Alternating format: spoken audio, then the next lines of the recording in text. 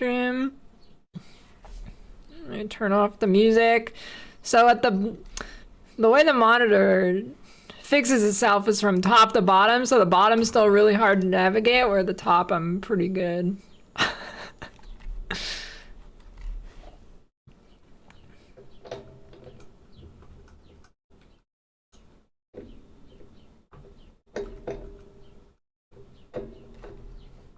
Okay. Should be pretty good. Directly by healing you or providing you a damage bonus. Magical stone to achieve high or replace. I say that. Here we go. Hello, Diablo community. Welcome to another Diablo 4. Oh my god, there's like a slight echo. They cannot not have audio issues, dude. Oh my god. Campfire chat. They just can't do it. We have a lot to talk about today. I say that all the time. But I will say that this time we really do. Yeah, we will let the community decide. I promise you, this is a lot, they though. go. But my name is Adam I Fletcher. don't know. My name is Adam Fletcher. I'm the community lead for the Diablo franchise. Of course, I'm joined by a wonderful panel here, plus one other who is off camera and will be jumping in. We have Charles Dunn, who's a game designer on Diablo 4, Mr. Joe Shelley, who is the game director of Diablo 4, and Mr. Joe Pipefort, who's the associate game director of Diablo 4. And we will be joined by Adam Jackson, who's the lead class designer of Diablo 4, before we get to the class-specific information that we're going to share today. But I know Joe wanted to jump in, talk a little bit about some of the things we're going to be talking about today, and then we will go through a plethora of changes coming to Diablo 4, and of course, details about the first ever PTR, Public Test Realm, for D4. And for people who don't know, Public Test Realm is kind of like a private server where players can actually end up playing early content and test that out and provide feedback to us. So we'll go through all the details on that as well. But Mr. Joe Shelley, want to kick it off? Thanks, Adam. Yeah, so I want to frame this update. This is a Season 4 update. We're going to talk a lot about systems here, and I wanted to do a little bit of framing. Yeah, I play a little bit of chess. When we think about Diablo, right? Diablo is an ARPG. Everybody knows what an ARPG is, right? It's an action role-playing game. But it's such a broad category, right? You have lots of games that are ARPGs. Like a game like Hollow Knight, for example. What? Is an ARPG, but it's also a Metroidvania. Oh my fucking god, man. Right? Or a game like Hades, which is an ARPG. It's also a roguelike. Oh my fucking god, or man. Something like... I thought he was the smart one. I thought he was the smart one. Is an ARPG, but it's also a Metroidvania, right? Or a game like Hades, which is an ARPG. It's also a roguelike. Or something like Elden Ring, which is an ARPG.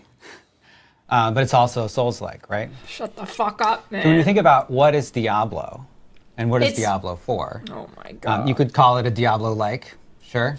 But another way to describe it would be as a systems ARPG, right? What? An SARPG. Who the fuck says that? And so what distinguishes... A systems ARPG? That's what they could come up with for the genre name? Is a systems ARPG? Which is this kind of game from those other games that are in the same space that are all Holy ARPGs. Fuck. Right? What? The D4 doesn't have fucking systems. And it's really about when you're making decisions and what the most important decisions you're making are. The most important decisions in a game like this are the decisions you're making before combat, between combat. Decisions you make in combat are important too, but those are the ones that are the most important. Action combat, RPG elements, and systems are all foundational elements of any ARPG. But in a systems ARPG, the systems in particular, including the endgame, itemization, things like crafting, those are what comprise the soul of the game. And they're the lifeblood of a game like Diablo 4, and they don't just have to be deep, but also lush, prolific, exciting. So as many of you know, we've been designing this update for a while. We're putting it on the PTR because it's important, and it's important to get it right, like Adam was saying. And everything that you'll hear about today is from that S part of the SARPG, the soul of it. Joe, Adam, and Charles are going to take you through the changes, all the changes, in detail. And there are a lot. So sit back, grab a drink, get your React faces ready. Jesus Christ. And let's do it. Awesome. Well, appreciate it, Joe. So I know what we want to do first, we kind of have an agenda of items, but one thing we do want to talk about really quickly is about PTR. We do want to get some housekeeping notes and what players can expect from PTR, along with the dates for PTR, so when they can actually jump in. So Season 4 PTR is actually going to start on April 2nd, and it's actually going to run for a week through April 9th. So players will be able to jump into PTR and holy shit, try everything PTR. out that we're about to tell you all about here in this stream. Now, I know a lot of people are probably asking, like, hey, that seems pretty close to the end of Season 3. Is that enough time for you guys to actually react to, the feedback that we're going to be getting from PTR? And I will note here that we do plan on actually extending Season 3 for this. So Season 3 is actually going to have a new end date. We're pushing it back a few weeks to ensure that we get all the feedback from this PTR and we apply it to Season 4 to make sure that all these new system changes that we're doing are right and work for the community based off of everyone's feedback. So Season 3 is now going to end on May 14th. Wait, how fucking long? Is that like a 5-month season? Holy. Season 4 also starts on May 14th. So there are a few different changes coming on for the schedule. So you'll see that in-game message, which actually notes like when the season is actually ending, change today probably with this new date for players, so that again we can make sure that we apply all the feedback from PTR, which starts on April 2nd through April 9th. One other note is that again PTR itself is specifically for PC BattleNet only.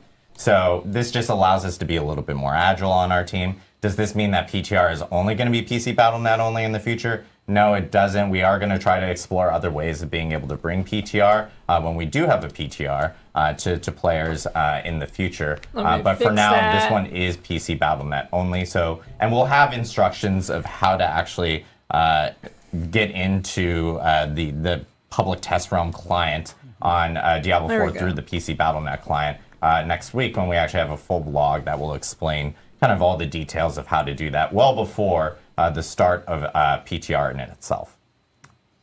But then there's other notes with PTR as well, because there's probably going to be a lot of questions of like, well, am I starting with like a level 1 character?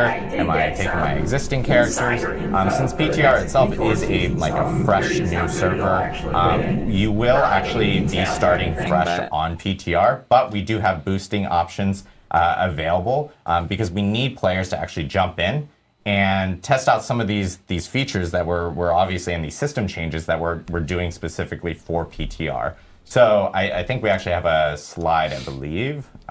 Speaking of which, I know I'm actually bringing the camera back to me, Lucas. Sorry. I've seen a lot of feedback about, hey, you guys have a lot of slides. Sometimes the slides have a lot of information specifically in them that we need to actually showcase. A lot of slides is okay if you don't treat it like a middle school PowerPoint where you just read it word for word, every line. But we also have a live build. So we will actually be going to the live build to showcase some of the changes, just because we know that a lot of players want to see more gameplay or see them in game. So we do have that here today. Okay.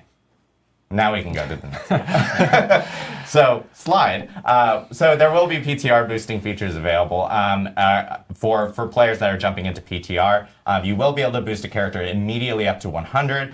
When you do that, you will receive 100 million gold and 1,000 obols. You can do this multiple times. You can even trade amongst gold across your characters, of course. And then we will also mark the campaign completed for your character. What the fuck are well as 1,000 obols, like 20 gambles or something? And that's more. What that is, right? Skill points again. Paragon. Have they even added anything Fog else of for War that? will be completely cleared. Altar of Lilith points will also be cleared. It's actually going to match the renown progress on your original Diablo 4 account. So if you've already done all your renown rewards and everything, you'll end up getting that completely covered off on your character for PTR. And of course, all the class system mechanics, things like enchantment for Sorcerer, or like Book of the Dead stuff will be enabled for you for this character that you end up creating for PTR or any other characters that you create. And then all your Paragon glyphs will be unlocked, and legendary drop rates will be doubled. And I believe glyphs are also... Yeah, glyphs are maxed. Yeah, glyphs are also maxed up. So you will have that capability there. There are like a few things that will be not present in PTR, but that is, like, for example, one of the things is Codex of Power, but we'll explain why here in a minute. There's some more details related to Codex of Power for players to kind of understand why that's not present there. So we will be accepting, of course, feedback for the PTR across all our different social channels, across all our different community channels, and we will be turning on a specific we get it. You're doing PTR, dude. That is not on right now, so no one can actually see it. But once that does come online, we will also be checking feedback there. So please provide feedback based off of everything that you are hearing today and playing through during PTR between those dates that we actually mentioned, because the team is going to be looking at it and making sure that we can make any changes before the start of Season 4. So with that, now that we've gotten through the PTR like housekeeping notes, Mr. Joe Pipe, let's dive in. Okay, let's dive in. There is quite a bit to cover today, so we're going to try to move briskly through parts where we can. So there's 3 major things we're going to be discussing today. The first, Charles will be bringing us through a number of itemization and crafting changes you're going to see when Season 4 goes live. I want to also be very clear that the changes we're talking about today are all going to be on the Eternal Realm and on the Seasonal Realm. Not actually talking about the season specifically today. We're really talking about this massive item update and these other updates that are happening kind of in parallel to season development. I think I will actually try the next season. So that's going to be the first part. The next, I'll be guiding us through some of the new endgame content that we've based on what I've heard, integrating into the Season 4 release. We'll see what they say. And then Adam Jackson is going to be coming on to talk about a lot of the live class updates we're making across the various mechanics of the game. So there's a lot to look forward to. Let's go ahead and just, I guess, dive right in. I mean, Charles, like if you don't 2 mind days max. Yeah, absolutely. Let's start talking Probably about 1 day itemization. max, but... So when we think about the itemization updates, I think it's really helpful to frame this conversation around some of the goals that we have for the itemization update. So our number 1 main goal here is to focus on quality of items over quantity of items. So one of the persistent points of feedback that we've gotten since we've launched Diablo 4 last year was that a lot of the items that you find in dungeons and throughout the game, you end up just sifting through a lot of items, searching through your inventory, and reading a lot of lines of text, and ultimately a lot of the items just end up being junk for you. And that was never really, it never really felt great. And so with this update, that's been our number 1 goal is to focus on making sure that when we do give you items, they're high quality items, they're much more likely to be useful for your build, rather than just flooding you with endless streams of often junk items. The second goal we have here is that the best items in the game, the really pinnacle ones that you get at the end game, they have a journey associated with them. As I said before, you were kind of sifting through your inventory and looking for these items, but once you found that perfect item, you were pretty much done. It was basically a complete item, and you're already done with the item. What the fuck else are you supposed to do to get a perfect item? We think that the game is a lot more engaging when you have a bit of a journey, an investment, whether it be in time, crafting materials, and you really get to customize and make items your own, and make it feel like this is for me and my build and my character. Yeah, and feel that power progression too. It's absolutely the experience. The power progression that you can't actually feel because is to focus on moments of surprise and delight in the itemization chase. This leads to moments of, hey, I found the item. You get really excited about it, and you're just, you have these infrequent moments. It's not going to be all the time, but when you do find it, you're going to know it, you're going to feel it, you're going to be really excited about what just dropped. So with that, we have a number of topics within the itemization update. So the overview here is that we've got updates to existing systems, such as base items updates. We've got a few additional updates that are kind of adjacent to the itemization system. We've got some updates to Codex of Power, which we sort of alluded to earlier, and I think those are going to be some really big wins. Power. We also have some new systems being introduced here. We've got tempering, which is going to be a new customization system, greater affixes, which help to provide some chase in the end game. These are going to be some of the most powerful items, ones that have greater affixes. Okay, and then but once have you they do added reach that anything end you game actually need this with shit great for? gear, you're going to be able to masterwork it to really you beat unlock the game its in full like 4 potential hours. and upgrade it to the best possible version that it can be. So let's hop into some of the base item updates. So this is where we're going to focus on making a smaller pool of affixes that are more relevant and more potent for your specific build. So as I kind of mentioned earlier in the goals section, a lot of the affixes and stats that appear on items, they were often very conditional, right? You had like damage while berserking or damage to close enemies or things that were hyper specific and ultimately just were kind of meaningless in a lot of ways. You they could blended still together. drop non-ancestral items in World Tier 4. They're in this only rework, now we're changing focusing that? on reducing that pool of affixes to be more general. They're more applicable to a lot of builds. They're not going to be this hyper-specific conditional. Wait, they're now fixing and they're going to be that? more potent. Holy so some examples man. here. We've got ranks of a single core skill. Sometimes on gear you would find items that have ranks of upheaval, ranks of whirlwind, and ranks of double swing, all on the same item. And almost no build wants all three of those things at once. So we've made it so that, hey, only one of these can appear. That makes just the subset of items that you find much more likely to be relevant for you. And in terms of like being more potent, we're looking at things like in World Tier 3, only sacred items are going to appear. And then once you get into World Tier 4, only ancestral, only those most powerful versions of items will appear. This means you're just getting less junk, right? Sometimes you'd get sacred items in World Tier 4, and that never felt great because, hey, I'm in World Tier 4, I should be getting the best items now. Why did it take them almost a year to fix it? We also did a pass on the affix values to make sure they're a bit punchier, that you can feel it when you really equip What does an that item. mean? This often was just some numerical tuning.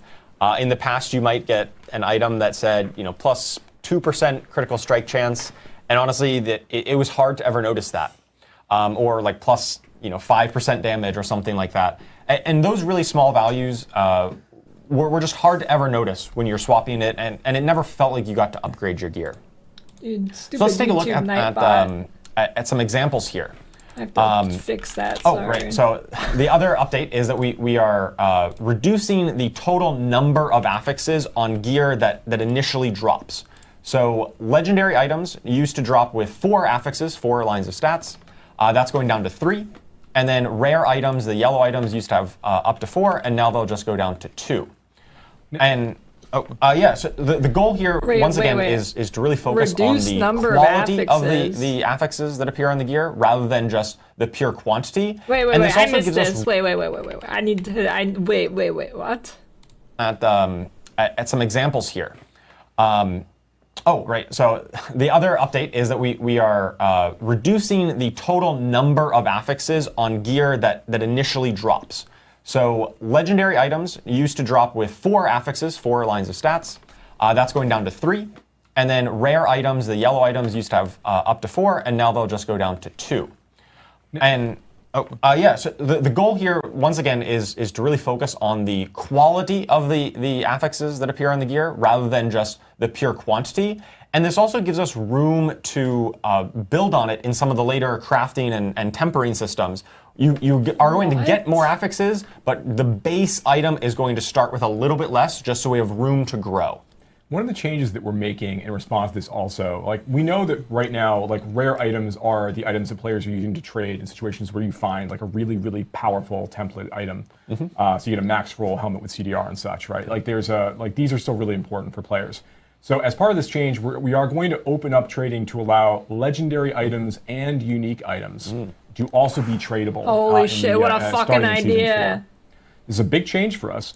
Wait a minute, was he here before? To let people keep this in mind is that what the crafting fuck? on either of these items, whether you're going to be like temporary or masterworking or anything else later on down the road, these things like enchanting does today, these make these items account bound. So you can't trade them once you get them and after you've done some crafting on them. So we think this does a great job of making sure that the trade economy is still interesting, and that when you're looking for a specific item or an item is dropped for you that a friend can use, it's going to be a lot easier for you to go ahead and hand those things around now. Yeah, absolutely, and that's. By the way, I'm gonna know. Adam Jackson. Adam Jackson snuck in here. Yes. Trading is a big deal. Very important. I'm okay with taking a back Literally seat. appeared for trading. He appeared for trading. The trading fairy. Okay. Yeah. Yeah, absolutely. That's a very important note, and I know a lot of people, might have saw this and thought, "Oh, rare items are now, how can I trade?" But now you can still be trading these legendary items that you find if they're useful for you, or you think they might be useful for a friend. Oh, and also, I should say uber unique items are not going to be tradable in Season 4. Everything that isn't an uber. Yeah, everything is not an uber unique. An uber unique, yeah. Those are the most powerful items, and if you want those, you're going to have to go and find them yourself. That's right. Those are the most powerful items in the game there. All right, so let's take a look at. I think that's fair enough. Closer example here. So we've got, kind of on the left before. This is a Boned Wand of Serration. This was before our update. This is what you could currently get on live. And you can see how it's got, plus intelligence, vulnerable damage, damage to shadow damage over time affected enemies. That is a mouthful. Same with the lucky hit, chance to execute injured non-elites. These are the really hyper-specific affixes that we're talking about that really bloat items. It takes a while to parse this. Like, you just can't at a glance tell, hey, is this even good for me? Yeah, reading through a number of conditional additive damage modifiers is like when you're like Wait, so can you add a fourth, though? It is taxing. Especially when you really fill up your inventory right? with it just drops with 3? 30 plus of these items, trying to sort through them all at once, Or is it when you 3 just max? really want to get back into the action, right? You want to get back into fighting demons. So after this itemization update, in the after section here, we have got a similar item. It has intelligence. It has plus damage. That just applies to all of your damage. It's not, hyper specific. And we still do get give you a larger bonus if you're hitting vulnerable enemies with this. Can you get an item now that gives you like int, dex, and strength on it? No. In fact, because this wand just has intelligence on it, it is just the main stat for your class. So if you are a sorcerer, you're only going to find intelligence on items. If you're a bard, you're only going to find strength, and so on. I can still find all stat, right? Yes. all stat Yeah, stuff you still have all stat, but no more you're going to find, oh, I got intellect on my barbarian. That's just basically a completely dead stat for you. Got it. All right, so let's talk about some of the other additional updates that are kind of adjacent to the main itemization updates. Legendary item drops from monsters that are level 95 or higher are always going to be at item power 925. That is the highest item power in the game. And once you're really facing the toughest monsters in the game, we want to make sure that you're constantly getting the best possible items. This really comes back to our idea of quality over quantity. Once you're at this point of the game, you don't really care about anything that isn't 925, so why are we dropping that for you, right? You're going to be kind of graduating out of caring about item power because you just know that everything I'm getting is the maximum item power. Next, we've done a pass to update our gems. That it wasn't already they are a little bit simpler. Some of the gems used to have, once again, those very conditional things like critical strike damage to vulnerable enemies was like 1 stat on 1 gem. So we've kind of simplified it, so now we just have bonus critical strike damage or bonus vulnerable damage. We've also added some updates to have core stats on them. So some of the gems will have strength, some will have dex, and so on. And they'll have a little bit of a longer crafting tail. They're a bit more powerful at the top end, but they do require a bit more investment to really unlock that highest power level. And once you have all the gems that you want, excess gems will now sell for quite a bit more gold.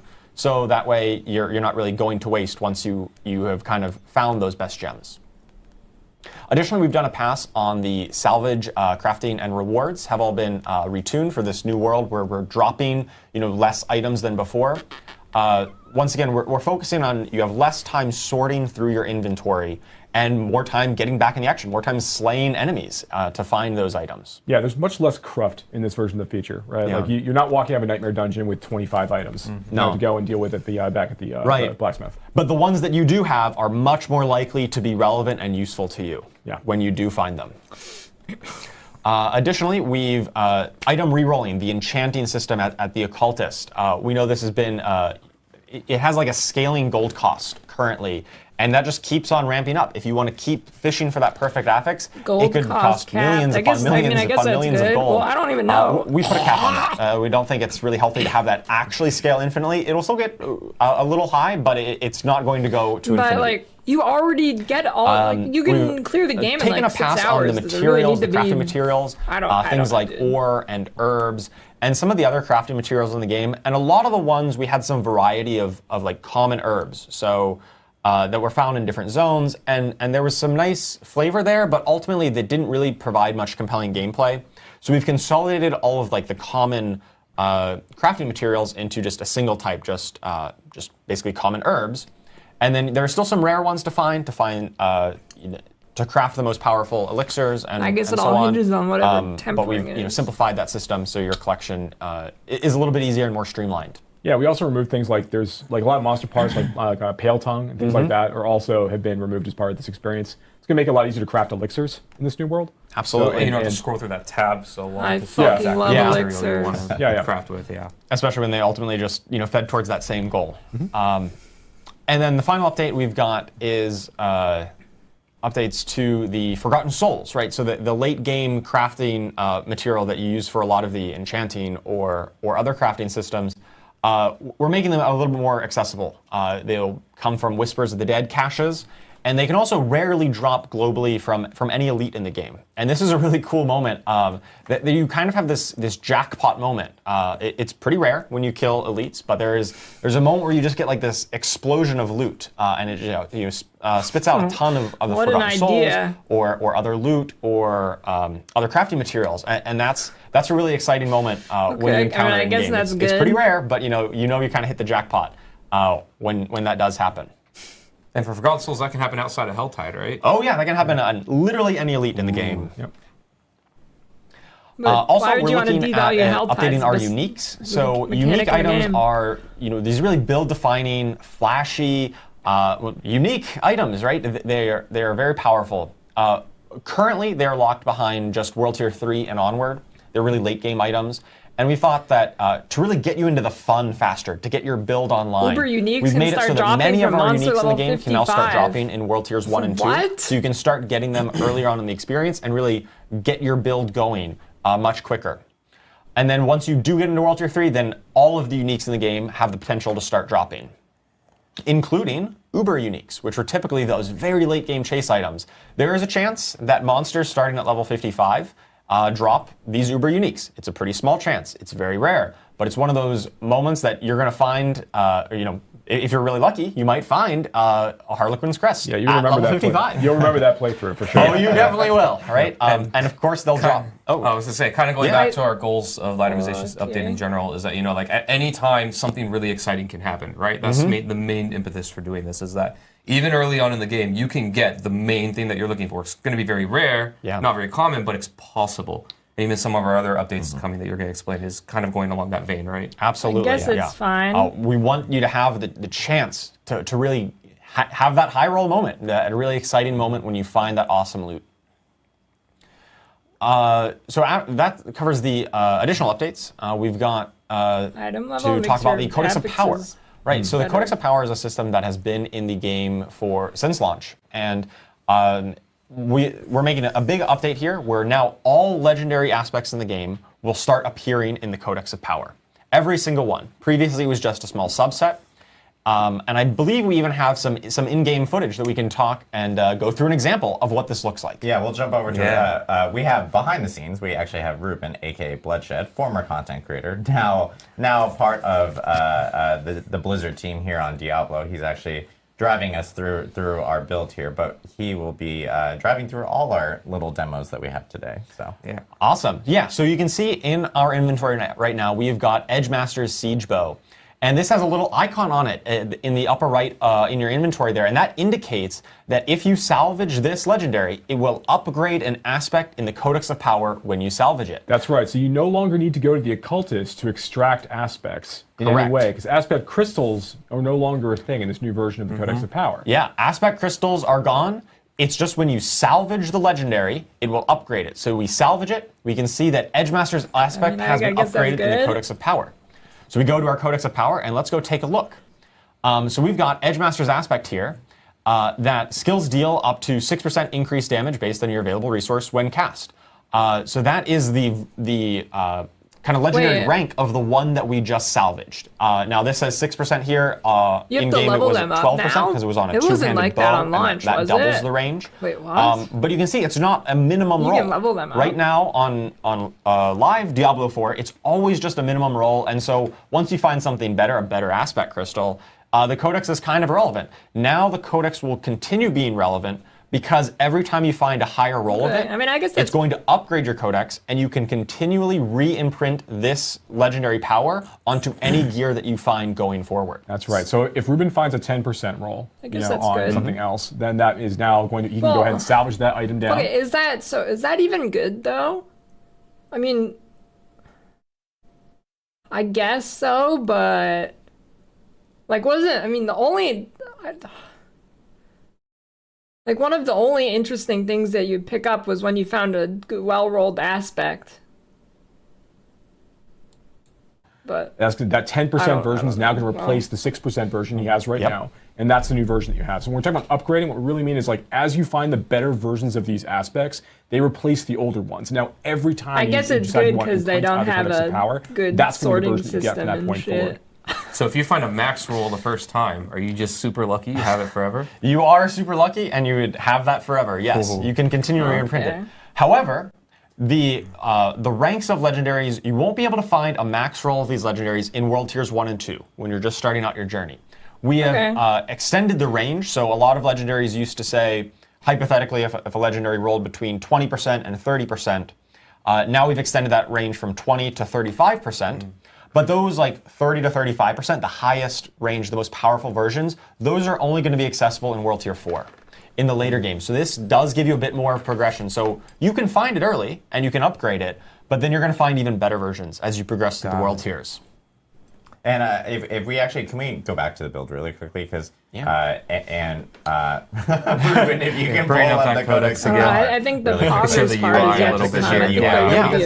one big thing is, like, I know we glazed over this really quickly, but there are filters, ways of searching through everything, which is really nice. And then, of course, on the icons as well, I think people are probably seeing these numbers associated. I know it's something that is changed, obviously, with this new Codex of Power, where it's showcasing, like, hey, there's a gold-written version of Aspect of Quickening Fog right there, which is already showcasing, hey, you have it completely maxed at 16 out of 16. And, of course, there's different ranks as you're kind of, like, leveling up throughout the Codex Power and finding different aspects. Have they given a date for the expansion? I really love that gold border to really indicate that, hey, you found the best version, you've kind of completed this. And some of them, you kind of cheat on it, right? Things that only have one rank. As soon as you unlock it, you get the best version. Yeah, that's an example of one that you could max out in World Tier 1. You probably could. But most of them have now up to 16 ranks is kind of our standard, for the most part.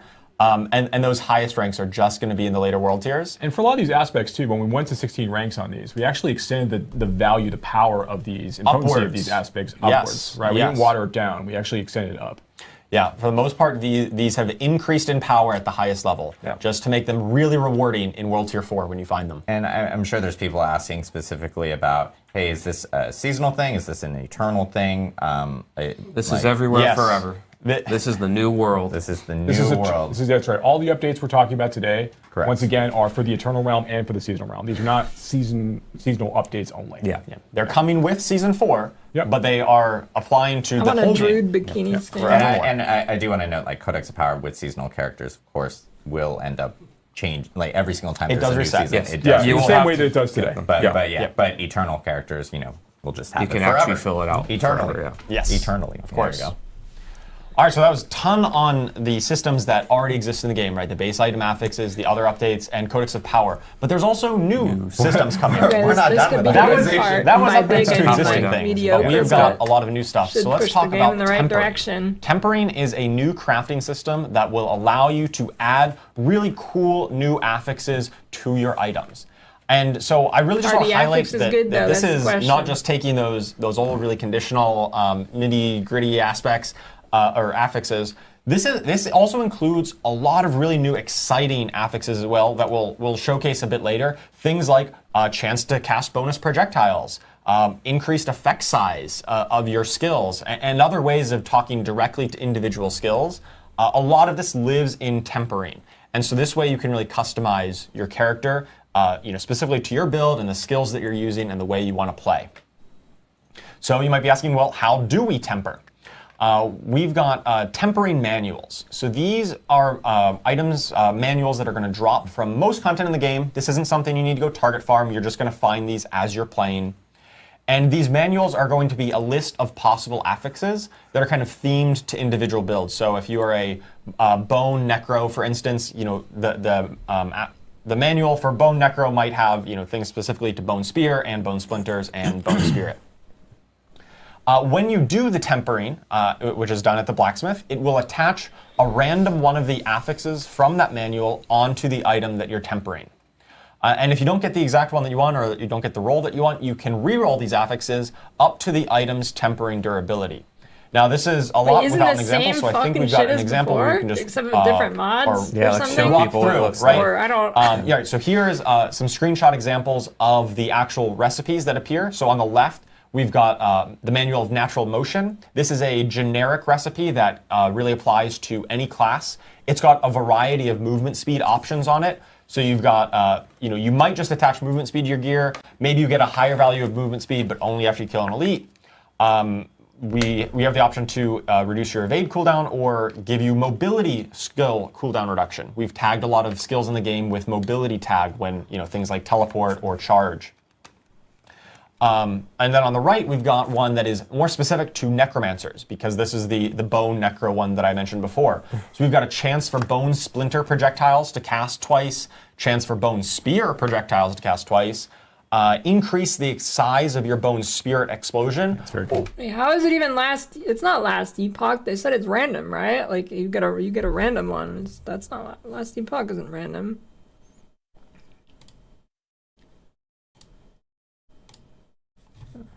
If you're a bone necro, one of these is probably going to be pretty relevant to you and will be really a cool way of customizing your character and your skills. So here's an example of the UI. So on the left, we've got this Choker of Ancestral Charge, one of my favorite legendaries, currently on Season 3. What the fuck is this, dude? And so it's got the relatively simpler affixes. It's got just max life, damage, and critical strike chance. And we go to the blacksmith, we put it into the menu here, and we can see that there are kind of 6 categories, with 5 of them being highlighted.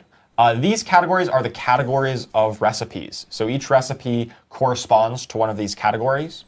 And on amulets, you can put anything except the weapons category. So that's why offensive, defensive, utility, mobility, and resource are all highlighted here. And once we go through this, we can do this twice, because most items can only be tempered once. You can get just one affix on them. But ancestral items, these really late game World Tier 4 items, can be tempered twice from 2 separate categories. So you can't put, say, 2 defensive ones on there. You're going to diversify.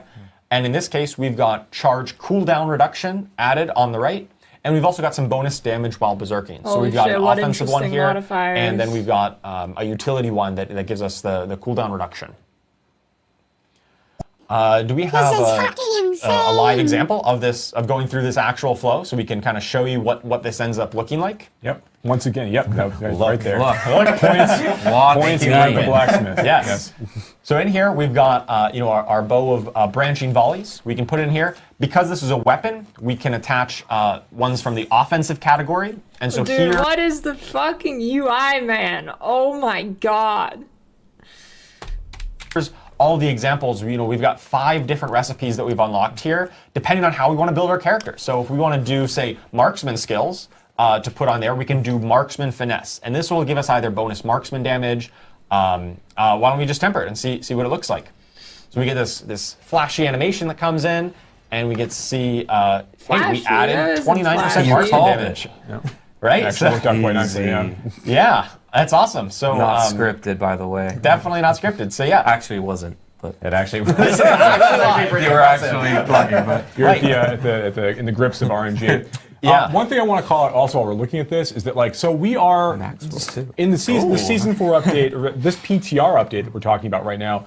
this is our first PTR update. There's a lot of changes we have going in, and there's some things that are going to be are kind of in the middle of being polished now, or kind of getting wrapped up for some things in dev. So there's going to be some things that players will see on the PTR. They're going to feel like, oh, this is like not quite like what I expect, or there's like they might find bugs and things. Yep. That's kind of the nature of the PTR experience. We want you to report those, like Adam called out a little bit earlier, and get your feedback on the experience. Yeah, that's Okay, that's so, I mean, actually it's a definitely really better good than reminder, what was because in I the think a game lot of people before. haven't experienced PTR, especially if you're like kind of new to Diablo and you do jump in. PTRs will have bugs. It is an early look at the build.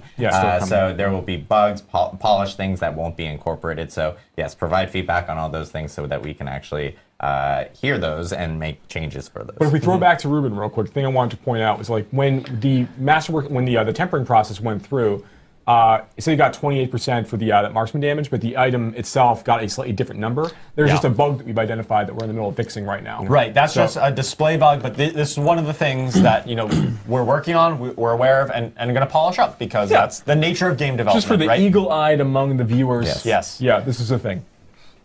All right, so a few other things to call out here. Let's actually close this menu and then take a look at when it's in there. We can talk about tempering durability a little bit.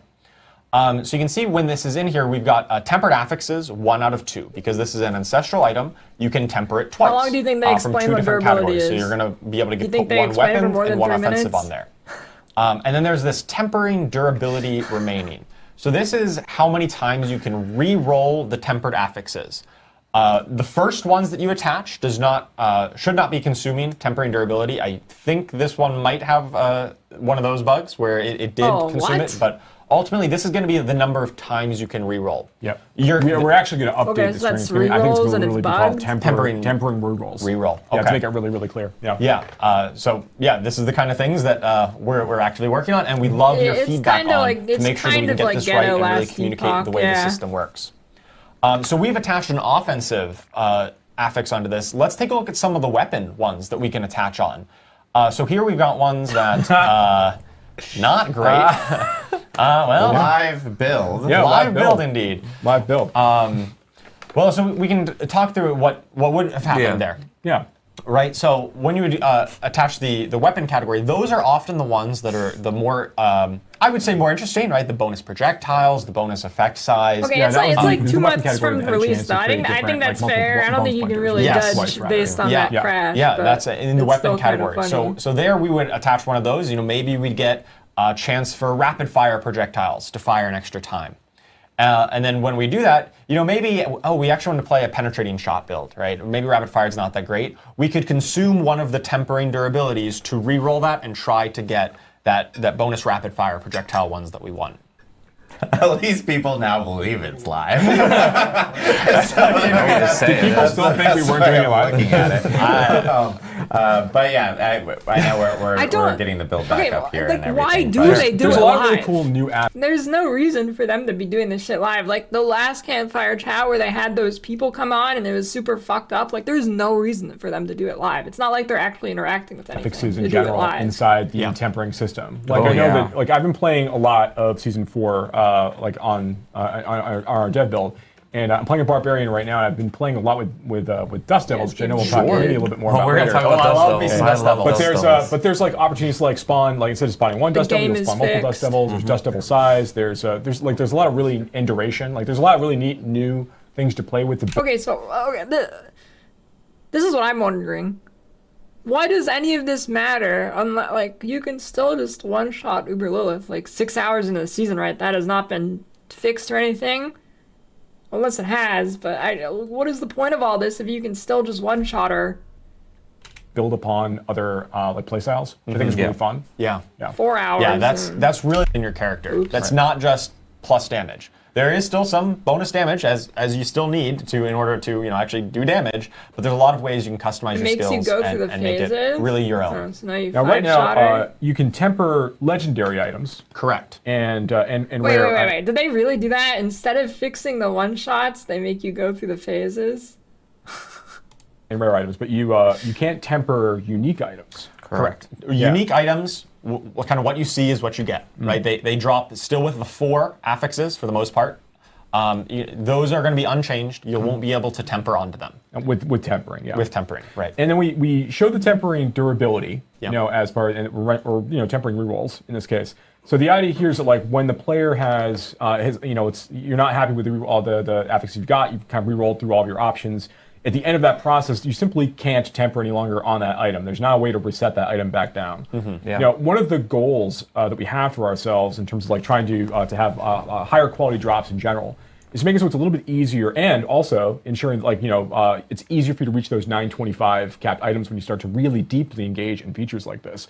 Is you want to make it a little bit easier for you to go find some of those really good baseline templated items for you to start building on top of, as opposed to having it be like, I need to find like 70 helmets in the hopes I find a max roll cooldown reduction on it, right? Like it's we're in a different place now. Campfire chat's pretty in entertaining. addition to the crafting, the trading changes that we've made as well. I want to make it a little bit easier for you to find some of these things, between it being a lot easier to have drops that are relevant for you appear when you're doing various types of content, but also that if you're playing with friends, there's opportunities for you to maybe trade some things around at the same time. Yeah, I think you make a really good point about finding really strong base items to build off of. And I think that goes great into our next point where we talk about greater what the affixes. fuck are they talking about, dude? So greater affixes are affixes that appear in the late game. They are more powerful versions of the normal higher affixes. numbers? So Are you fucking they come at a kidding me, man? 1.5x multiplier on the affixes max roll. So let's say a hypothetical affix might come between like 50 to 100 of a stat. If it rolls greater, then you actually get 150 of that stat instead. Instead of the roll, it always comes in at max. So it comes in at that 150 mark. These are really exciting drops when you get into the late game. They're going to be immediately obvious whenever they drop on the ground. They're going to have a little change to the UI, so you can see it right away and you know, hey, that one has greater affixes on it. And that's going to be ones that you're really going to want to pick up and make sure that you take a look at, and then you really want to build off of, because they're some of the strongest affixes in the game. I think we've got an example here. And one other note, these, as I mentioned, they're late game. They only appear on Ancestral Legendary items and Ancestral Uniques that are dropping in World Tier 4. I mean, okay, if it goes on Uniques, that's kind of good.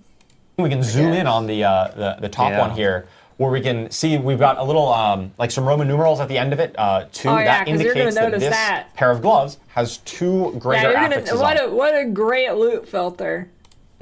And when you actually go and pick it up, we can take a look at the tooltip of the item itself, and we can see that intelligence here is highlighted, and so is critical strike damage.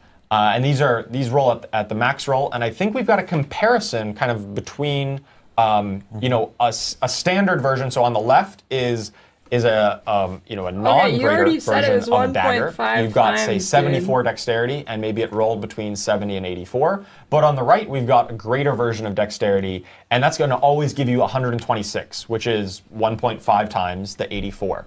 Same with the critical strike damage down at the bottom. So if you find the dagger on the right, that's a really good one. I mean, not only do you have 2 greater affixes, you also max roll the attack speed in between. That is a great base item to start building through the tempering system on.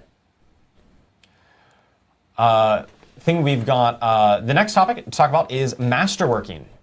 Masterworking is a late game crafting system that we're going to use to upgrade the items. So once you kind of find a really good base item, maybe it has some greater affixes on it, and then you've tempered on the affixes that you want. Hey, you've found the exact affixes that are specific to your build that you've attached onto it.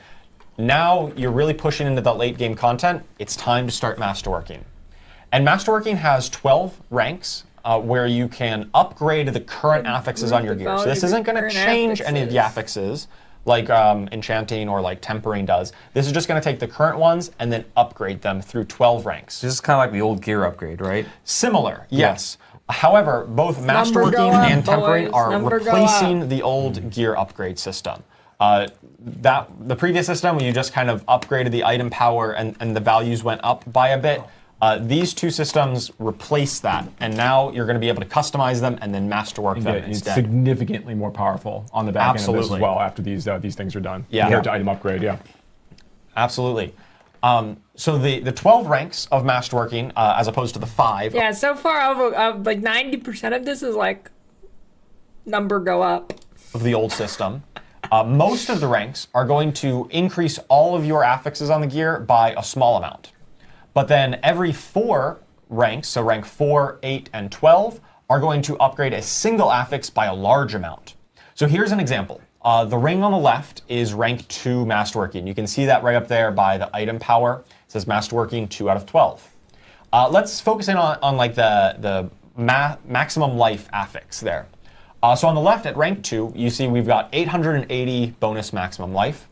And so we take it, we masterwork it up to rank 3, and then that will upgrade that to 920 maximum life. So a little bit of an improvement.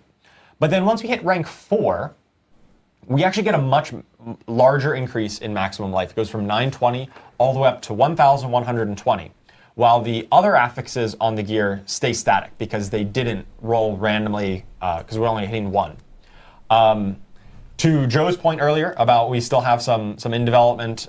This is in development content. It's not final, as the watermark says. The tempered affixes at the bottom, the Golem active cooldown reduction and the Bone critical strike damage, those also would be being upgraded and are eligible to have this this larger bonus.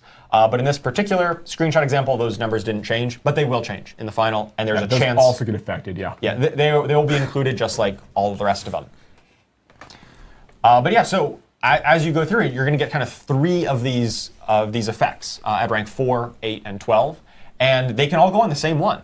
So if you get really, really lucky and you really needed a lot of maximum life, you might get just a ton of maximum life every time that increases. Or it could be on one of your tempered affixes. You could get tons of Golem cooldown reduction if that's the kind of build that you're looking for. And once you fully masterworked an item, what is the point of it, man? It didn't really pan out the way you wanted to. The random rolls didn't quite go your way. You are able to reset it and try it again, but you will kind of lose all the material. This game, I think if they just released an Uber Lilith every single season, I'd play it every single season, assuming they didn't have dumbass one-shot girls shit that you've invested into it, but you can try that again. It doesn't completely that is all they had lock to you do. out of it. Right. So once you've got like a really great pair of gloves or whatever that you've tempered at this point, you enchanted to get exactly the affix you wanted off it. Maybe you got some greater affixes on it in the first place when you started. Then you take that item into, assuming you got through all that process, you can take it into the Masterworking feature, and then you can kind of keep going at it. Yeah. Yeah, and get the opportunity to kind of hopefully crit exactly the affixes you're looking for. Yeah, and if you do get that right, you find something that's got critical strike damage, and then you hit all 3 times on it, super upgraded. That's going to be like one of the best items in the game that probably no one else has one exactly like that because you really needed to hit the right one every time. That's going to be a really powerful item that is going to be very memorable when you get all that coming together. I think we've got an example here to really highlight all of these systems taken together. So on before, this was that boned one restoration that we talked about right at the beginning when we talked about paring down the affix list. Holy to shit, just more simple intelligence damage and vulnerable damage. And on the right, we can see it after it has been tempered. So we've got bone spirit damage. We've got chance for a bone splinter projectiles to cast twice. And then we can see intelligence has been highlighted in blue. That means it's had 1 of the upgrades from Masterworking. And the damage stat on here has been upgraded twice. That's why it's in yellow when we got up to Masterworking 12. And you can see how we've taken this progression, this item progression. So here, once you got it all the way up to Masterworking 12, this is really kind of the pinnacle of what items can be in our new itemization world. So one thing I want to highlight here is that the total. I'll be right back. I need to go get a drink. And we'll continue watching number go up, I guess. I'll be right back.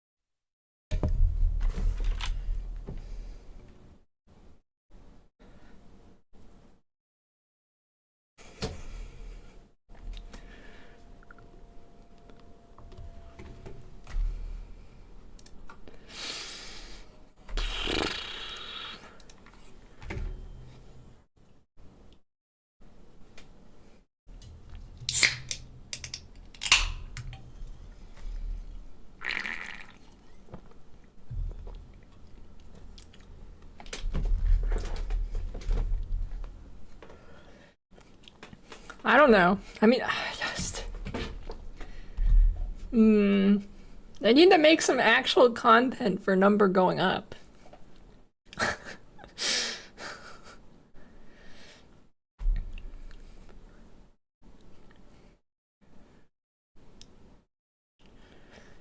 Dude, Uber Lilith on release baited me so hard.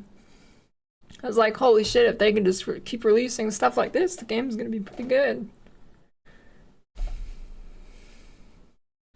But it is what it is.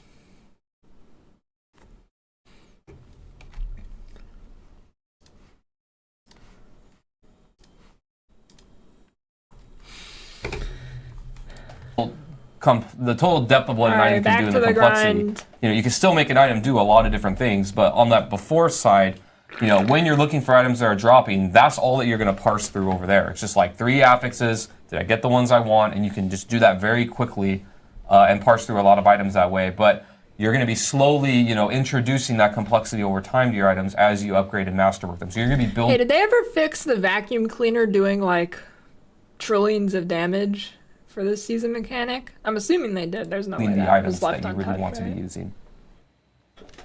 Absolutely. In terms of like lucking out on this, I think it's fun to call out like it is basically 5% upgrades to your affixes during the regular masterworking process. Yeah. And then there's 3 randomly selected 25% upgrades to one of those affixes. Mm-hmm. So if you're very, very fortunate and you manage to triple up on a particular stat, you can do the math. It's a tremendous, tremendous upgrade for that affix overall. Yeah, for that slot. If you want to go hard into one affix, you can go really hard into one affix. You go really hard on CDR in this world, right? I'm terrified. Yeah, absolutely. You can go hard into CDR, yes. Or really hard on bonus projectiles, because those are cool and flashy. Or bonus projectiles, that's actually true, yeah. It's going to be really sweet. Yep. Just bone spears everywhere. Absolutely. But, of course, you might be asking, okay, new items are great. Well, what am I going to do with all of these new items? Before you even bridge to me, okay, this is a really good bridge. So 2 things I want to call out. One, Masterworking works on unique items. Correct. Yes. So you know some of those really cool affixes that can appear on unique items. Not the power of the unique items. They're not going to answer like the really specific This isn't an answer unique to that. affixes. Those all benefit from the masterworking process as well, which are really significant, right? That doesn't answer the question. So I think that there's something really, really fun there. Also, you can make sure that when some of these unique items are dropping, they also could have greater affixes attached to them. You so those already same said that, unique affixes that we're talking about, that is huge. Now you get an extra 50% value on top of that. Yeah. So you get 50% value on top of a unique item affix, and then on top of that you masterwork it. It can get really, really bonkers. So there's a good chase in. The question was, what do you do with it? Not involved in this. But even allowing for player trading and everything else, there's still lots of really exciting stuff for players to find. Yeah, and the other thing I've seen a little bit of this in chat as well as a lot of people are going hey, when are we actually able to experience this? PTR. PTR. Well, first PTR, and also at the same time, this is something that does start immediately with Season 4 when it begins. Yes. This is all the itemization changes will start with the start of Season 4. Because I know a lot of people were questioning because they're going well, we had heard Gauntlet in the past, and then Gauntlet actually started mid-season. The itemization changes and all the changes you're hearing today will start right at the beginning of Season 4, which is on May 14th. PTR being on April 2nd. So there's a couple other things I also want to say. That doesn't fit. Did I misunderstand the question? The question what? Lots of really exciting value on top of that. Yeah. So you get 50% value on top of the power of this. Correct. Yes. So, I just had to make sure I didn't misunderstand the question. One, masterworking work. It's bone spears everywhere. Absolutely. But of course, you might be asking, okay, new items are great. Well, what am I going to do with all of these new items? Before we even... that was enough. That is what he asked. Okay. And then he just doesn't answer it. He just says some other shit. Bridge to me. Okay, this is a really good bridge. So 2 things I want to call out. Jesus Christ. So greater affixes, the way that you get them is you can only get them from things that drop. So you're actually looking for that moment when you kill the mob, kill the enemy, the loot drops. That's the exciting moment that we're targeting. Enchanting is still going to exist. You can still enchant your affixes like normal on those 3 ones that drop. You cannot enchant into a greater affix. You can enchant out of a greater affix. So if you choose to, if you've got like a 1 greater affix item, you can enchant that greater affix to something else, but it won't change to another greater, and you can't change anything into a greater. It's all about killing monsters, finding that moment that is really exciting when the item drops, seeing if that works for you. The really exciting moment that you're going to miss because all they did was add a very small beige Roman numeral 2 to the item when it drops. That's going to 100%, like, even in the picture they showed it blended into the ground. For you. So I just wanted to clarify that on how enchanting works and kind of what we're going for. Yeah, absolutely. Focusing on the drop, the moment of excitement. Is the moment of excitement that we're going for there. All right, and then one other thing I want to call out as well that we did talk about already, and that is that there's a lot of other changes that we haven't actually discussed here that you'll see when we get to play in the PTR. But one of them I think is really cool is we actually add a bunch of other new baseline rare affixes that can appear on items. Yeah. That like players haven't seen What the before. fuck does that have to do with the So question? there's as an example of a few of these, we have like Fury per second. Can appear on items, which is very, very exciting and very interesting for my barbarian friends. Fury per second. That's a pumper, dude. I'm pumped. Yeah, it's very transformative. exciting. Like there's a number of other ones like life per hit. Is now Holy something shit, that players what an can find exciting as you go into the stat. experience. Like, are there any that you two and thought also- of that are kind of cool or? And also ones that are cool and powerful that appear on different slots. So previously, weapons almost always had bonus damage of some sort. We've extended that, so a lot of weapons can now have resource cost reduction. They can have bonus attack speed and other things that increase your output through not just saying damage to a certain way. More interesting ways of increasing your output. Yeah, very cool. To me, bonus projectiles. That's just the best part. I'm terrified of it. It's so cool, though. But it's going to be really cool. Having bonus projectiles drop and then have that potentially be a greater affix when it rolls, and then you masterwork bonus projectiles, and it gets. I mean, bonus projectiles probably is the coolest stat in the game, but it's still just fucking bonus projectiles, dude. Jesus Christ. Yeah. I know we want to talk about some end game stuff that's coming to the game. Maybe we leave that for the end of the stream itself. Holy shit, they actually like before we go into tactics, Q&A. dude. Is there I'm going to ask production here. I'm going to pivot them. Is there a way that we can jump to class changes coming to me next? Yeah, you next. I'm pivoting. We got kind of a shrug. So I think so. Yeah. We'll go through the end game stuff here because we do have a lot of additional things that we still need to talk about that even pair with like this taco. itemization, these itemization changes. But we'll jump into class changes really quickly. And Sure, we can go to me next. That's fine. Let's do it. Take us away, Adam. All right, so are we ready to go? Yeah? Okay. So we've got kind of 3 big goals for class updates. We've got a lot going on. I'm going to try and breeze through a little quick in the interest of time. The first one is going through a very high volume of meaningful class updates. And what I mean by meaningful is, not just moving numbers up and down on things that exist, but kind of either updating systems of how things interact at a systemic level, or adding things that are really, really powerful and Someone's actually going to move the fucking dying in needle the background. and change how you interact with the class or the skill or the legendary or whatever we're changing. Next one is making flat damage effects more viable. So by flat damage, I'm talking about things like dust devils, earthquakes, dancing bolts, all these things. I talked a few campfire chats ago about how I wanted to make these things like a lot more viable and scale better, and we're going to be making good on that in Season 4. I'm excited we'll go into more details, but yeah, that's one of the big things that's changing this season. And last but not least, opening up designs to be more generally useful. So kind of similar to item affixes, how you've got these like multi-conditional things. We're going through classes across the board and going and looking for ways that we can open up things. So you're going to find that things that were a little more restrictive, we're going to try and make interact with more different pieces. So something may have only talked to core skills, now it can be any skill, things like that. Where we're trying to make things. Why more generally? They're making it less interesting. Everything just affects everything. I don't fucking get it, man. Yeah, but like.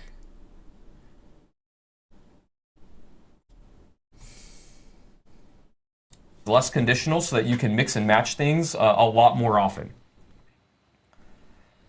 So, yeah, in addition to those 3 things, and those are our goals, I'm also going to be talking a little bit today about PTR balance and hardcore updates.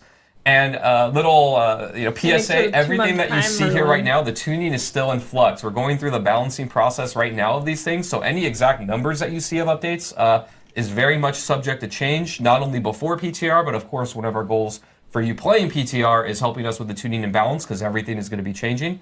So yeah, expect things to change, but that's kind of where we're at right now.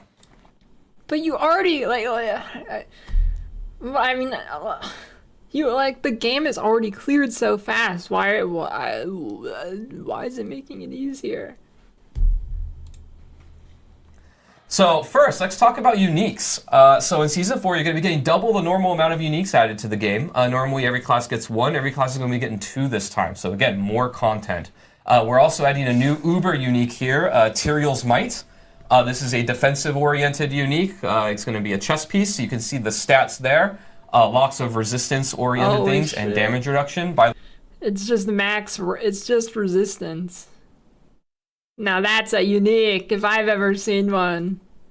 Holy. It's just fucking brass dome. But less interesting. Well, not that brass dome is that interesting either, but... By the way, in this new world, damage reduction is going to be much harder to come by. So it's actually a lot more special that it exists here. And the special power of this is that when you're at maximum life, so when you have, the entire life bar full, you're going to be shooting out projectiles very similar to the artillery shrine. So you can see here kind of in action, you can see that sometimes he's attacking and it's not going off, and then as he heals up, you get those bolts that's hitting enemies. It's really, really flashy and cool. It's just less interesting brass though. So yeah, class updates. Like I mentioned before, we're really looking to move the needle on these. We are still going to be having a number of changes, quite a few of just things going up and down for tuning.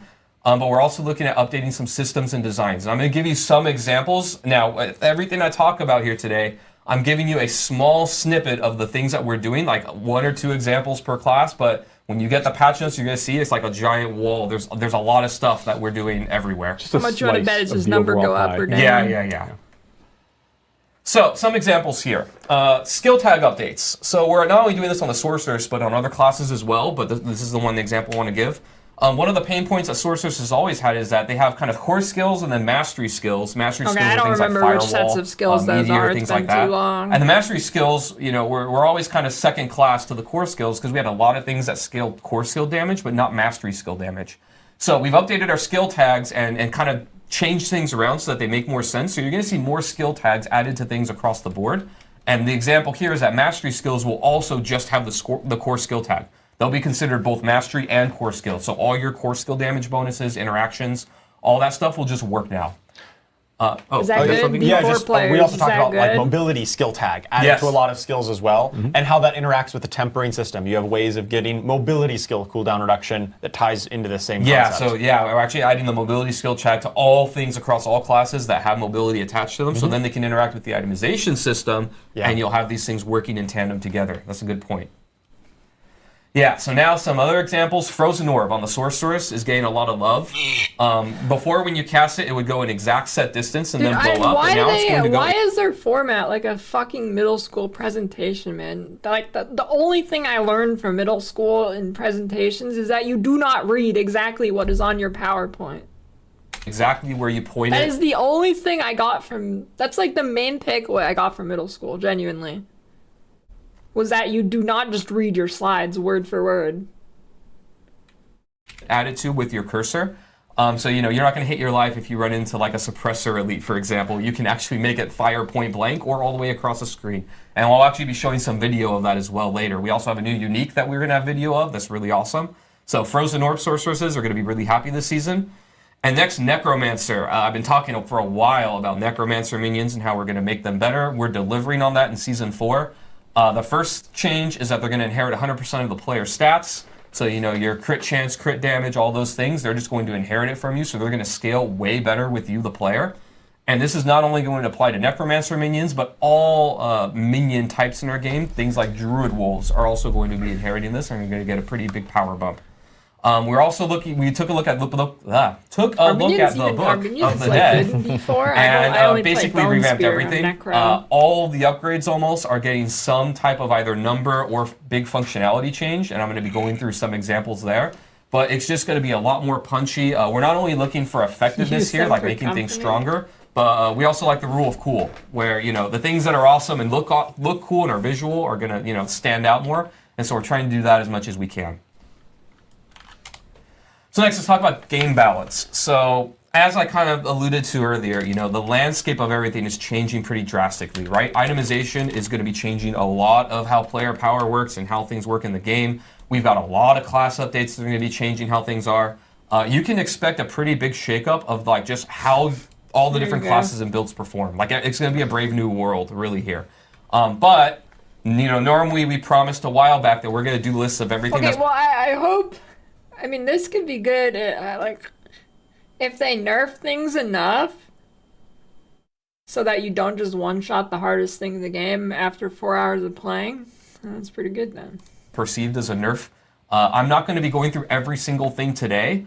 You'll be able to see everything in the patch notes on the PTR, and that's mostly in the interest of time, just because there's so much change that's happening. But I am going to give you, a snippet to do good on that promise of kind of how the game is now, and some things that you can expect that are going to be lowered in power in the future.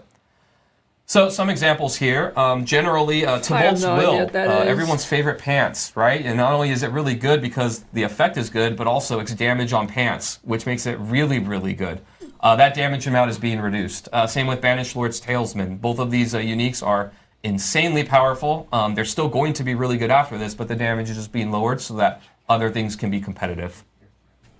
Next, the Barbarian, everybody's favorite charging class. First thing that we're doing is, many of you may not know this, but when we launched the game, we actually gave them 10% inherent damage reduction.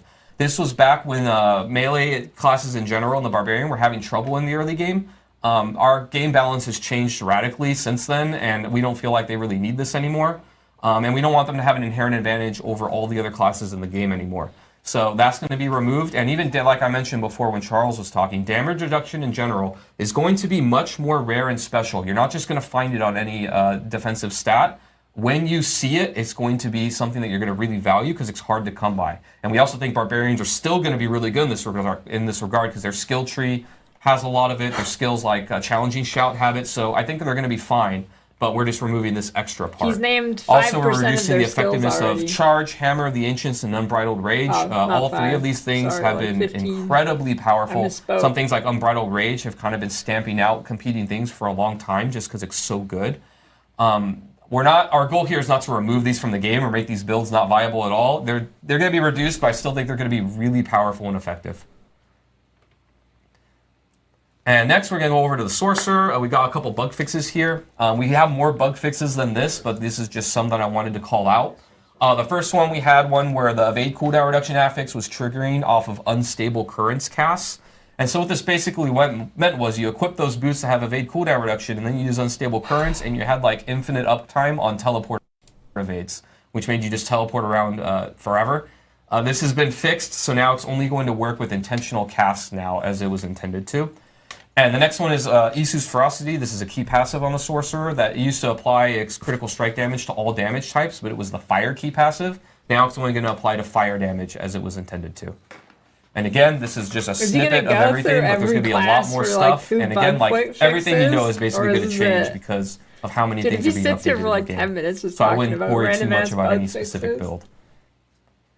Okay, all right, so now let's get to the fun part, class updates. So I'm going to be going through all the different classes here and just showing like 1 to 2 examples of kind of the ideas of things that we're changing. Again, lots more than what you're going to see, but kind of giving you an idea of what to expect in the direction that we're going here. So first we'll start with the Barbarian. So I like Dust Devils. I've liked them for a long time, and not just things like Dust Devils, but all those types of extra affixes that spawn things.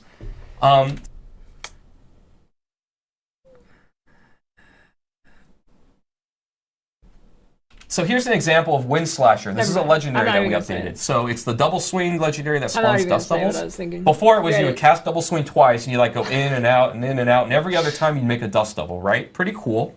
We're updating this now, so every single time that you cast double swing, it does a Dust Devil, and instead of every other time spawning 1, every other time spawns 3. So now instead of going hit, then okay, I'll say it. Why the fuck is this shit off center? 1, then hit, then 1. It's 1, then 3, then 1, then 3, which means a lot more Dust Devils. And I want to call it again, there's tempered affixes that give you chances to spawn additional Dust Devils when you spawn a Dust Devil. So. And affixes that talk to them directly in itemization with temporary, like their size can go up, their damage can go up. Like we're actually going to make this a thing. I know I'm talking a lot about Dust Devils. There's cool stuff for all the classes. It's Earthquakes, it's just that I Desecrated played a lot of Dust Devil. How much do you think the first expansion will actually be, like $80? Our during one season, so It's the example I tell our teams. Like always, I say Earthquakes and Dust Devil. Like these things need to be cool, and all the ones like that though across the other classes. Anyways, that's the Bard. So there's not just this, lots of other legendaries are like this. Druid, for example, a thing that has been long complained about to me is that lacerate isn't up to par to other things. So there on the left is what you can see exists today, where the upgrades for lacerate are, the first one is you heal for a little bit for every hit, and then it's doubled when you crit. And then the next upgrade is that its initial strike crits and does a little bit more damage. We're just merging those together. So both of those combined is going to be your first lacerate upgrade. And now we added a second upgrade there where every time that lacerate crits, all of your shape-shifting skills are going to deal more damage for 10 seconds, up to 40%. So now we're adding a very strong, potent, multiplicative damage bonus buff after lacerate. So now, lacerate, it's going to give you invulnerability, life leech, crit, and then a potent damage buff for a while after you cast it. So then if you can get cooldown reduction on it, you can keep that buff rolling and actually have like a build going on. Next, the Sorcerer. So here, instead of just text, I'm actually going to show you some videos. The first one is going to be showing that frozen orb change that we talked about here. So basically, you can see here that where the person is targeting with their cursor is where the frozen orb is going to explode. So now you can make it point blank, you can make it far away. That's crazy. It's going to be wherever you go. And for you controller players, this is going to interact just like other skills where it just goes to an enemy, and then if there's nothing nearby, it just goes a set distance before blowing up. Next, we're going to be talking about the unique. So prefacing this unique a little bit before we show the video, the basic idea is conjurations are cool and frozen orb is cool. And what's going to happen with this unique is frozen orb is going to have a chance when it explodes to spawn conjurations, and then anytime that your conjurations attack, they have a chance to throw frozen orbs at enemies. So now we're going to see this in action here. So it's called Fractured Winter Glass, and this video is just the person casting frozen orb with this unique. So at first it's like, okay, it's fine. You see a couple conjurations, right? But then as you go on, you can see that the frozen orbs are making more of them, and then the conjurations are also throwing out more frozen orbs. This is all just from pressing one button. This is all just from throwing out frozen orbs. Just been right-clicking this whole time. Yeah, so it's like when I place a firewall, and my firewall makes a meteor, and then my meteor makes a firewall. Yes, but conjurations. But conjurations, So Hydra throwing frozen orbs. Firewall meteors. Now that's an interesting item. It's cool too. Like that. Okay. Fair enough. There you go. This shit. And but yeah, so this is an example of the cool uniques that we're adding to the game. Next, let's move on to the Rogue. So we're also updating some class mechanics and other things. Inner Sight has kind of been eclipsed by other things in our game, right? When we first made Inner Sight, Nerf day one, probably. It triggered off of trying to, this idea that you were going to target a single enemy, pick on that enemy, and build up this gauge, and then you have unlimited energy, and unlimited energy was supposed to be this really... No, what happens is they nerf it on like day 4 when people have already abused it, and then I finally get it, and then they nerf it right when I'm about to switch to that. Crazy rare thing that was not going to happen very often. That's what they do. It turned out that's not really the case through itemization and other things. You can kind of solve resource a lot easier nowadays. Yeah, it's fun to do that too. Yeah, and it's fun. We want people to do that. So we have to update our other systems in accordance to that, which is kind of what we're doing here. So now you don't only have to hit the marked enemy, but you can charge up Inner Sight off of everything. So as you're blowing up waves of enemies, you still want to make sure you're hitting the one that's targeted, but now you'll get a little bit of gauge off of any enemy that you hit. And now in addition to that, the payoff is better. So not only are you going to get that unlimited energy still, but you're also going to get a 25% crit chance boost. So now you're going to be hitting harder when you are in Inner Sight mode. So now there's actually a damage component there too, in addition to the unlimited energy. Next, Necromancer. So like I said, Book of the Dead is getting upgrades. I kind of picked one slice from each part, from each minion type. So here you can see your Skeletal Reapers, the wind-up attacks now, can reduce one of your active cooldowns by a pretty chunky amount. 3 seconds is insane, but there'll be a number that'll make sense there. Maybe it is 3. Next one for the mages, one of their upgrades used to be that they've made frozen enemies vulnerable, and now they just make everything vulnerable. So actually, if you want cold mages to solve vulnerable for you, you pretty much can, just with this upgrade. And last but not least, we have your Iron Golem. So Iron Golem, now that when you tell it to go somewhere and do that slam attack where it pounds the ground, It'll also pull in enemies, very similar to Corpse Tendrils. So it's not as required, you know, to put that on your bar. You have another way to kind of get that effect. This is where some footage Another thing I would didn't be put on the nice. slide that I want to call out with golems that'll make Maybe players it's happy. not ready yet. though. Golem now, while you're CC'd or at any time, when you activate it, it's going to make both your golem and you unstoppable. So now you have another source of unstoppable on the Necromancer for minion builds, which I think will make players really happy. Yeah, it's a buddy cop situation. Right. You and your buddies going and taking people out. That's right, I love it. Yeah. That's awesome for a Golemancer build for sure. Yeah. So next, like I was saying before, flat damage attack effects, dust levels, and earthquakes are going to be your friends now. So before, these legendaries did not scale very well. And what I mean by that is that the damage that they did was fixed. So if you got like a dust level or earthquake or whatever, you got that legendary at like level 25, the damage that it did was just a number, and that number didn't really go up with you or scale with you in a meaningful way.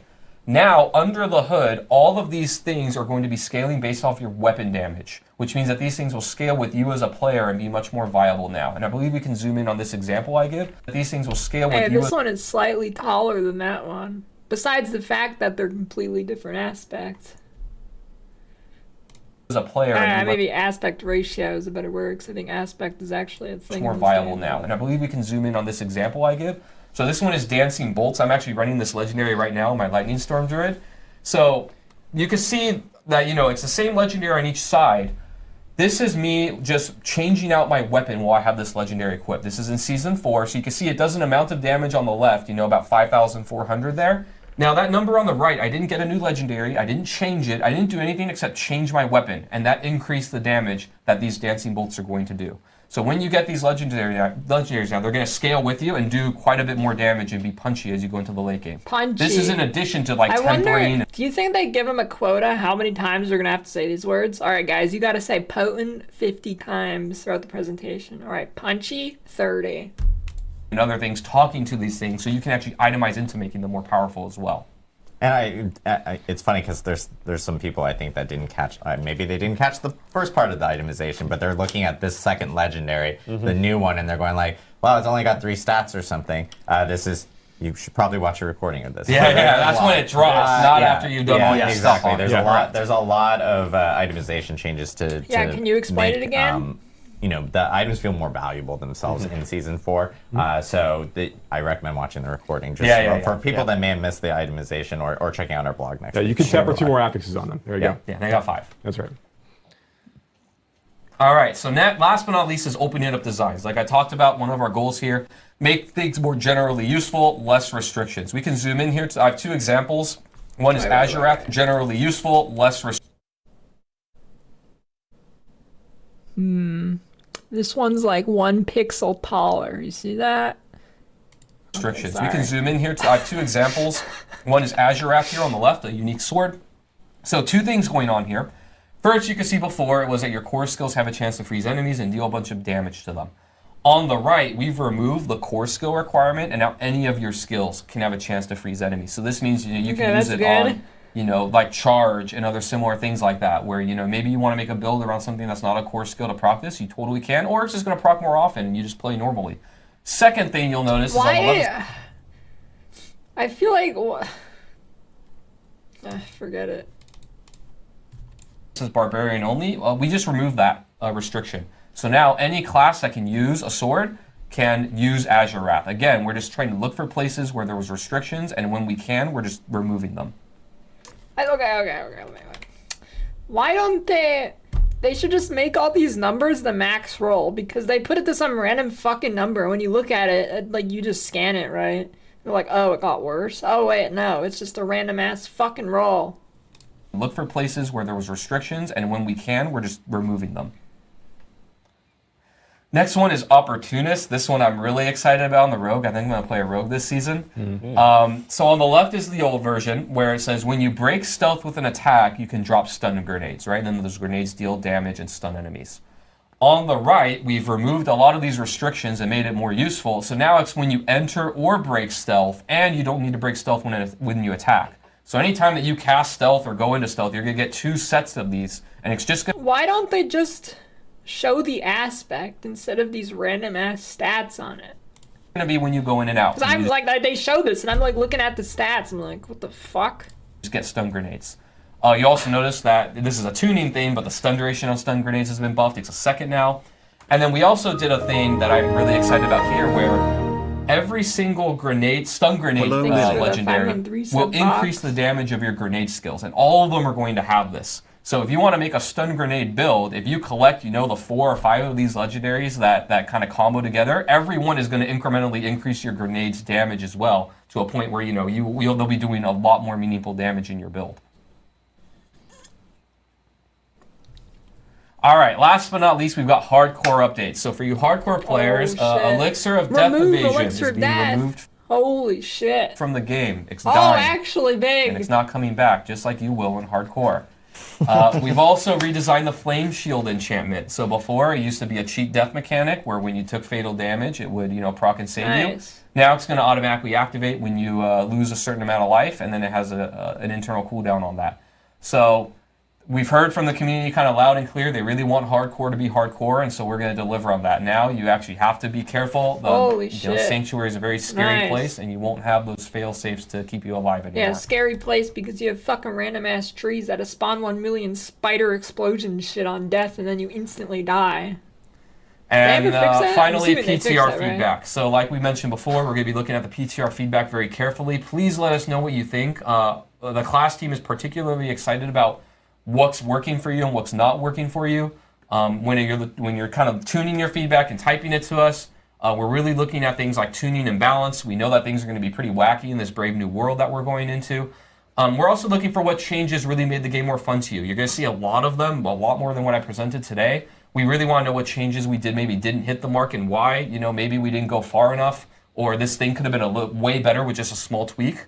And then last but not least, we want to know what would you like to see that didn't make it in, right? We're forever going to be updating this game, and we really want to know, a lot of these changes are coming from your feedback, like, flat damage scaling, unstoppable coming on the golem for Necromancers who've been wanting more sources of it. What other things are you seeing that have always kind of bugged you or have always been kind of Stop making little changes, little fucking... Like, the base of the game is so bad, you're gonna have to update it with like 1 million patches like this to make it actually good. Just say fuck it, and just put good stuff in the game. Stop trying to do little changes here and there. Main point that you would like us to change, and we'll be looking for that feedback. Game. So yeah, that's pretty much everything we got for classes. Thanks everybody again. Yes, so excited. There is ton of information for classes, and it's funny because everyone's treating this PTR feedback slide as if we're done. No. There's more. There's a lot more. I'm sorry. Started. Like the game. I mean, I think the game they just kept adding fun, actual gameplay that's fun. I think it would have been like the systems would have been fine. It's like more of they make it more of an arcadey game than like a true systems ARPG as they call it. And I think that would have been fine if they left it like that, but instead they keep trying to improve the systems that exist by 5% every season. So now they're 25% better than they were at launch, instead of just adding actually fun gameplay. Yeah, as the chat calls it, Joe Pipe or Rap God has not spoken yet. So he will be talking here now about endgame specific items. Sure, thanks. So. A couple things I want to talk about first. We're going to talk about some new content stuff in just a minute, but there are some other things that are also changing at the same time. You'll see on the PTR, we've made adjustments to world tiers, in that we've changed the XP modifier that you get for opting into certain world tiers. So, so the reason why we're doing this, we want to get players to endgame a little bit faster. So we've made an adjustment where World Tier 2 now goes, instead of giving you 20% bonus XP, it gives you 50% bonus XP. Who the fuck cares about World Tier 2, World Tier 3 now gives you 150% bonus XP as opposed to the 100% you got before. And then World Tier 4 gives you 250% bonus XP instead of the 200% that you got before. So again... Wait, so now the game's even faster? We want to get players into the space where they're getting a chance to play with these new items, they're getting a chance to see some of the new content we're going to be talking about in just a minute, and experience more of the end game, and have a little less emphasis on the level up process being a lot longer as it is today. So this is our stated intent. We want more players to be able to reach level 100. We want them to get more of these level 925 items. We want them to start seeing more greater affixes. We want them to engage in tempering and masterworking. We want them to see everything else the game has to offer. We want to make sure that we're removing some of the restrictions and making that possible. And we're continuing to think about that as we move forward. This is just all of the things we're talking about today are just one more step on the journey of Diablo 4. We're going to continue, as Adam already called out, to continue to make the game better based on feedback and just continue to add more cool stuff that why we don't think you is add great for the cool game, and that stuff also instead that of we're fucking hearing from our tinkering with the player base, our shitty community, systems? Just would add be really, cool really great stuff. for the game experience. So, with that quick little thing out of the way, let's go ahead and jump into the first major update we have planned that you get a chance to see on PTR. And that is, we made a significant... Oh, hell yes. Helltide is in tier 1 and 2 now. That's exactly what I wanted. Hell fucking yeah, update to Helltide. Now, I think that everyone will remember that in Season 3, cool we made an adjustment to Helltide timing, where now they're basically up for 55 minutes out of every hour. There's a 5-minute gap between each Helltide experience. Now, and we think that that's great. Players are able to get better access to Forgotten Souls and all the gameplay there.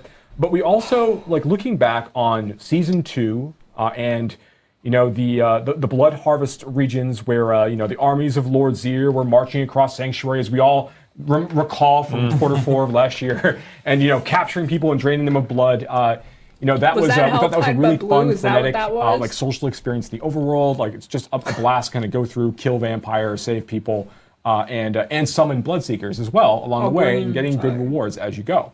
It was a fun experience. In Season 3, we had a different take on that idea with the form of Arcane Tremors, where players can go and engage in a number of different small activities and traps, and also manage to summon Heralds of Malthus in a group and go ahead and get more like tuning stones and more and governing stones, and continue to just get more rewards from that experience. And again, we thought that was pretty fun, right? Mm-hmm. So we wanted to take some of these ideas back to Helltide, and I'll be actually, I think it might be even easier if we could just throw to Ruben potentially, who I think might actually be able to be in Helltide right now. Yeah. Oh, yeah. Fantastic. Looks like that's the case. Login. So we wanted to take some of these ideas. What the hell is that? PH in a heart? They love the Philippines? What is that? Is back to Helltide. Hello, yes, you're going to get destroyed. We want to take some of these ideas back to Helltide and make sure that our overworld, exciting, demonic invasion experience that players get to go through here is just more fun to engage with. Oh my god, the fucking Is that just a giant hellworm? Can you still not disable that? A bunch of enemies at that was a giant hellworm belching a bunch of enemies up. So a bunch of things have changed. So one of the things that let me dive in.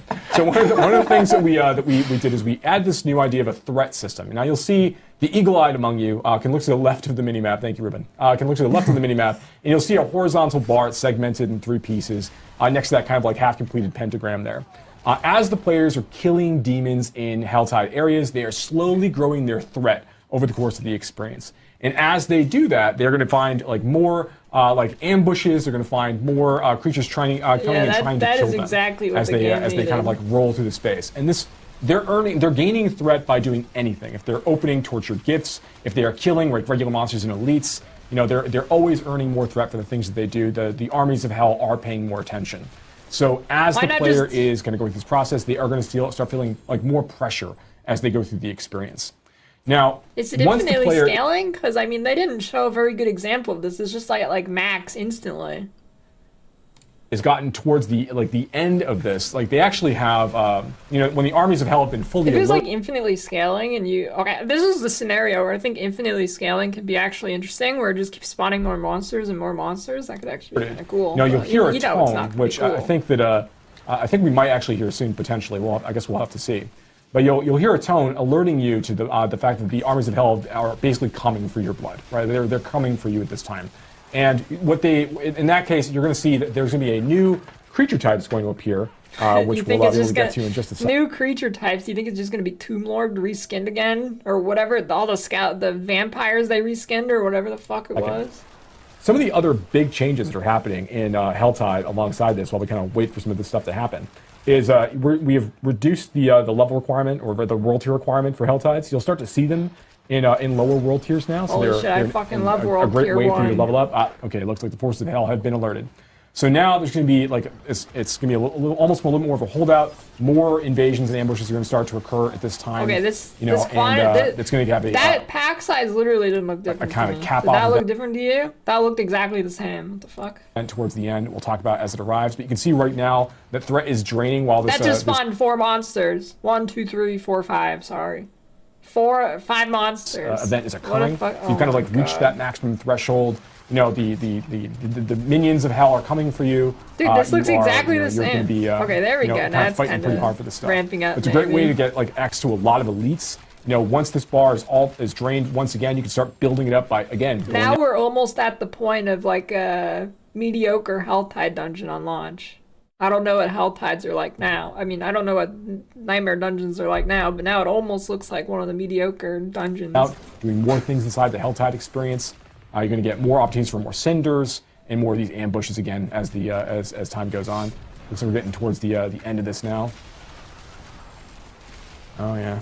Should be getting this Hellborn here. Yeah. So yes, and now one of the Hellborn has managed to appear. Hellborn are. I mean, I guess it's better very than much nothing, a similar creature to some of the Bloodseekers that we've seen in the past. These are adventurers who have fallen to the depravities of hell. They're now serving their infernal masters. They have great drops, like they'll drop like legendary equipment. And they will also drop summoning materials for Lord Zir moving forward. So there's more ways for you to get some of those maps as you go through the experience. And that's actually one of the other things that we did as part of our general updates is we kind of wanted to go through and do a pass to make it easier to find more of those boss summoning materials, like from doing like different kinds of content. So while obviously you can go to Helltides and open Tortured Gifts to get Living Steel pretty quickly, we want to make sure that there's, like, if you find like a treasure goblin, there's a chance now that treasure goblin could drop a random boss summoning material. You know, when you go and you open bounty caches or whisper caches at the end of a bunch of whispers runs, like in that situation, you'll also get a chance to get a random boss summoning material. You know, and we find more opportunities through different parts of the experience in like local events, like when you're going and just finding events and you manage to complete the mastery objective of an event now, there's a chance for you to get a boss summoning material there. You know, even elites have a very, very low chance to drop some of these materials. And again, all to make it just a little bit easier to kind of like gain access to these bosses as you're leveling up and playing, even if you're not saying specifically in just Nightmare Dungeons to get Distilled Fear or something else, right? So yeah, I think those are going to be some pretty fun updates for the players. That's obviously pretty not exciting. Everything. Yeah. So so another thing that we're doing as part of this is that we are adding a new boss. Oh shit! We're adding Andariel. So you can now fight Andariel. Same drop table as Duriel. Does that mean it's going to be fucking dog shit, isn't it? If it's Duriel, it's a same drop table as Duriel. So that means it's just going to be dog shit, right? Jesus Christ. Defeating the Beast in Ice and Lord Zir, and she's got the same drop table as Duriel. Why? What the fuck is wrong with them, man? Genuinely, what is wrong with them? What? Like, how? It's so incredible. So we want to make sure that players have a couple different ways to kind of gain access. You don't even have to play the game. Why would the drop table be the same? You don't have to play any, like, even people who don't play video games surely could understand that that's dumb as fuck, right? Access to these really, really powerful uniques that Duriel drops, but also for that shot at getting those uber uniques without always requiring players to go back to those same places. Yep. So between opening up the options of how you gain access to materials you can use to go farm uber uniques a little bit earlier, to like now saying, hey, go do Nightmare Dungeons, go do some of this overworld content and Helltide content to gain access to Beast and Ice and Lord Zir, so you can go farm Andariel there. I gotta think that's gonna be like a really, really fun change. That's a juicer. And Andariel is a really cool fight. I think we might actually have like a quick little shot of the summoning for Andariel, as we all know her and love her. There she is. Wow. She's back. She's tough. She looks pretty cool. You know, it's gonna be. Oh my god! Look at how slow it is, dude. She isn't doing shit. It's not exactly the same as what you did before. Oh my god! The designer's been very excited about this fight. Very excited about Andariel for a while, bringing her back. Oh, there we go. Something happened. Cool. So yeah, she's gonna be a lot of fun to summon. Okay. She shoots out some boogers. Okay, enough Andariel. Enough Andariel. All right, people will see that. We're on a timer, people. Okay, I got things to talk about still. Okay, but that's not even all the things that we're changing with regards to bosses. There's more stuff that we're doing as well. So one of the things that we're going to be talking about in just a minute is a new feature called the Pit. And inside the pit, you're going to be earning Stygian stones you'll be able to use to summon higher level versions of all of these bosses as you go deeper into the experience. So we think this is extremely exciting. It provides another way for players to be able to express their build strength, and going and fighting these bosses are going to provide much greater rewards. In fact, when you kill one of these new, very powerful tormented versions of these bosses out there, they are going to give you one resplendent spark the first time you kill any of them. So of all the ones that you can summon, the first time you kill one of them, you're going to get a resplendent spark for you to use in the future. Now, and that is not all that we're doing, obviously. I mentioned the pit. So if we could just go ahead and, well, I guess we can talk about it. I can speak to it, actually, yeah. So we've been getting a lot of feedback from our experience with the Abattoir of Zir. Towards the end of season 2, we had this really difficult dungeon dive. We were going against again forces of same fucking drop table, man. of Lord Zir inside this experience, and fighting Bloodseekers and kind of racing the clock. And that was a pretty fun experience. We got a lot of really good information and feedback about how that really played out. We made a number of adjustments in the form of this new content type that we're calling the Artificer's Pit. And what it effectively is a way for players to go and once players have managed to complete a tier 45 nightmare dungeon, which is filled with level 100 monsters, they're going to gain access to a quest that's going to send them around the world looking for rune shards. And rune shards are just this new material that players will collect to open up Artificer's Rifts. And they drop from elite creatures, they drop all over the place. It's pretty easy to find the materials you'll need to start this process. And when you have a number of them, you can bring them back to this obelisk in Karagar and kind of use that to form your first pit run effectively. And there's hundreds of levels of this, and the monsters that you will begin fighting immediately are all right at level 100. Do we have we have a video of it. Yeah. Let's see what we got. So we have Ruben kind of near live, there. Yeah. Perfect. Yeah. We have the live play with that awesome debug text. Yeah, there it is. Yeah. With the awesome debug text. Everybody, it's PTR. Look forward, and we're talking about dev stuff right now. This is what it looks like sometimes. So what is this? I have no fucking idea what's going on. I was too stun locked on Sam drop table.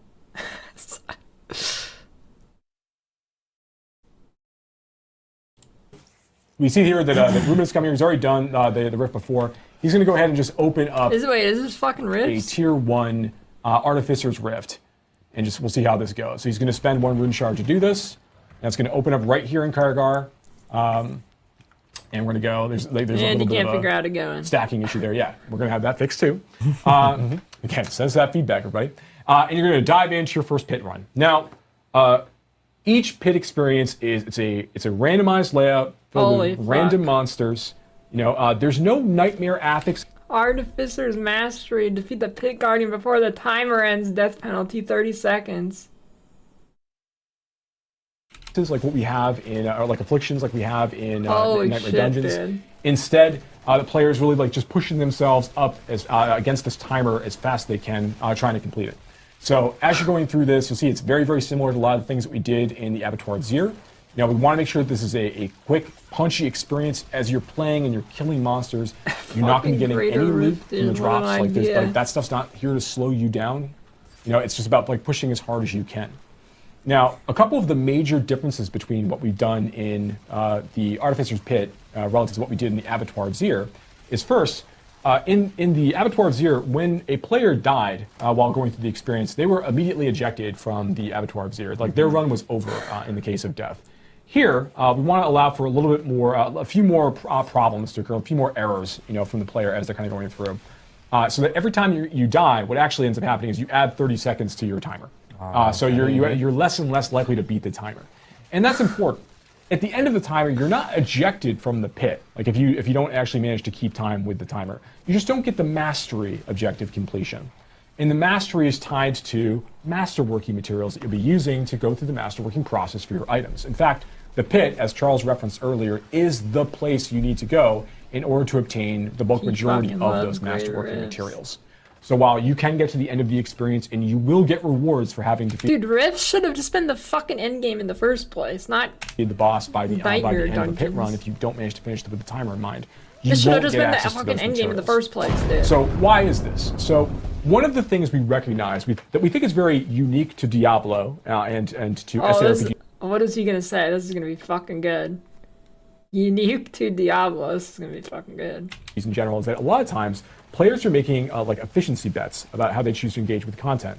They're deciding, okay, I can kill monsters of this level fairly easily and without much risk. How much further beyond this level can I push in order to maximize the rewards I'm getting from the What? Holy fuck, dude. Yeah, that's unique to Diablo.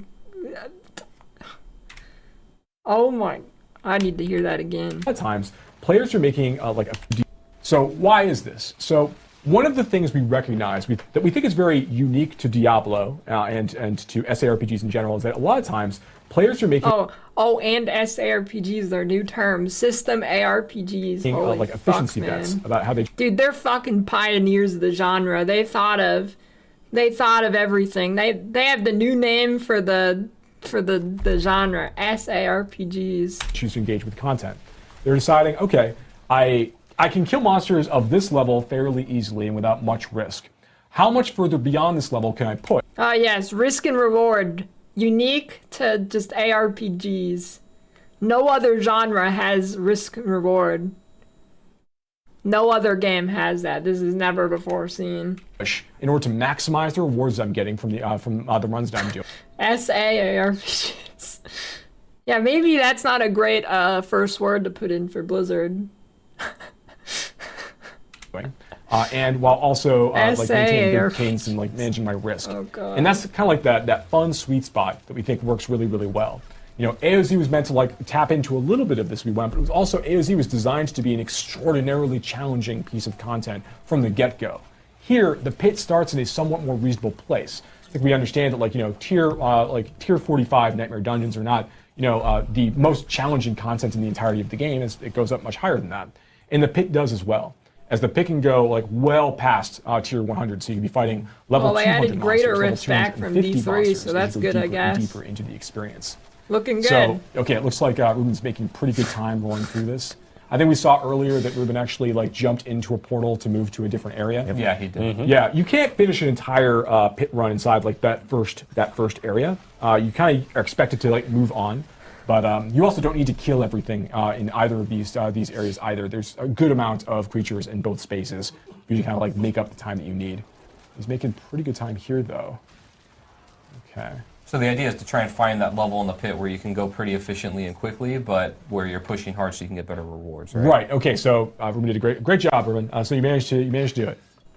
Okay. Let's not get too excited. All right. So we're now not going to show the last he's going to part. Fight the boss in just a moment. Exciting. Mm-hmm. Now the second thing that's different about the pit that we what the fuck is that, dude? There's different from what we've done. That's the fucking Guardian. What the hell is that? In AOZ in the past. Is that occasionally it's just a random fucking rogue? During a pit run, you're going to be confronted by another major boss or villain that you've seen. You'll see their echo occasionally appear just for a moment to perform a big attack, big sweeping attack, or that you're going to have to avoid or deal with while you're dealing with the boss you're already fighting. And this is happening throughout the duration of that thing a boss of Nightmare Dungeons? The pit as well. And as you go deeper, I don't know if I've seen that. Is that just another reskin? I don't know. Or you'll see this occasionally a little more frequently at the same time. Incredible. So these are just another complication, another thing that you're going to have to be thinking about while you're playing and trying to remember the sorts of patterns. Eventually you'll see a couple of these appearing as well. So you'll be dealing with that that kind of pattern following as you play deeper and deeper into the pit. Yeah, so it's kind of like Elias, for instance, a shade of Elias can appear. Yeah, you can come and do an attack. Just do an attack in the middle of a shade of Lilith can appear as well. A shade of Lilith can also appear, which is pretty cool. These are definitely tough things as you go deeper and deeper, and eventually you might see a couple of them as well in combination. So here Ruben killed the boss, got a number of different drops. There's a bug in this version that we're looking at right now where the items they're dropping are not actually ancestral, but that's not the case when players are playing on the PTR. You all see ancestral items as the rewards for killing the boss here at the end. And then after that, when you open the chest, you're going to see that there's a bunch of obdusite that popped out of it, which is a masterworking material. Dude, I think you got 5. Why do they have these things when every single clip they've shown, they're like, yeah, what you're looking at is bugged right now, but from the first run. So as you go deeper in the pit, there's basically 3 tiers of every single clip they've shown. They're like, yeah, that's a bug. Materials you're going to be able to earn through. So there's the Obdicite, there's the Ingolith, and then there is the Neath Iron. So these are available as you go deeper and deeper into the pit experience. I think Obdicite right now is like tiers 1 to 20. You know, you'll be getting like amounts of Obdicite. As you go from like 21 to 40, you get amounts of Ingolith, and as you go to Neath Iron and beyond, as you go into like like 40 and beyond, you start seeing more and more Neath Iron. And these things can also be like condensed down to lower level materials if you need them for resetting a masterwork item and starting at a lower level. So you don't have to go back to the low level. No, you can stay at the high. You can stay at a higher level. Yeah. But to be clear, if you want to get to that rank 12 masterworking, really the best possible items, you do need to be pushing deeper levels of the pit. You can't just continually farm level 1. You want to push to that efficiency bet that you said. Push yourself to your limit to get the most materials per hour, and just really fight that hard content to get the best items. That's correct. So yeah, if you want to go through that process and like really get those the best items available for your build, you're going to want to go through the masterworking process, maybe even probably more than once, almost certainly more than once, right? To get the absolute very, very best items. So we think the pit's going to be, it's a really fun experience. It is, it's very extendable, so it goes pretty deep for players. And again, as you're going, you're getting these Stygian stones as you play. Like as you get deeper into the experience, you're going to get those. You're going to get the ability to go fight those level 200 tormented versions of these bosses. So like a level 200 tormented version of Barshan, and so on and so forth. All of these bosses have a higher chance to drop uber unique item as well. So now there's even more reason to want to go get some of these creatures on farm. And they have better drops. They more prolific in terms of the drops. They drop many more items as you're going through this. So these are going to be huge challenges for players to go and try to chase. Again, just in season 4. So that's like the current look at some of the things we're working on right now. I missed this. I was too stun locked on them releasing a boss with the same loot table as their last boss. Is Greater Rifts the season mechanic? Is that the season mechanic? No. Oh, okay. Yep. We're currently very excited about. Yeah. So on the content side. Right? Yeah. We're an hour and a half in of all the content that we just walked through with season 4. And as Adam had mentioned earlier, we haven't even gone through all the class updates. You guys will actually see that. There's a lot more. You guys will actually see that next week. Normally we do have a blog and patch notes kind of available like a day or two after a campfire chat. I am asking the community if it's okay if we give it to you guys next week, because the only reason why is that they're huge and we actually need to make sure that we get all the information in there. You guys will have it well before the PTR actually starts, and we will actually have a blog kind of going through all the details of this actual campfire chat, as well as the giant list of patch notes for the PTR, which again will begin on April 2nd, run for a week. On PC Battle.net, and we'll have instructions of how to actually get into the PTR, download the client, and everything from that end as well.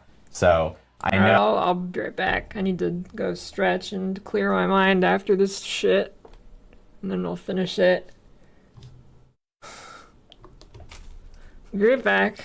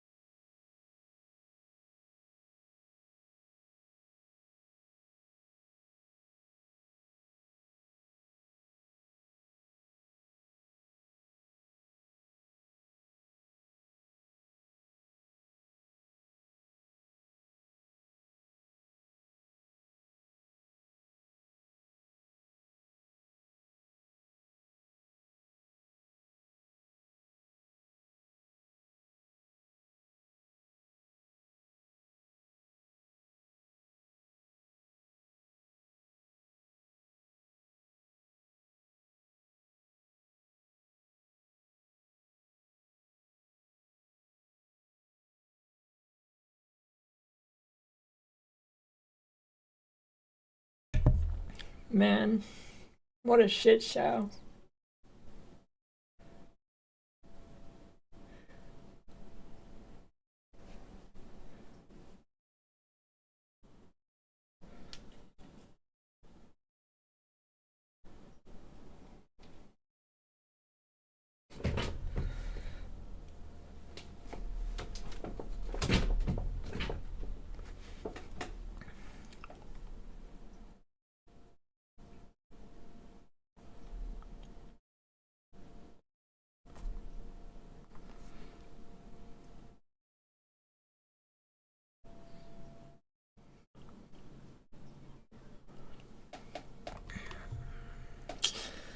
What a shit show.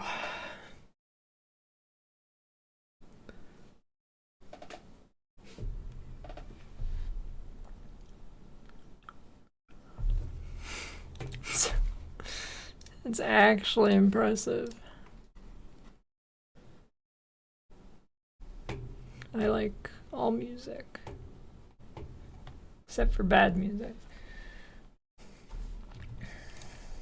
We always end our campfire chats with a Q&A session. Yep. So we do want to make sure that we do Time for the dumbest fucking questions in the Q&A world. session right now. So if you guys have questions, please use Twitch chat. I can't imagine Here the we go. questions. No, we can't covered imagine everything, this. right? Covered it all. I thought it was a perfect All explanation. We did ask earlier this week on the forums if if anyone had any specific questions, and so we can actually tee up a question while people. Yeah, I want a video of like their development process. populating questions in Some video in chat. in the office. So we'll start off with one that we have here from the forums. This is from Iggy. What will happen to current items after this rework? Because obviously we're now changing a lot of things actually a from kind of good our past question. items that are going into season 4. Yeah, so all of the items that you currently have on your characters or on the Eternal Realm will be flagged as what are called legacy items. And this means that they are not able to interact with the new systems of tempering or masterworking.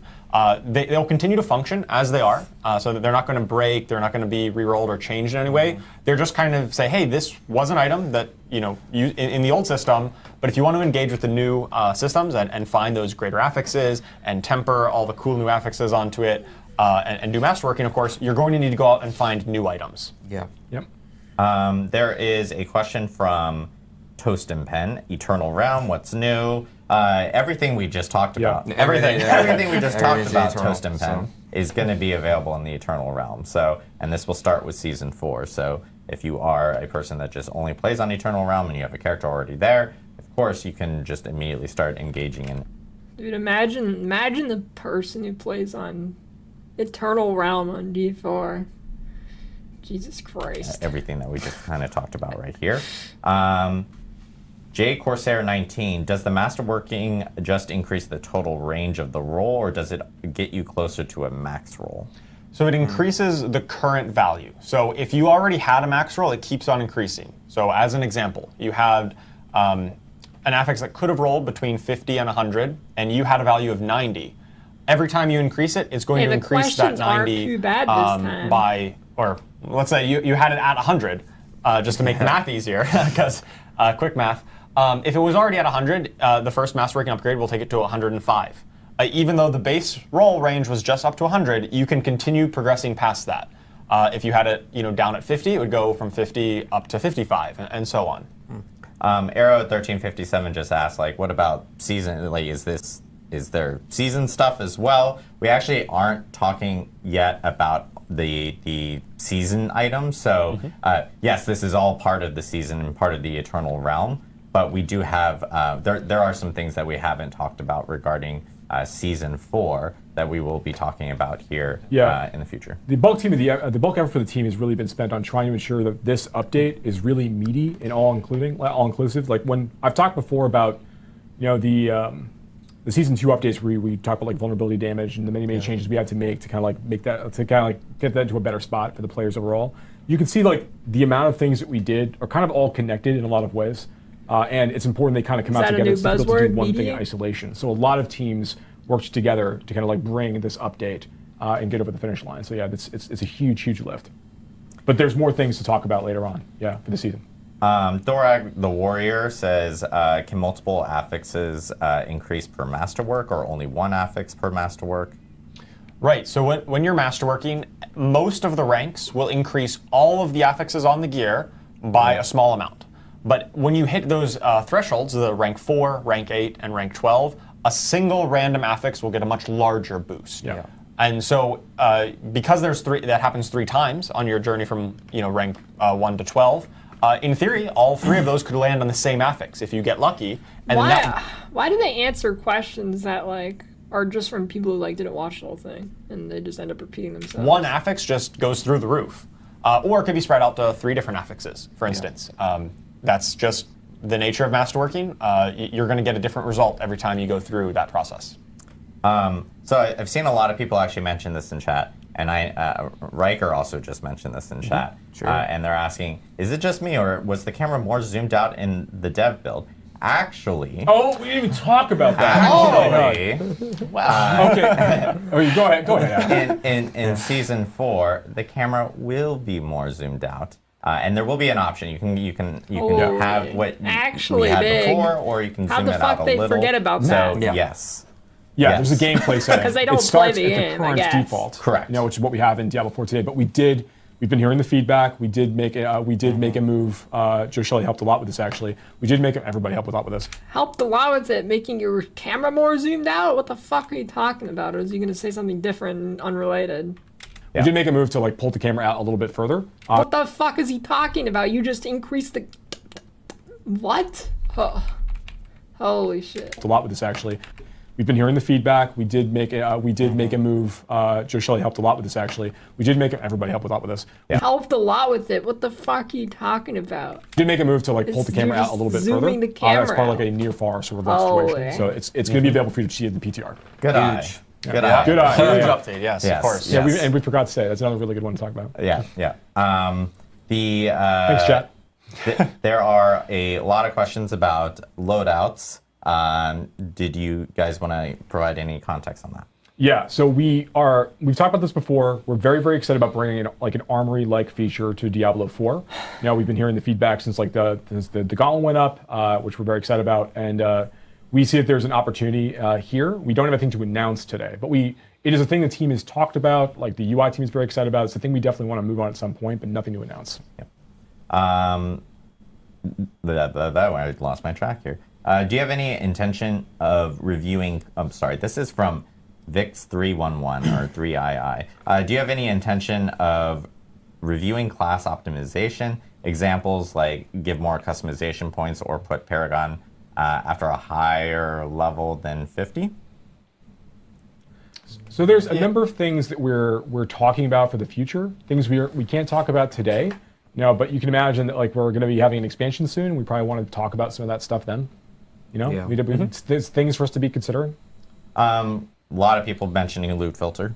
Yeah. Which I know, we had mentioned as well that we wanted to get through the itemization stuff. So sure, I can talk a little bit about that. I think a lot of the desire for a loot filter in the current version of Diablo 4 stems from the problems that we initially mentioned with we really do just flood you with items, and it's like sifting sand, right? You need to look through all these items, and the one response is, hey, a loot filter could automate all this. We think in this new itemization world, where we are simplifying it in a lot of the ways that we already... In this new itemization world, when a special item drops, it's going to have 2 beige little lines on it, and you're going to have to look at them and find it.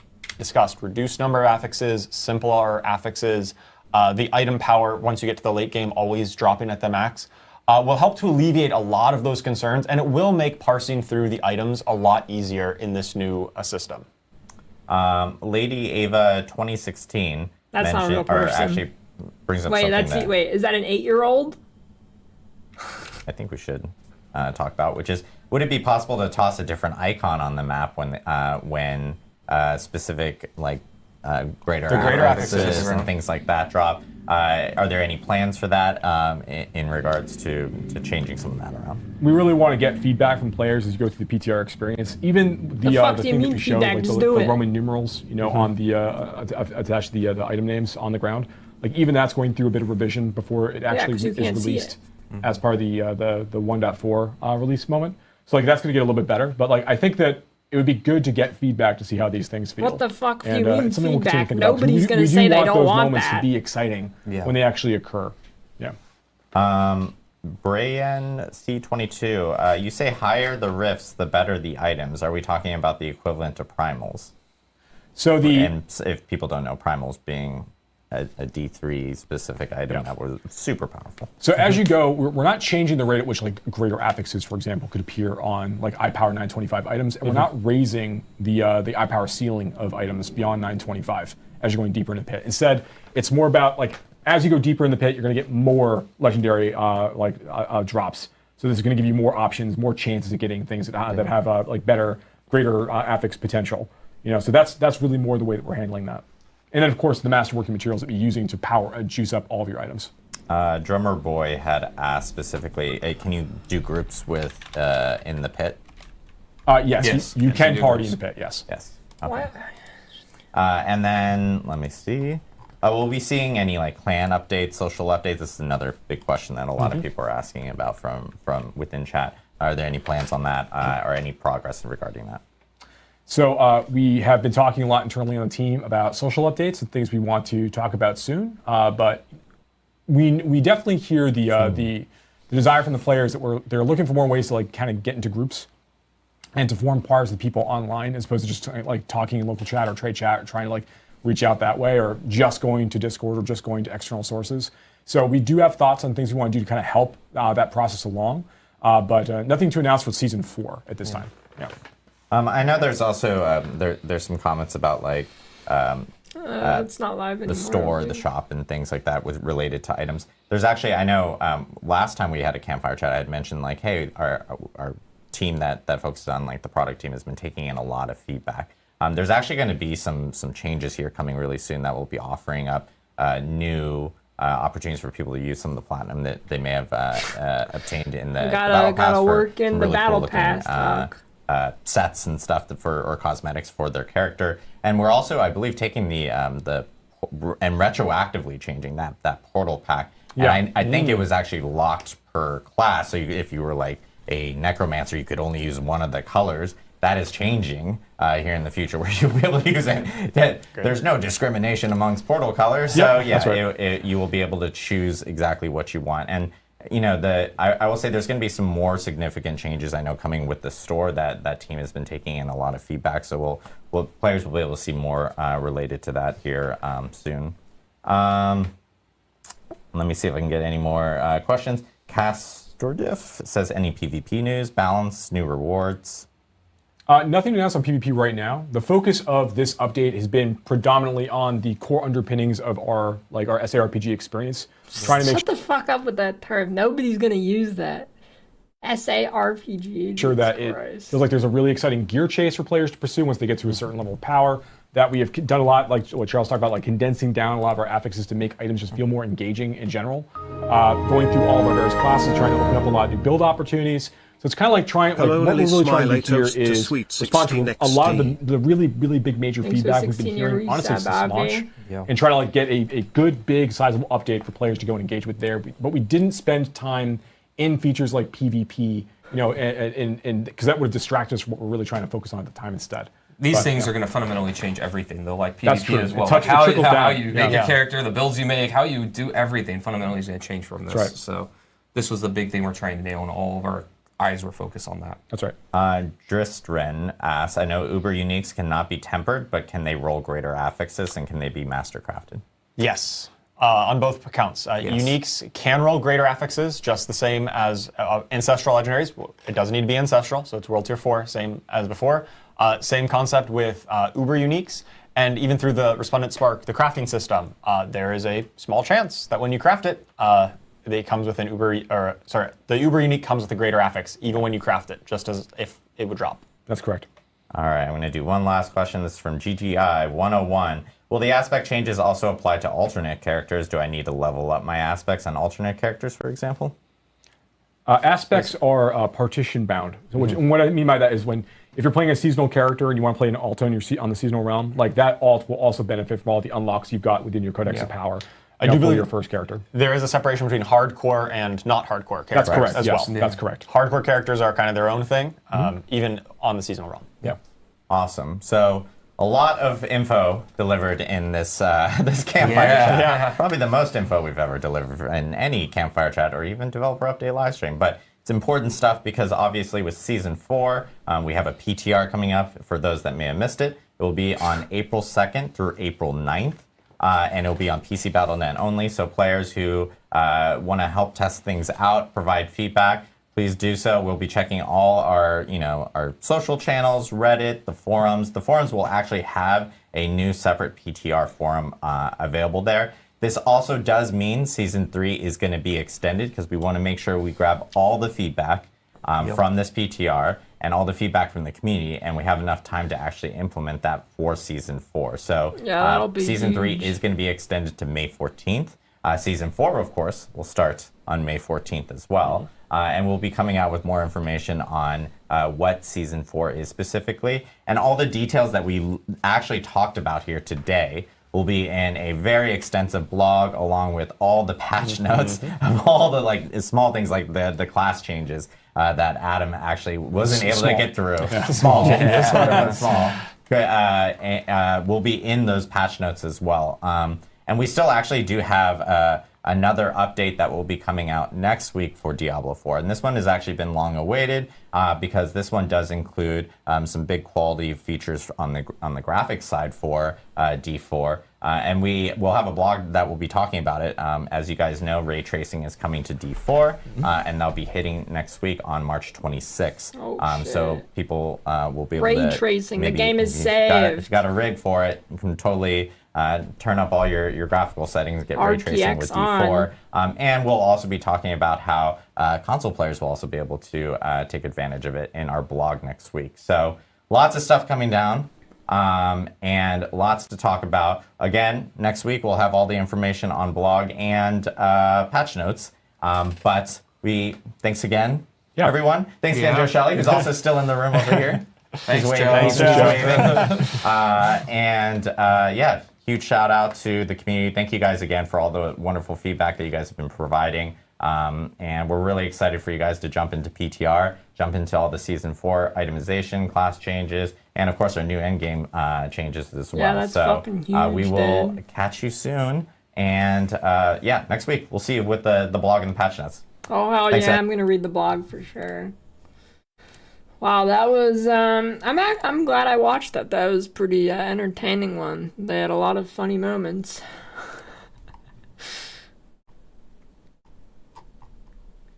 That was pretty good.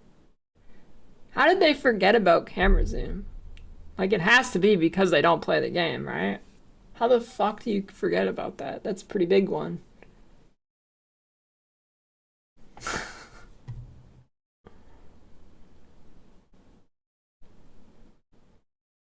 Can I give a summary?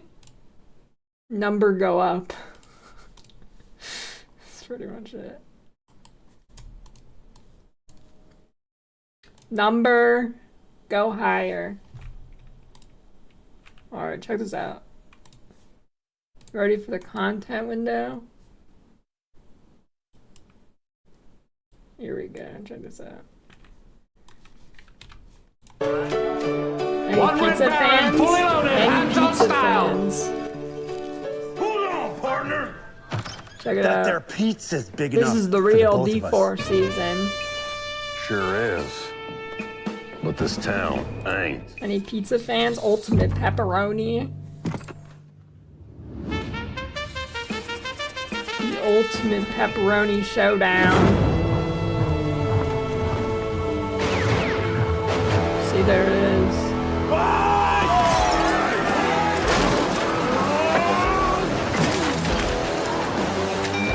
Are you clogging out or what? I hope you're getting some pizza now. Hey, thanks for the 5-month Prime Hack Razor. Meat lovers topped with 5 kinds of meat. The barbecue recipe chicken. Sweet Ray's barbecue sauce.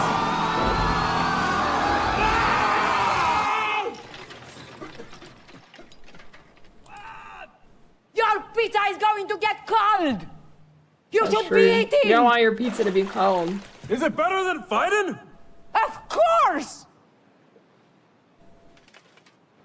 This is pretty fully loaded, wouldn't you So, say? Lonely Pete and really rude Rick learned that a punch in the face might be fun, but sharing a fully loaded Red Baron with friends is always tastier. Yeah, that's about all we have time for today. Giddy up. I want some fully loaded hand-tossed pizza. Log in. It's time for pizza. Red Baron pizza. Swipe now. Pizza. Well, what do I do now?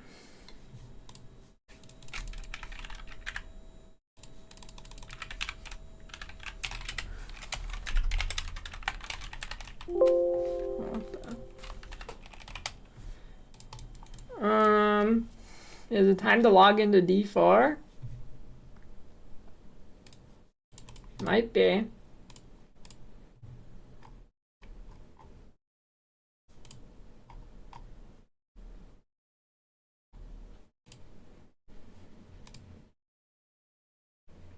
Leak time. No leak.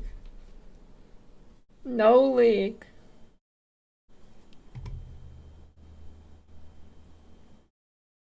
Leak Jung's height? Well, he's shorter than me.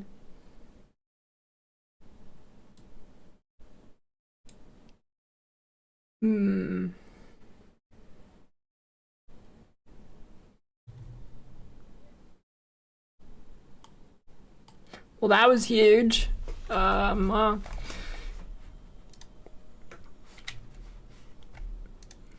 now?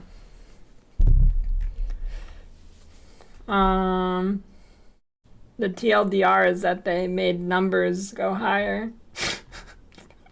Pretty much. Pretty much.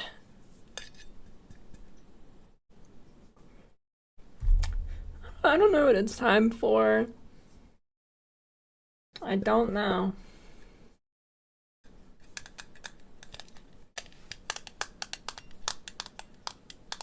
No Apex. No Apex.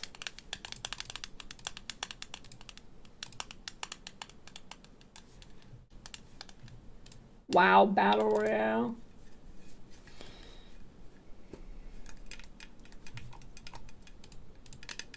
Steam sale. Diablo 4 50% off. Holy shit.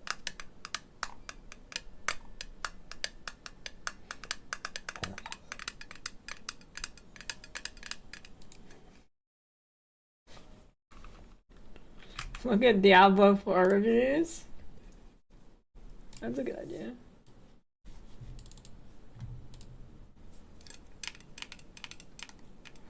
Why would someone buy this for $70? Why would someone buy the Battle Pass for $20? Why would somebody buy a skin for $30?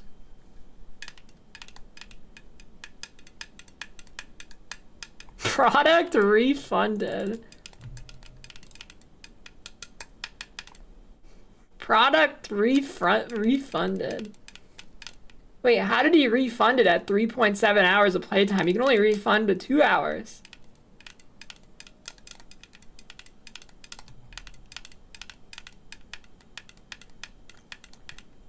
This is a great game, of course, for those who like this genre. Most of the negative comments related to the strange price of skins removed this high price, which is equal to the game of price of a game, was very strange. 13.9 hours.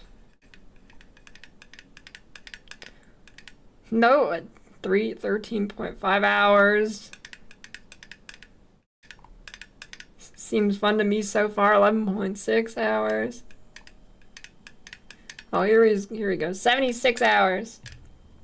I have a mixed opinion about the game. On one hand, I enjoyed the relaxing grind without needing to strain my brain too much. However, I couldn't stop the feeling that everything seemed generic and copied from previous parts in different games. Well, that's just, no. That's what they should have done. They should have just copied other games. But if they just done a bunch of stupid ass shit. It's like biting into a visually stunning candy only to find that it lacks any real flavor.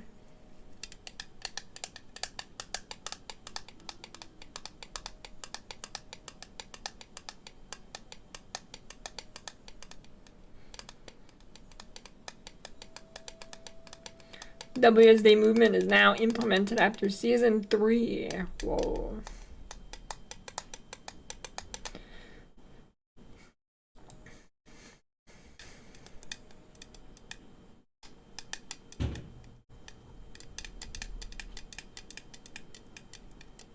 A fun ARPG that satisfies the desire to grind for better loot. If you haven't played D3 though, I'd recommend that before this. This game does not serve the retail price it's been assigned.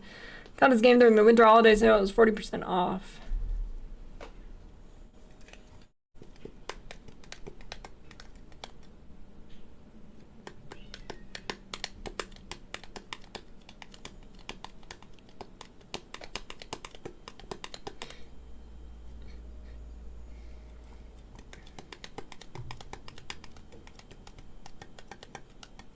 It's not as bad as everyone says. Enjoying the campaign so far. Can you like sort by... Can you sort by how many hours they have? All of these reviews are like with 10 hours. I love it when my single player game has lag.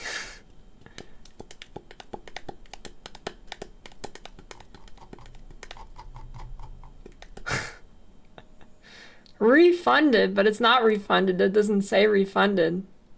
Wait, refunded. Product received for free.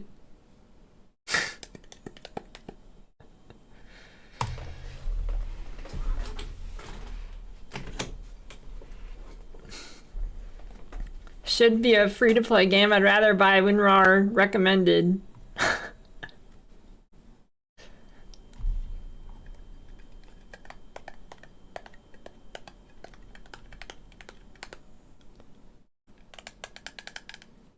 Buy Baldur's Gate 3 instead.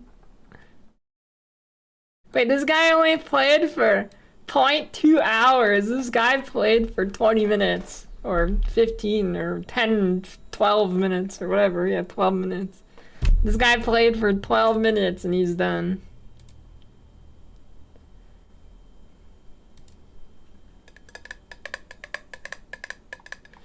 Blizzard is a nerfing money grabber pile of dookie.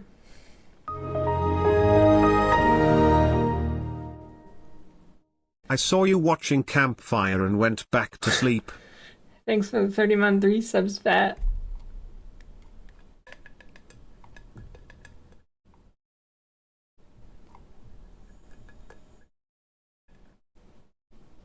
Do you think these people bought the game just to post a review?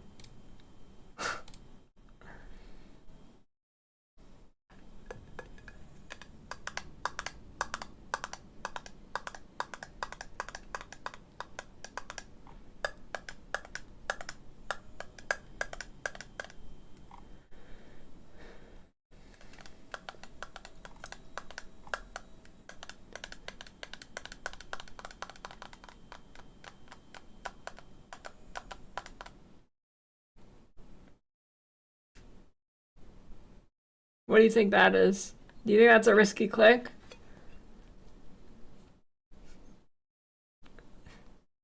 Think I get banned if I click that?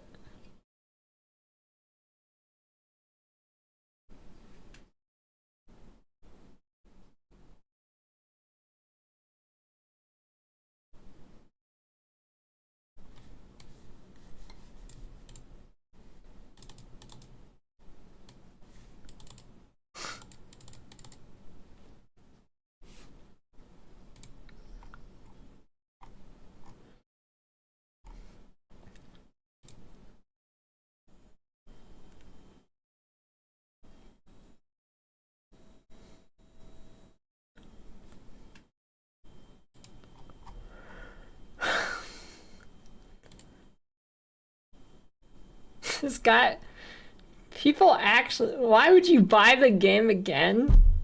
You buy the game again just to leave a review, and then they don't even refund it. Holy fuck, this guy made a whole blog post about it. Dude, people are nuts.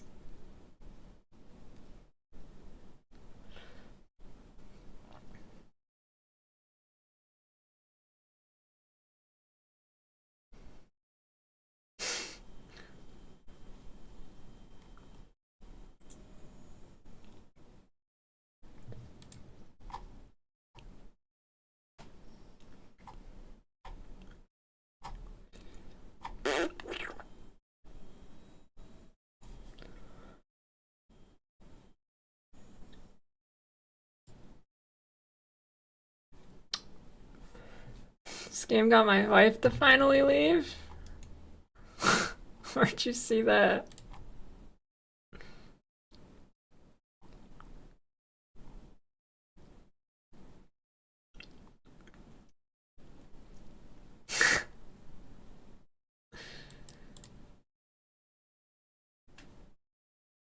Hey, look, he's dancing.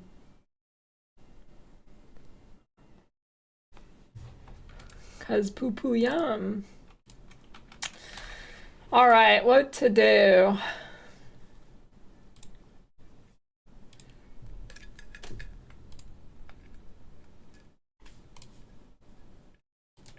Should I log into some D4? No leaks.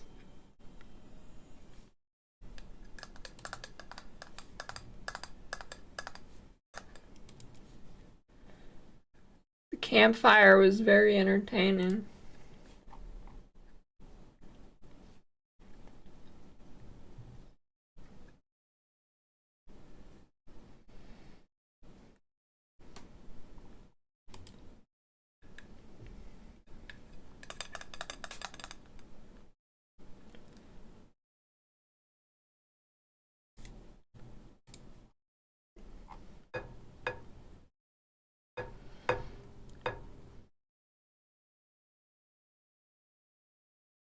Oh, this is gonna be a good one. I'm not gonna lie, I recommend it. It is much better than D3 in terms of gameplay and story. It's less simplified than D3.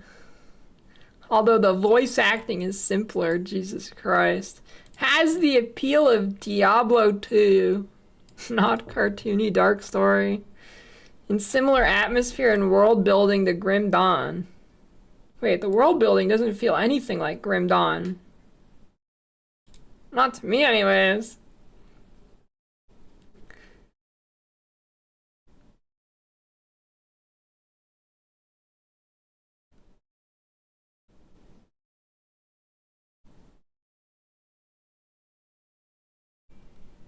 Apparently, Blizzard made this game online only to prevent cheaters in PvP.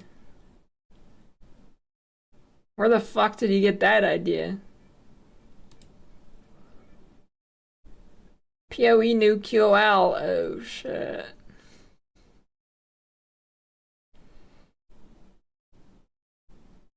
Wait. I'd instead recommend a forgotten recent release, Wolcen Lords of Mayhem.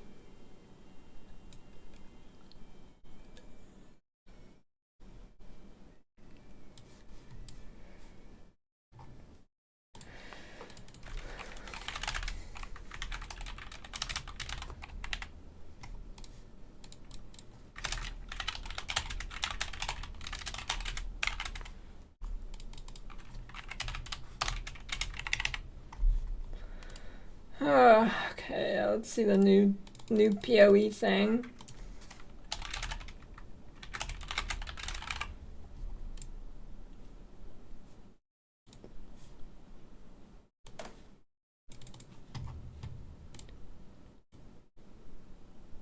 We've got an important update to monsters that explode corpses. Oh shit. Hi, I'm Mark Roberts, Game Director on Path of Exile. Today, we've got I'm sorry, the music. Well, I guess it doesn't really matter, but whatever. The more I can stall, the better. It's a stalling kind of day. Important update to monsters that explode corpses. We've made new, more obvious effects for this monster skill. All variants of this hazard that deal damage based on the life of the monster should now be more clearly telegraphed and give you more time. You still can't fucking see that shit, to avoid those gory explosions. Oh, you still can't see that.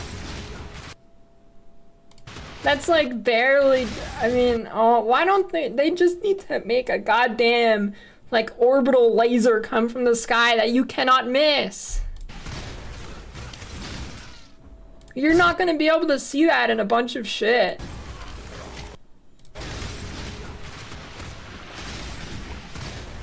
Dude. Those gory explosions.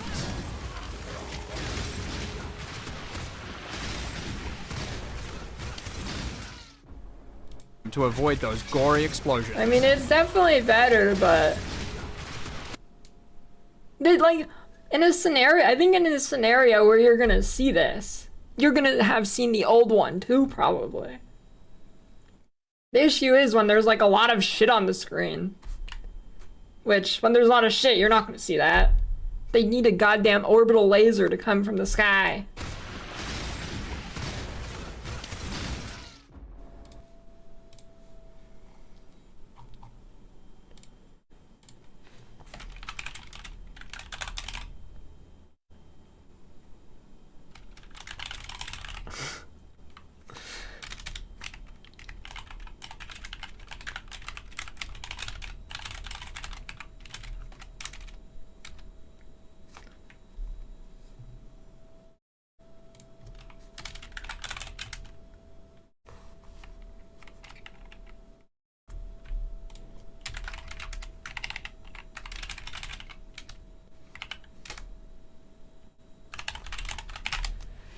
Yeah, wait, was there any sound cue? Why isn't there a sound cue? Yeah.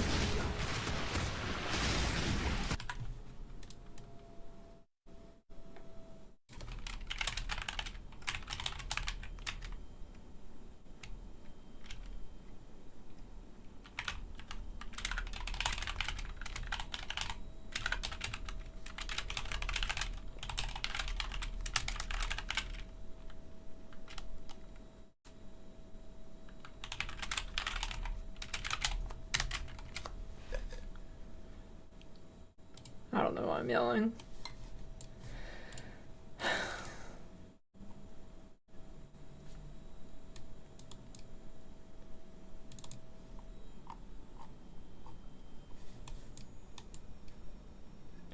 Yeah, I don't, there should be a sound cue.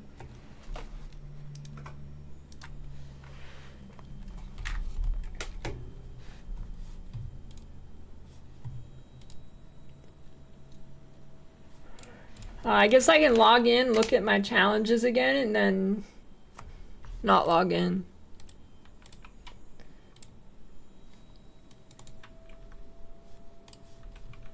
You think that's a good idea?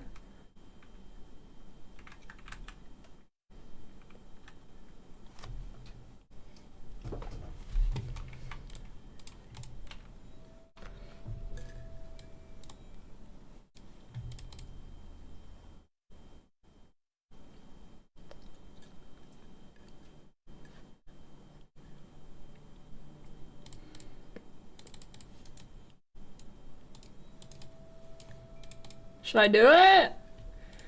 Should I do my challenges? I'm not super hating it today, so maybe I should suck it up and do it. Maybe. Maybe.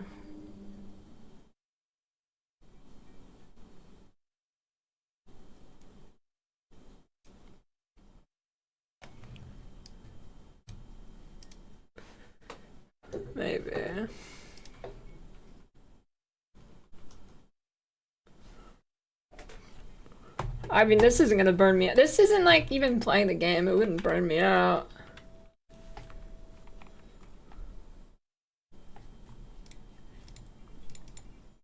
As you're saying, you two met? I mean, I met pretty much every PoE streamer. I've met pretty much every PoE streamer now in real life.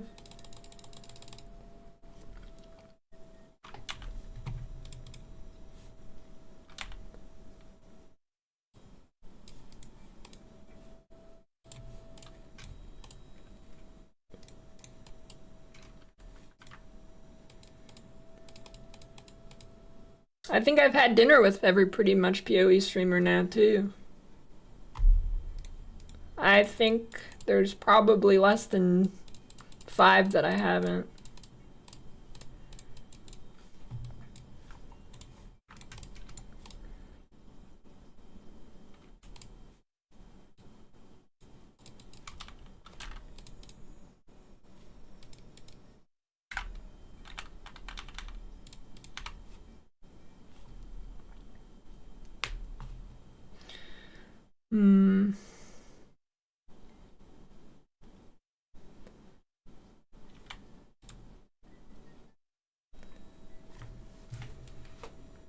Who's the most cringe? I don't think anybody was cringe in person.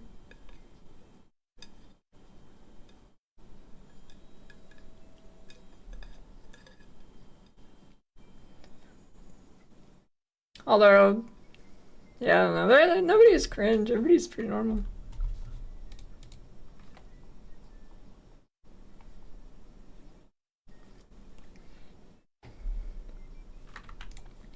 Although there is something funny. This this lady who is like not a gamer was talking to Alk, and she mentioned like something about sports, and Alk was like, "Lady, I just play computer games."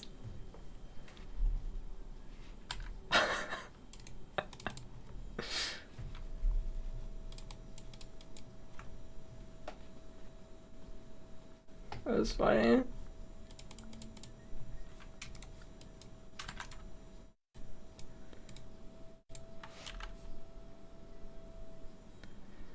Can I like buy a logbook that says, "Hey, where's all my money? Any handouters?" Wait, I thought I had a bunch of divines. Any challenge handouters? I thought I had like 100 of these things.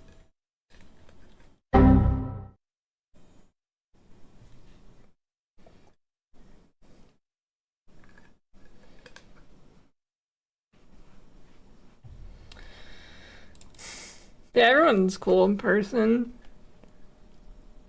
Makes me want more PoE meetup events. I wish all of us lived closer together, not so far apart. Divines? Yeah, and challenge stuff. I guess I'm gonna need... Can you get like an... You can get an expedition that says there's a boss, right? Did they invite you, Gucci?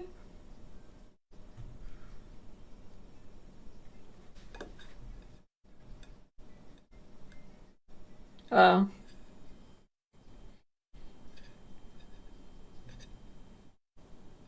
Okay, if I lived on the side of the world that you lived and if they didn't invite me, I wouldn't have gone. Like Mathel went, and I would not have gone if he came. Or I would not... Okay. I would not have gone if I was him, is what I mean. But he went, and he tanked it. He's crazy.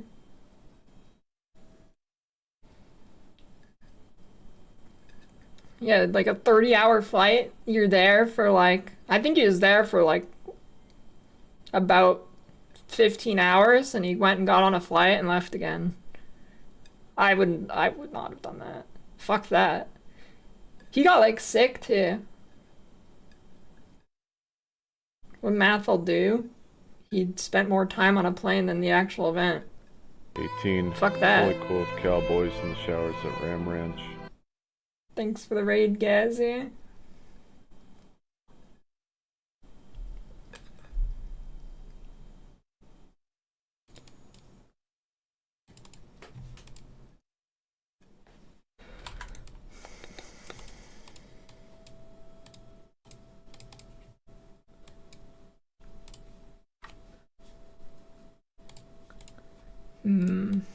Give me a boss. I should have read what those are. Okay, if I lived where mods lived, I mean, I would have went. But if I lived in like Eastern Europe or Australia or something, I would not have gone.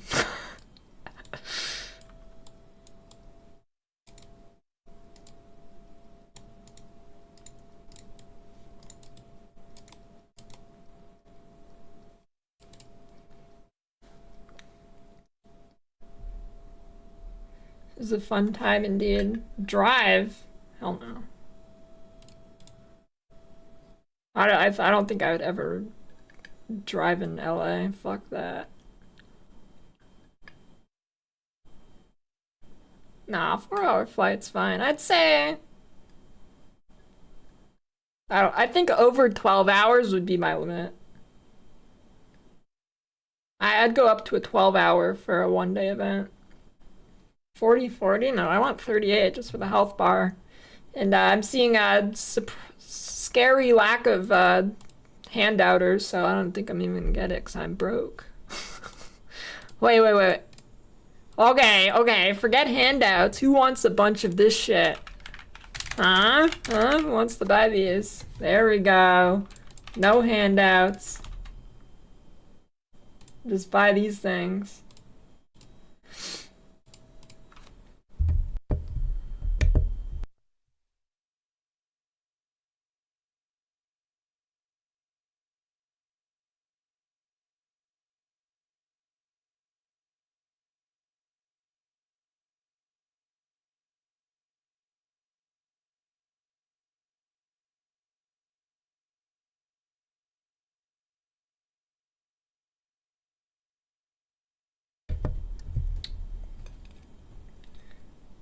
Grandma core.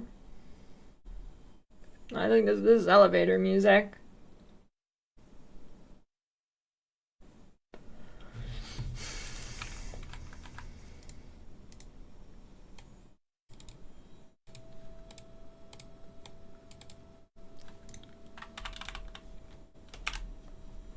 Alright, Bizarre Blights. Complete tier 14 or higher with at least 80 item quantity.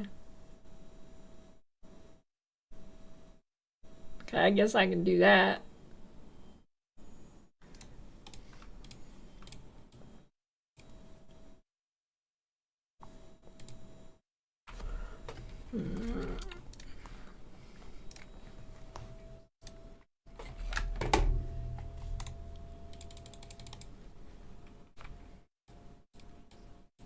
A party vibe.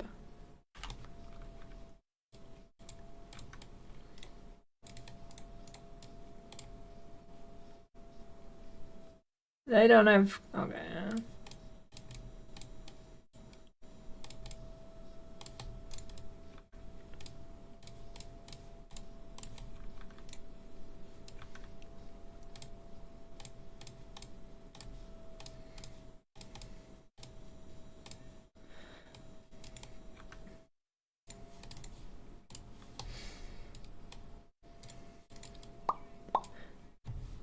Yeah, I don't know. The Dead change is good, but I don't think it's enough. Like, even if this build wasn't like crazy, what the fuck is happening? Like, there's no way you see that shit on like a...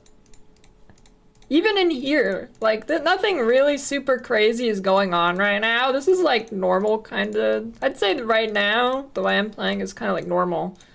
But you're not seeing that. Like, you're not seeing that shit, dude.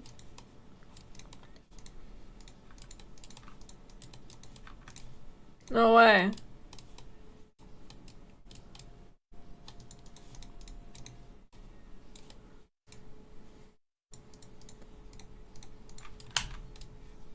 Oh, dude.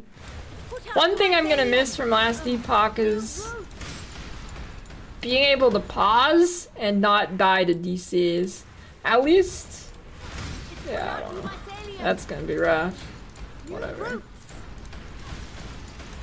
What if I just try and pause like this and I just dock leave and die next season?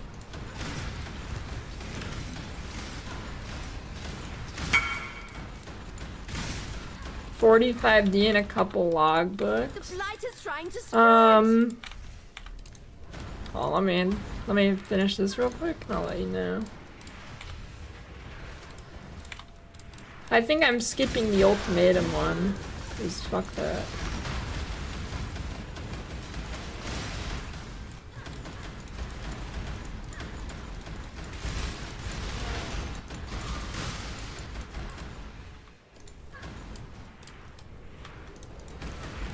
It's branching exile.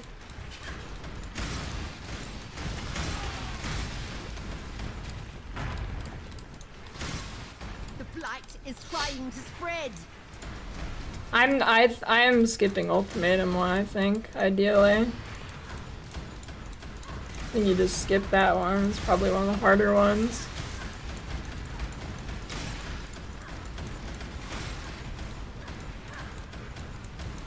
Put out you mycelium. New roots.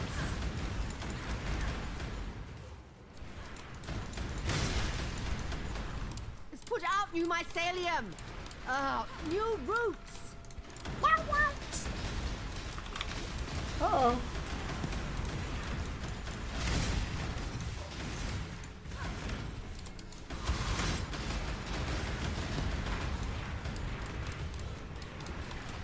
The blight is trying to spread. Divine power. Yeah, I think Ultimatum is definitely the worst challenge.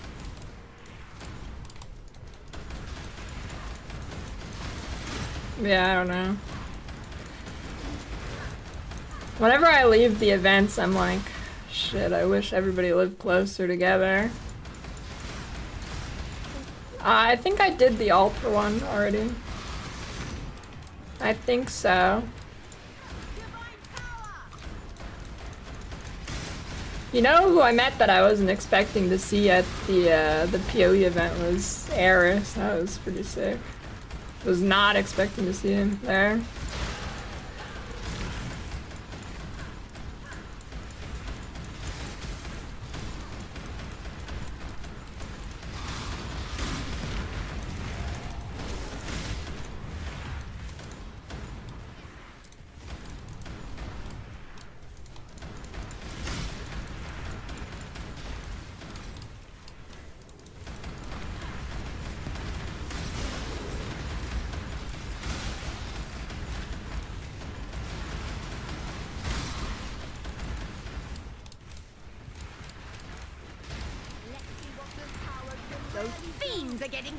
I just kept asking him a bunch of questions.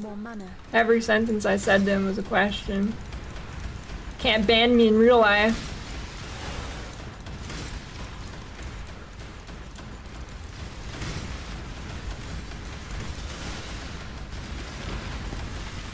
Unfortunately, I didn't see Treasure Cat there.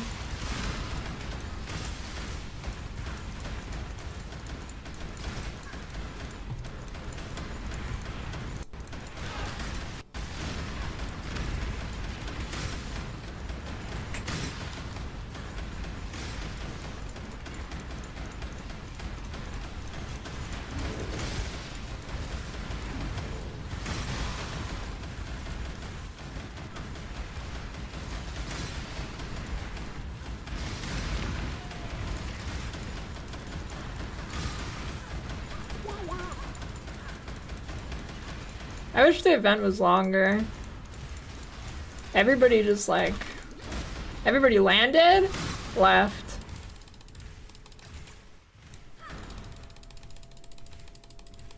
Pretty much.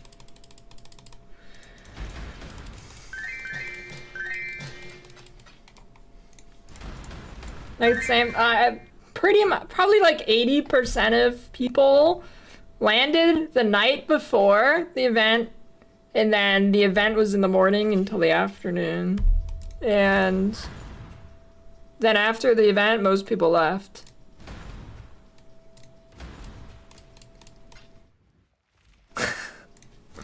That's why I was saying, like, if I lived in Australia, I do not think I would have gone. That would just be too rough, dude. I mean, I say that, I don't know though. I might have still gone. It's kind of cool, but...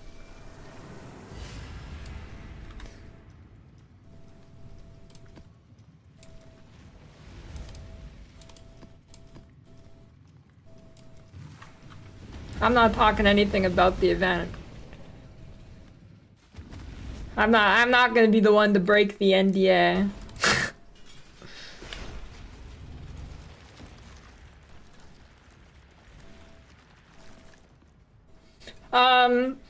I don't know, a lot of people had problems actually booking their flights because they like a third party, oops. It's over.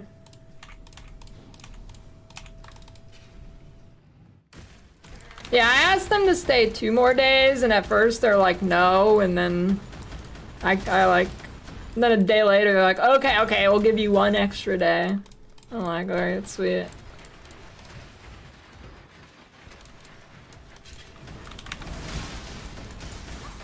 The blight is trying to spread. spread. Yeah, we had to sign NDA. What this tower can really do.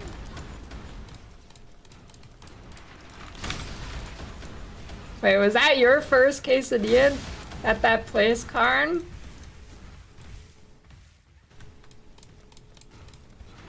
Oh, okay.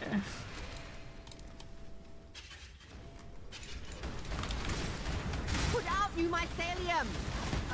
New roots.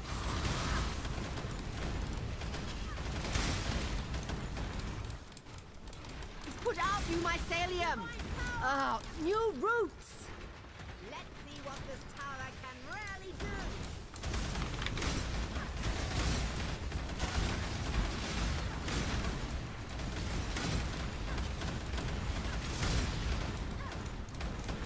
Some random airport thing. Wait, what did you get at that Mexican restaurant? You got the quesadillas at an airport? Dude, airport food sucks.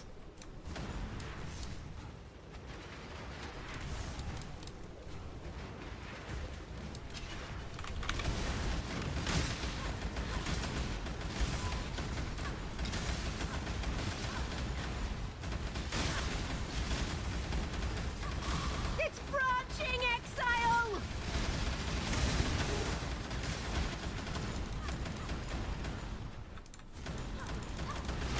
It's branching. Wait, you've exile. only had Coke with like corn syrup in it? You've never had it with real sugar?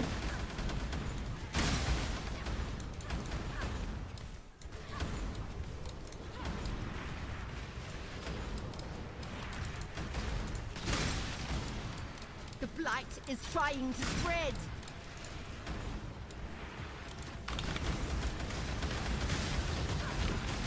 Yeah, it's way better. The blight is trying to spread.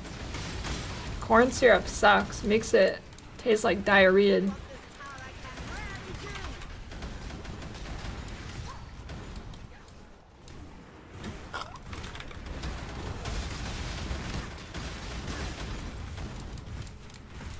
Put out new mycelium. Ow. New roots.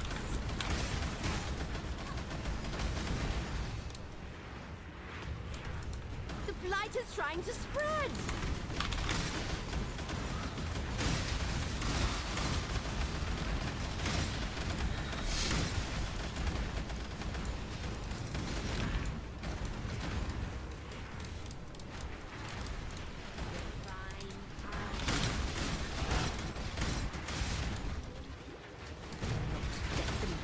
Purification pump.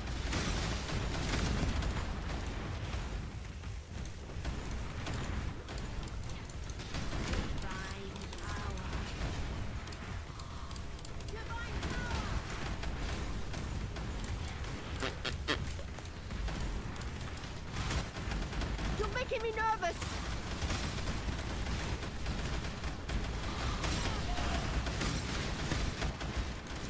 Although I didn't get to ask the questions we compiled in stream before I left. That's okay though. I think that's fine.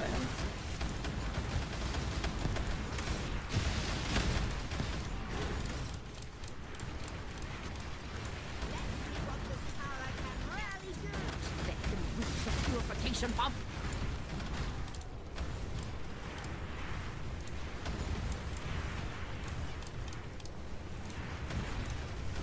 I mean, I was mostly doing it for the stall, but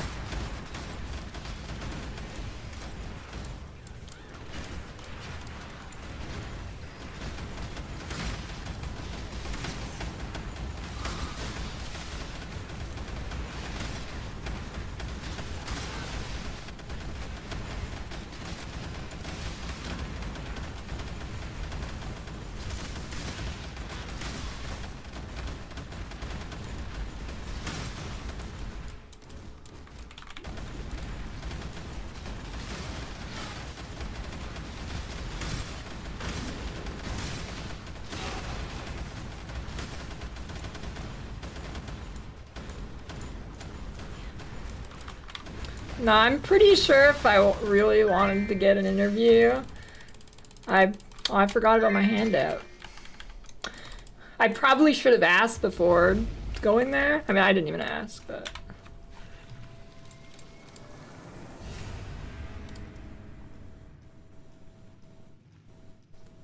I mean, I could have still asked, but.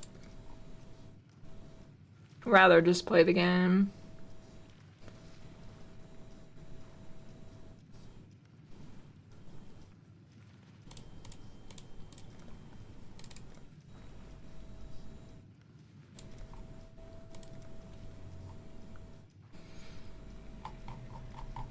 I think I got like 5 hours of gameplay. It's pretty long.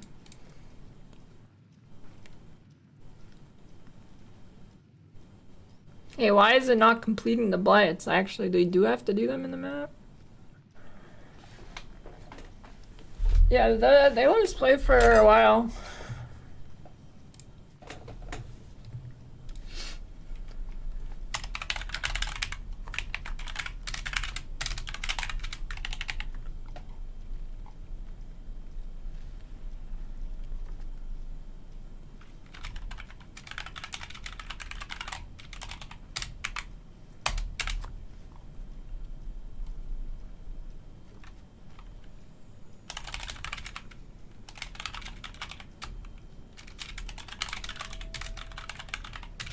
Isn't powerful only the 3 socket? How did I not use that?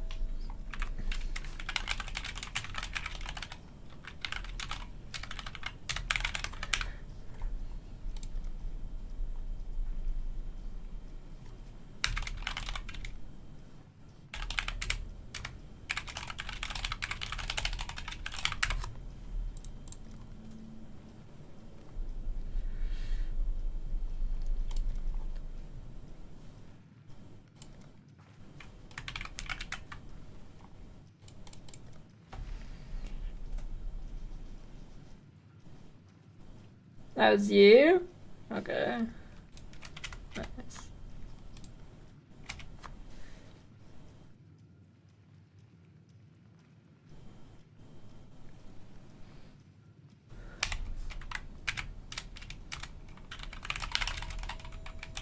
Yeah, most of these are pretty easy. It's just a matter of getting the stuff.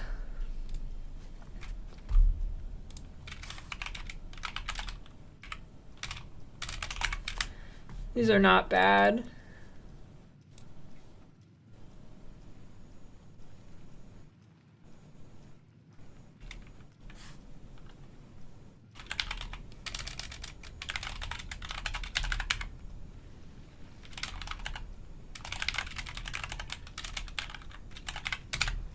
How much muns do I have? I have none.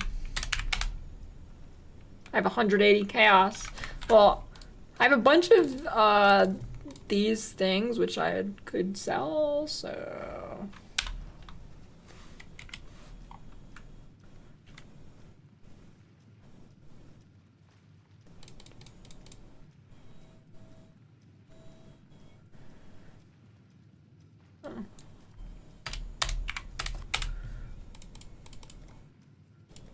I haven't finished the full atlas. Oh yeah.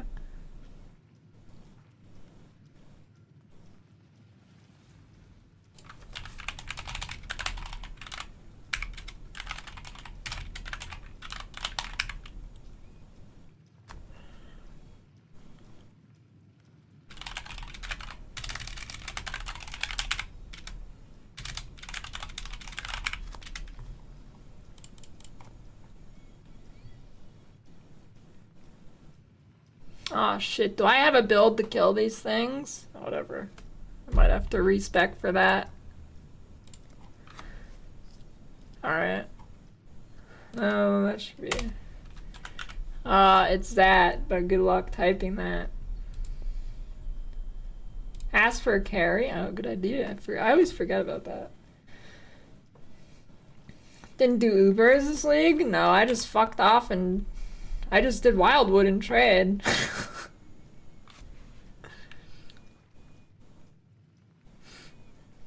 I just did Wildwood. You can't, you're not, it has special characters in it, just type your name. Or use the armory.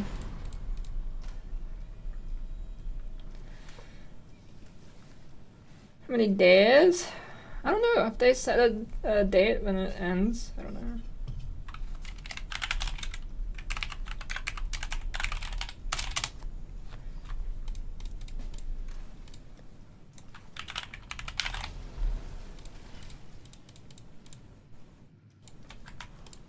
Oh man. Empty my inventory. I don't know how much stuff you have.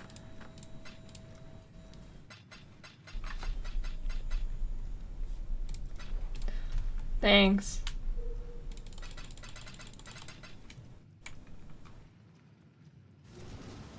Oh, I'm getting some Caesar stuff.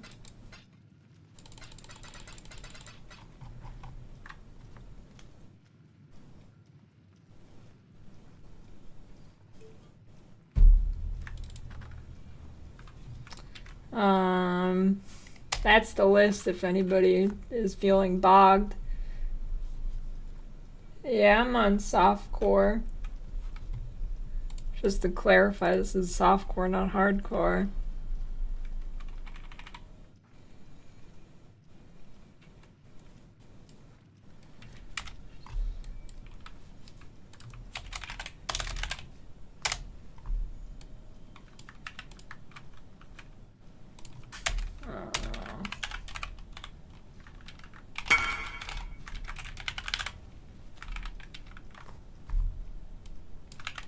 There we go, that's the name.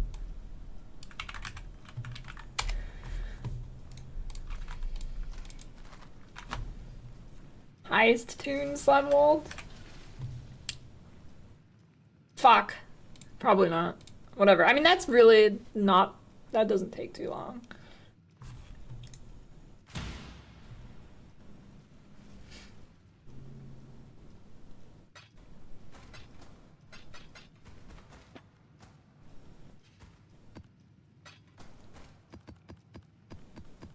Holy juicer.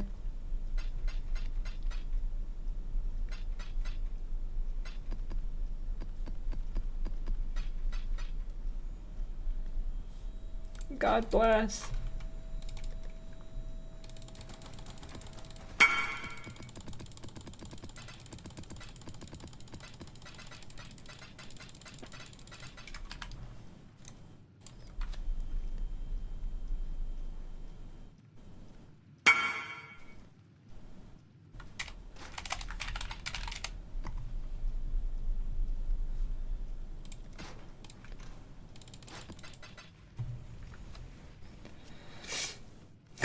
Cleaning dump tab.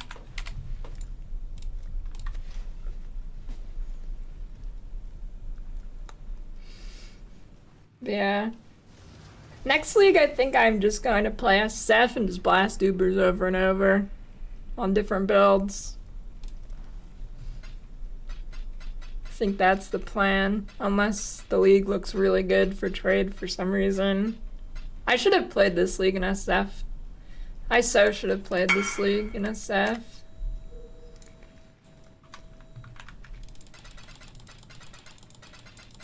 Yeah, I need to split items still, I think. Thanks, dudes.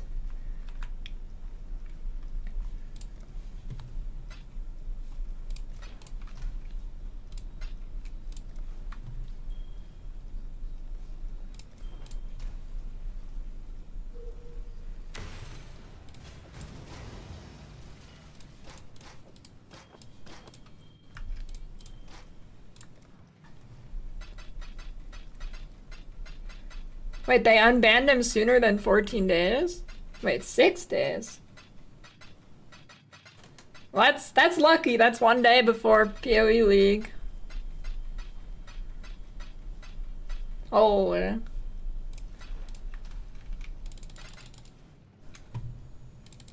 Thanks. That should be enough. I got banned for saying to throw weebs in an incinerator or something.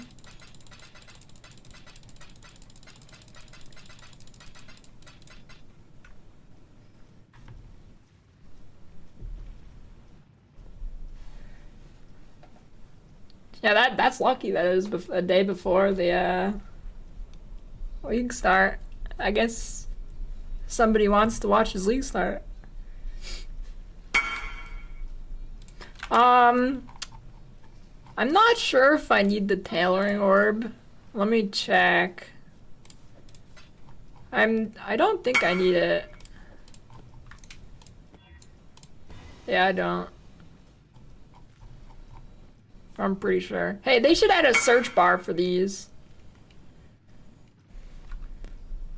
Oh shit, Doriani's. I'll take that.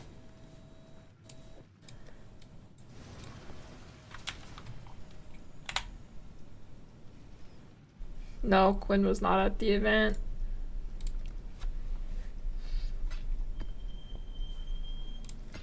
Thanks.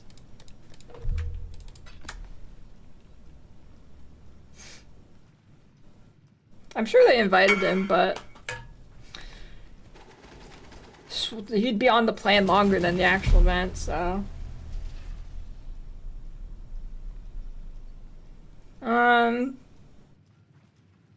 I mean, if you want to get rid of it, I'll take it. I don't need it though. The mage blood. 18 fully clothed cowboys in the showers at Ram Ranch. Thanks to the raid cat master.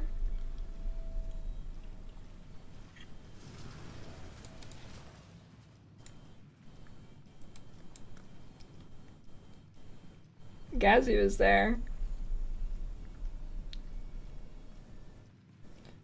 They invited a lot of people. But thanks.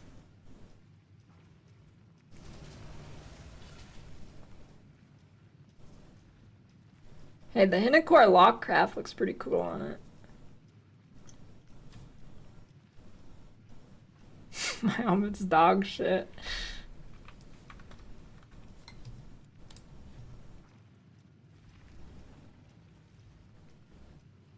Trip was good. Oh. Yeah, well, that's pretty good too.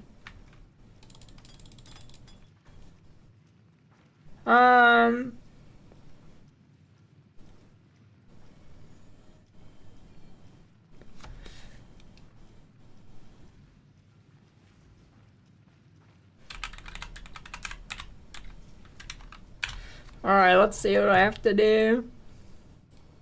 I gotta finish the Blight still.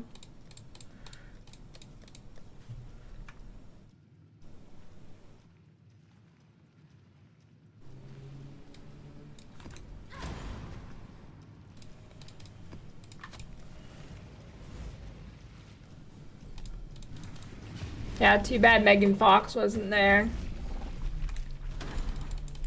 Listen, you're just not hip with the kids, Wemgo. Hey, why are my oars off?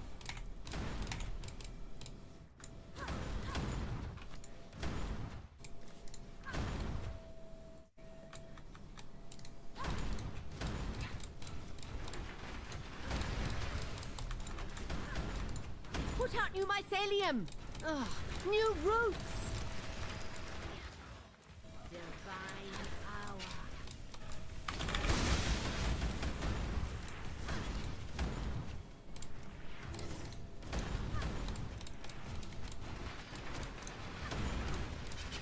It's put out new mycelium.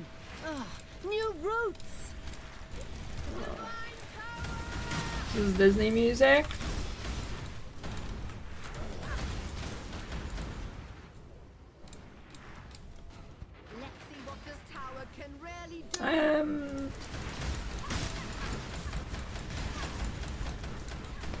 John Cena, yeah, and he was naked too. It's put out new mycelium. I think the thing that stuck out the most to me was how there wasn't a single area of Hollywood that didn't smell like piss or shit. It really, I mean, I've never been there, so I mean, I expected it, but it was like literally everywhere. Couldn't escape it.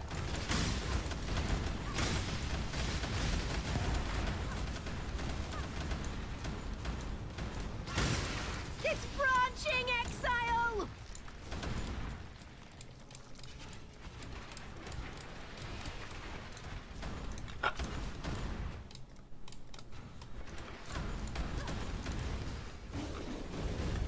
I'm not memeing. I didn't see any poop or anything, but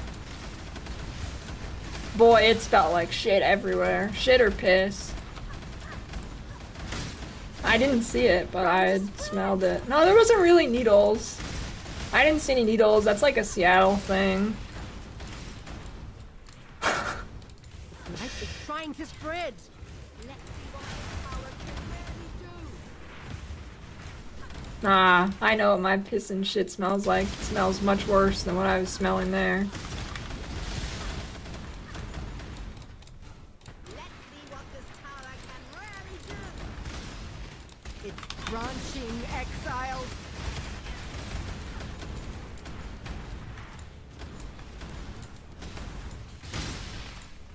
It's branching exile. Bill Cosby.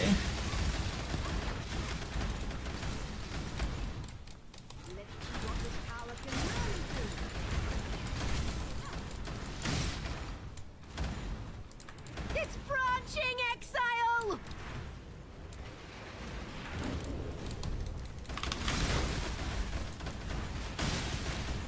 It's put out new mycelium. New roots. I think the craziest thing I saw though was walking down the sidewalk with all the stars and shit, and there's just a random fucking goat running. It was like on a leash and it had like a jacket on, but it like escaped its handler and it was out of there. The handler wasn't in sight, it was just running. Is that a normal LA thing?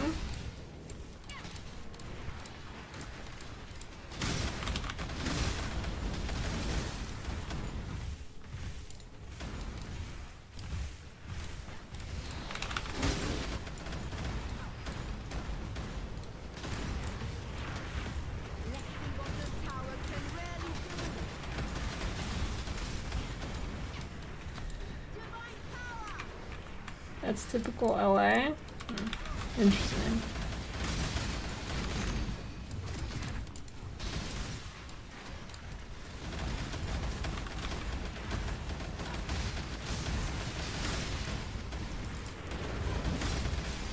Do not let them reach the purification pump. Of all the things I saw there, that was not one I had on my bingo card.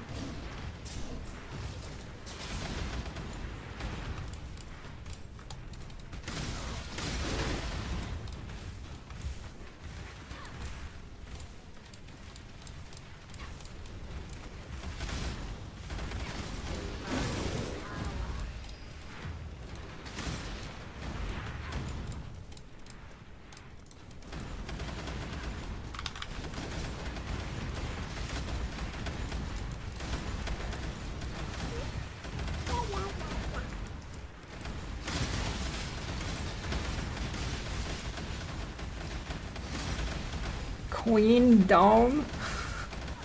I need more mana.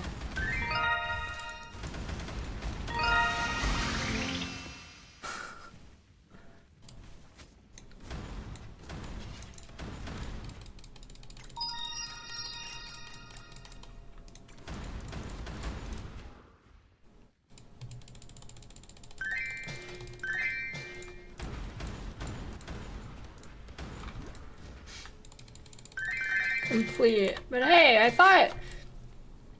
swear that was, did they like, I don't know if they hotfixed it or what. Wait, a rare T16 Blight Ravage map with, oh, these aren't T16, what the, son of a bitch. Hey, I don't have any portals.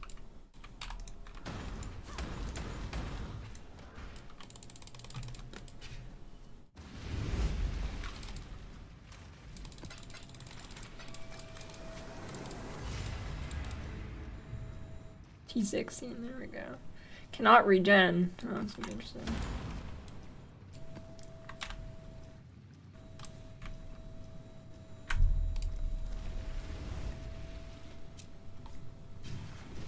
You've got a VHS tape of Nancy being the throat goat.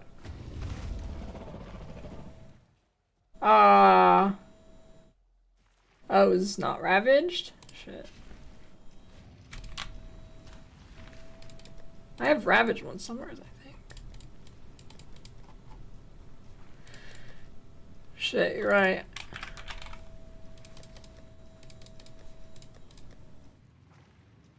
Here they are.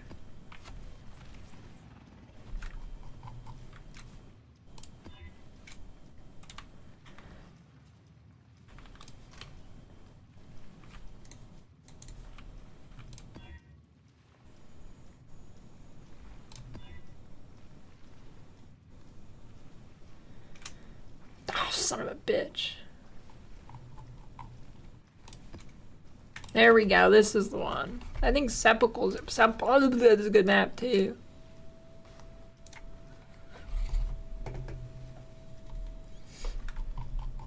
I can't read.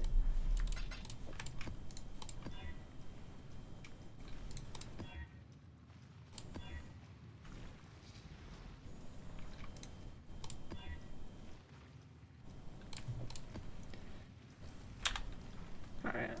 There we go. I need to anoint it. What is the like reduced tower cost or whatever?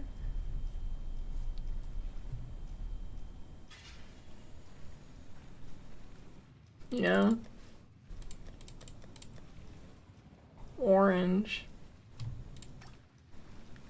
Food tier list? I mean, for next league? Probably a couple days before the next league.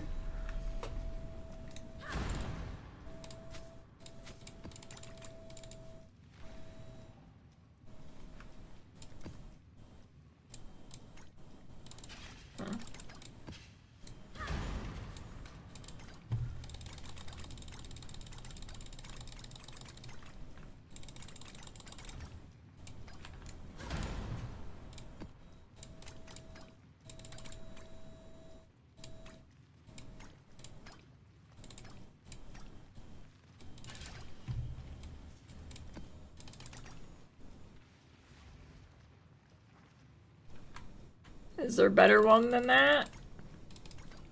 I don't think so.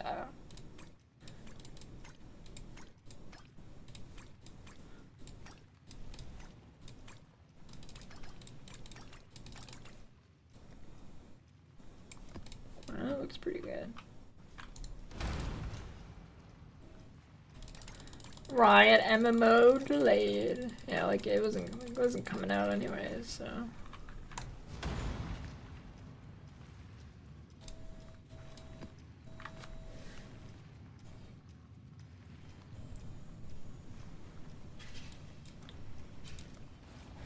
Um, 15. Most of them are pretty easy though. Oh, I should probably update the...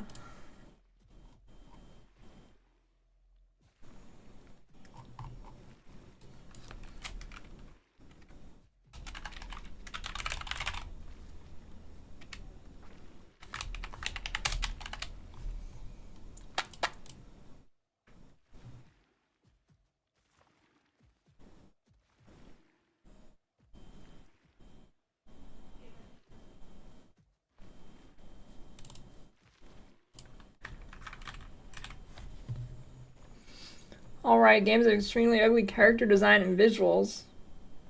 What? That's like the only thing they do good. What are you talking about?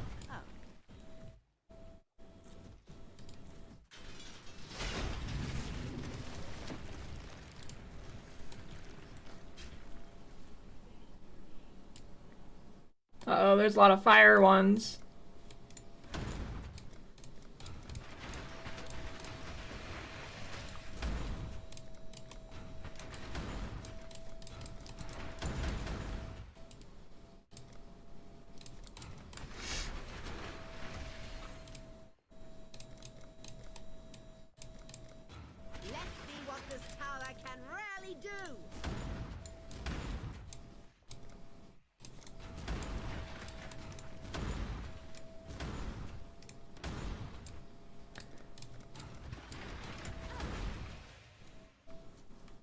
Annulus. Nice. Nice fun fact.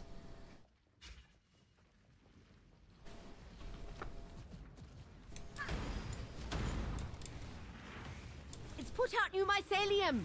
Ugh, new roots. I need more mana. Spawn the goddamn monsters. Thanks.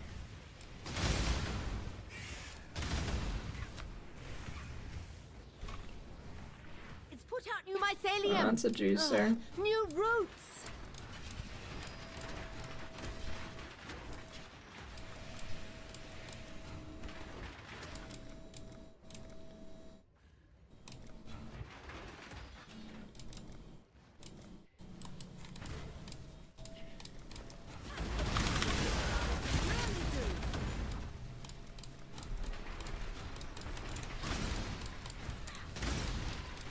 The blight is trying to spread. Let's see what this tower can really do.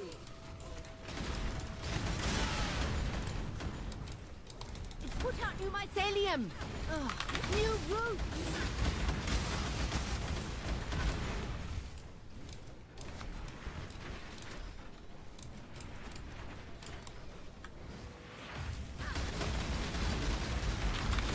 Life is short. Cycling damage reduction. It's branching exile.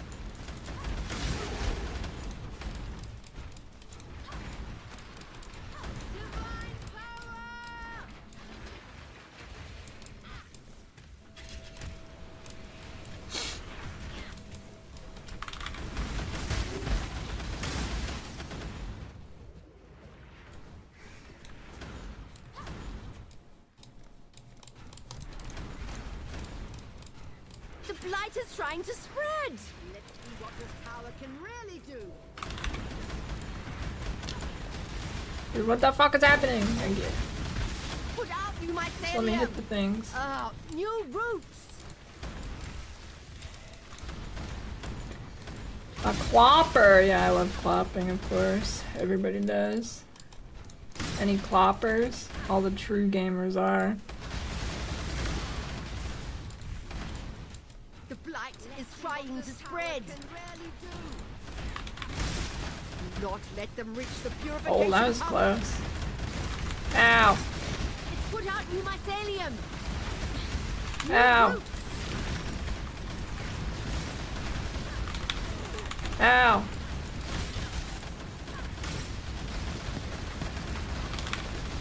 Yes, give me the... No! Oh god, oh god.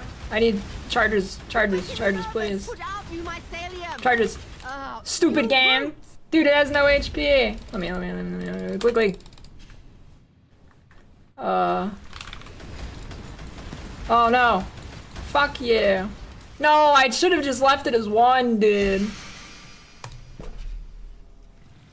Spelled shit.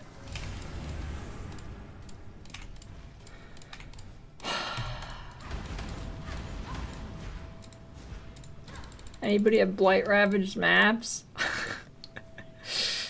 Wait, can you Harbinger orb them? I don't have a Harbinger orb anyways.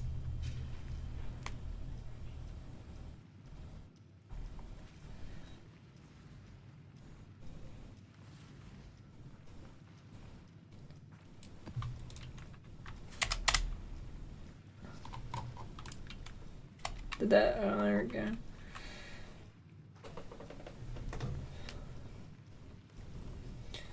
Annoyance shorter Blight? Well, that wouldn't have helped there.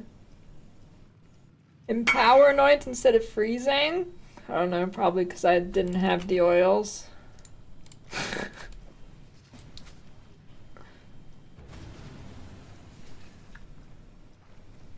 Oh yeah, I guess that would have helped. If it makes them spawn faster, I guess. What is the freeze annoyance?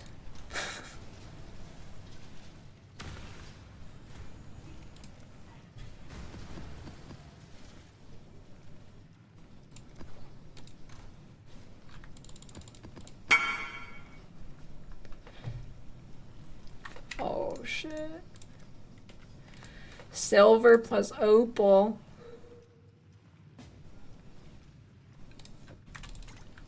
Three opals is a silver, right?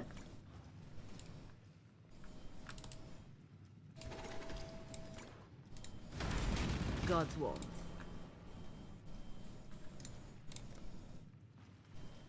I have I have Meteor Tower. Hey, thanks. Hmm? Hello. Holy shit, my rings are shit.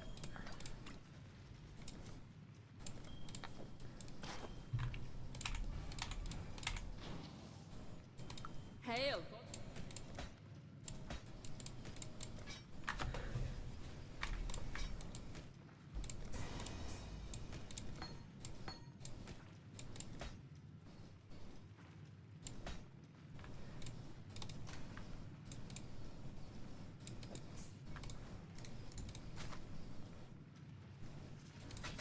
I don't know if I've ever read those gloves. Mirror Jewel, yeah, look at that thing. Reduced ignite duration. Yeah, it's Porter Pack.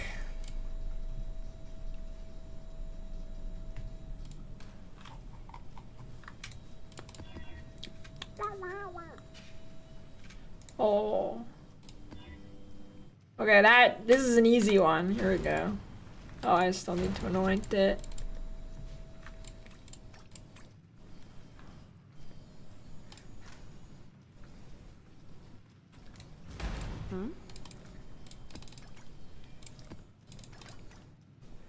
I don't know, you think I should do the faster one over the reduced movement speed? Which one is that? No, it doesn't need to be corrupted. I don't think. I don't know. Yeah, I'm ready for some tier 2 hell pads.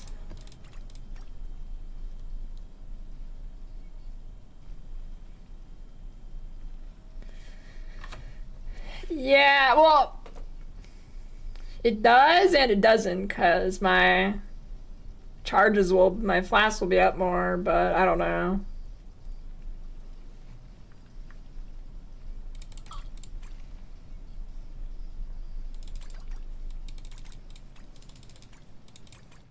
I think I just do this slower.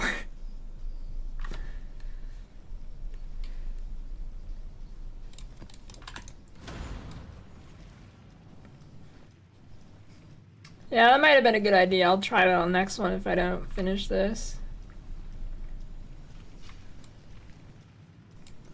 A carry? Maybe if I don't finish this one.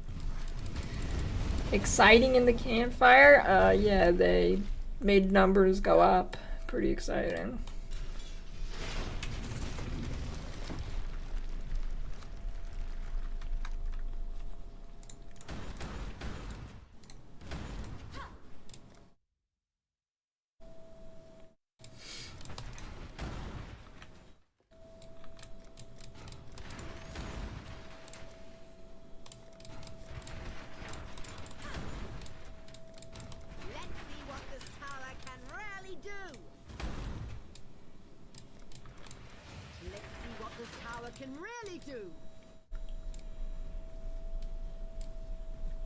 Tower that glows for clump with Chlorine Meteor Tower and green stun ice level 3. New roots. I'm pretty sure upgrading stuns and the ice ones doesn't do anything. Okay, the stun I know, but I don't know about, well, maybe the freeze does, I don't know.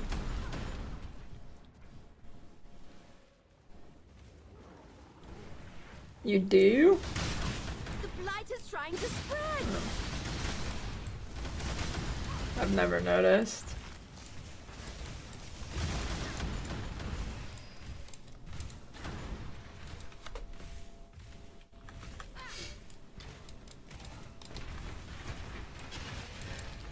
Ow.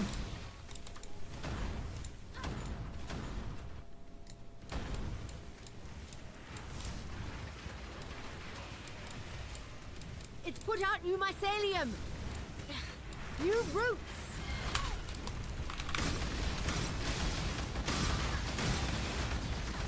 It's branching, exile.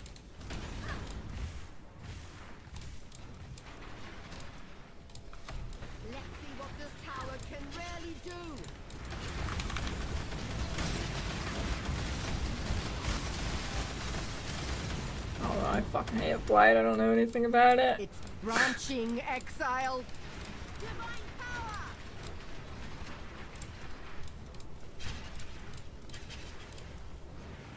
Does upgrading the green to 3 change it too?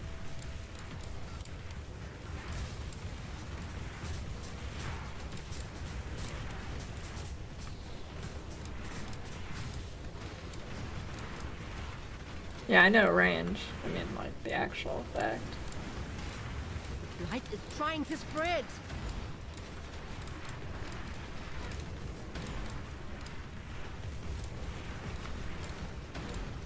It's put out new mycelium. New roots.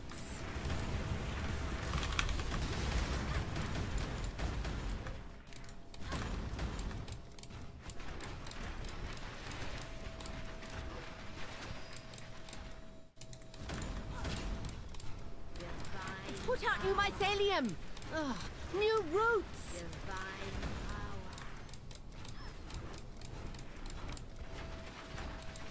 The blight is trying to spread!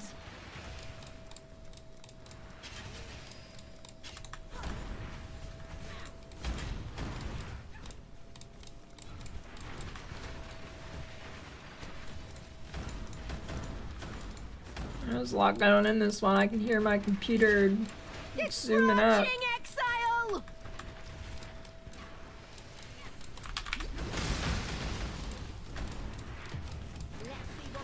It's branching exile!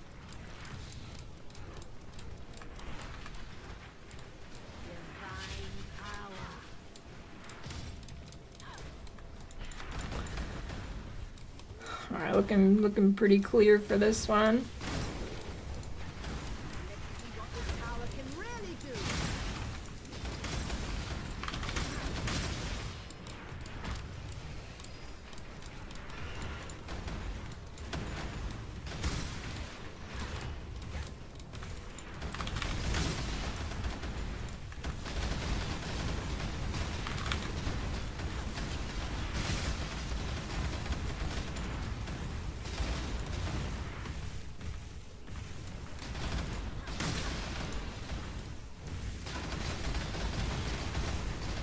The damage is huge. Why is it? Oh.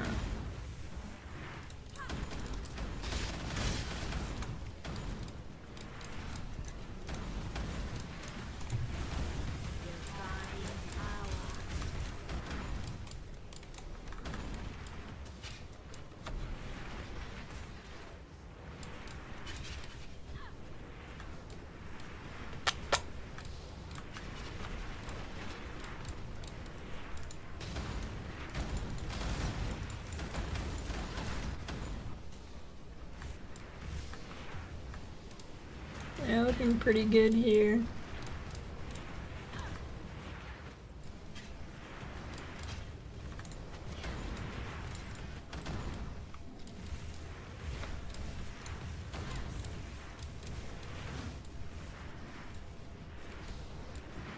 This is Frostblink build.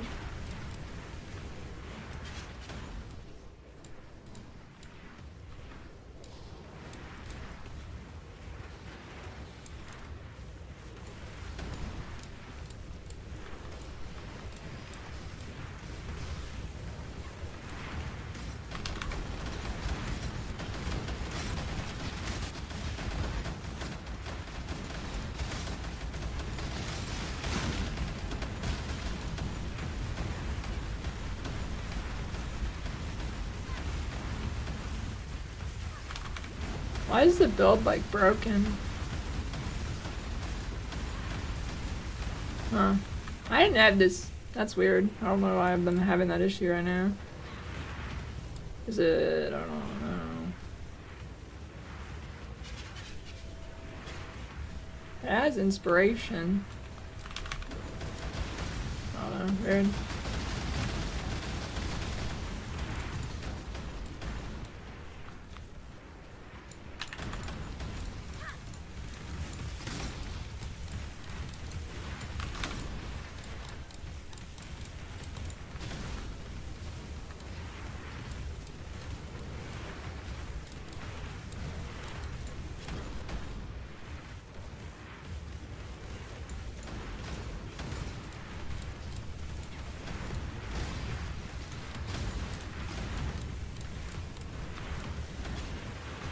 Girthquake. Dude, I want to play Bleed Earthquake.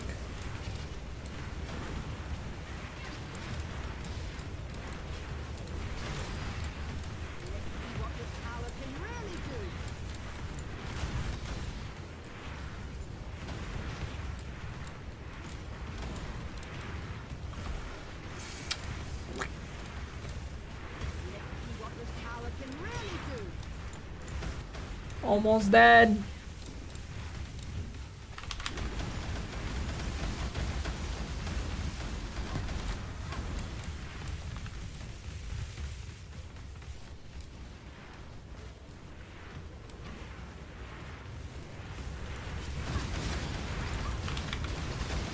Any angry left click skill users?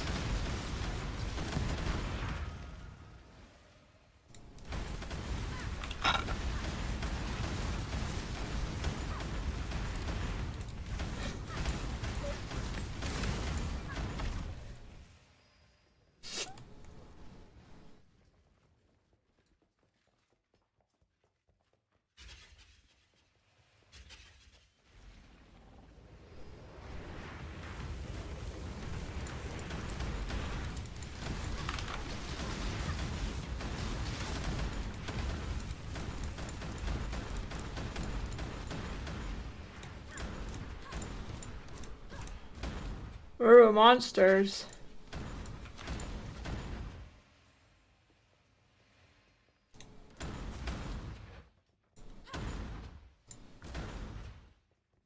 I'm getting scammed here.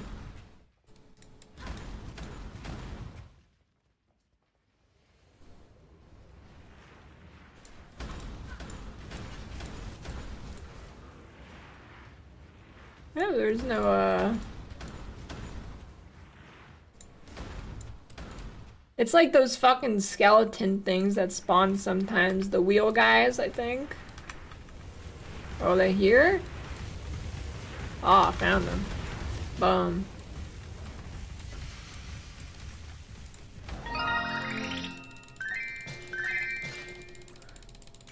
Think I'll get a mirror from one of these.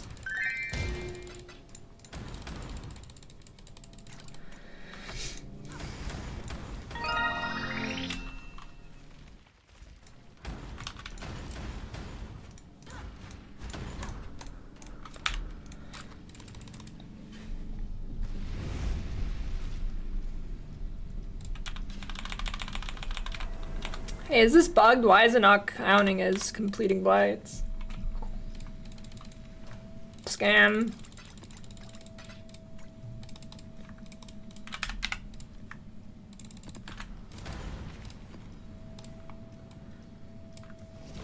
Wildwood blighted maps. That shit ain't clearing.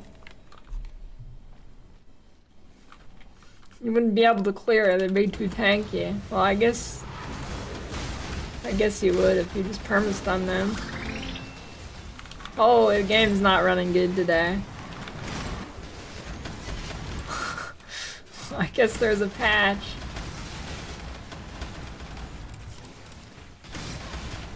Did Jung get drunk and throw up everywhere?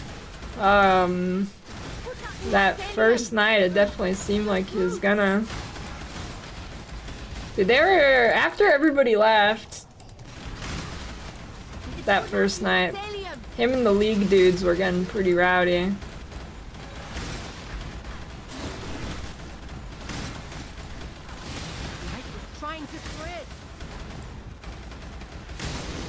Hey, you remember that lady asking you about sports or something?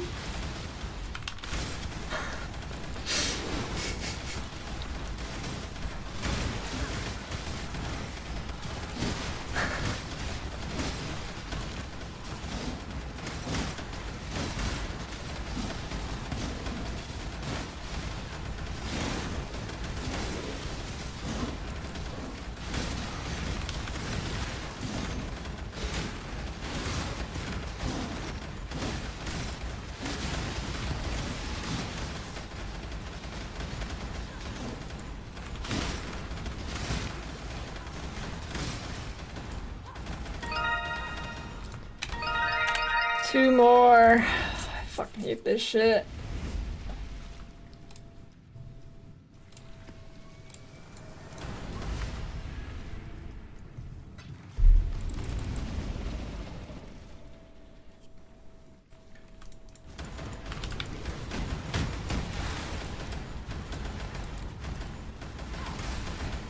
Yeah, there's just goats walking around.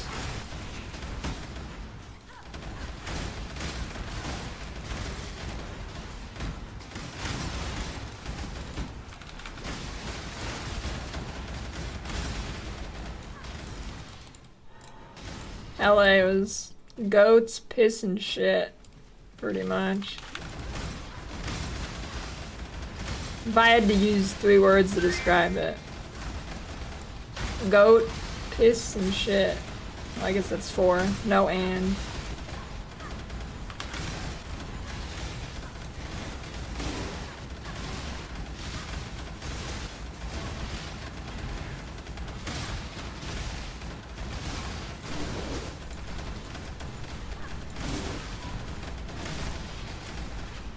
Yeah, it smelled. You could not walk anywhere. It smelled like piss and shit everywhere.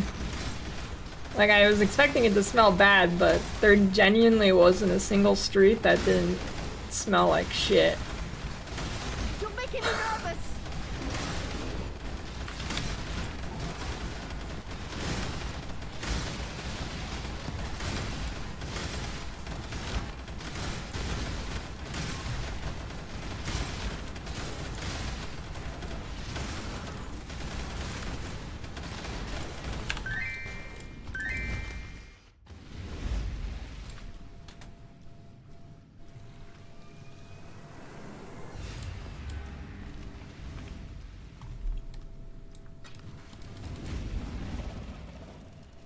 Agatha. Yeah, I don't know. LA was weird. It wasn't really... I don't know what I expected. Well, I expected it to smell like piss and shit, but not like that.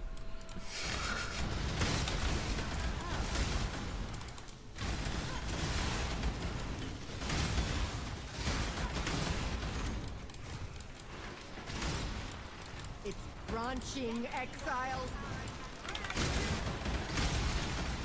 Well, I didn't have to drive. They had drivers for us.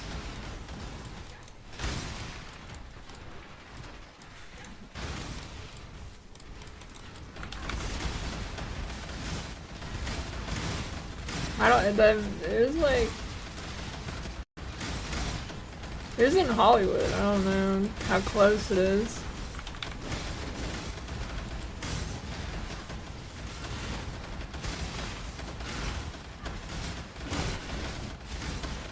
This is peak gameplay.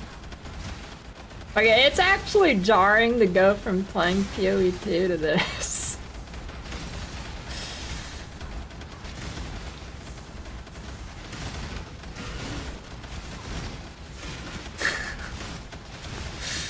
Going from PoE 2 to this is something.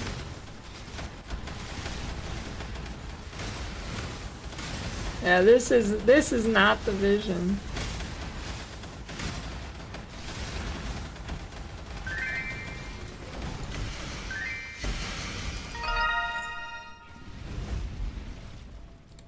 I have a YouTube video on the build if you want to watch that.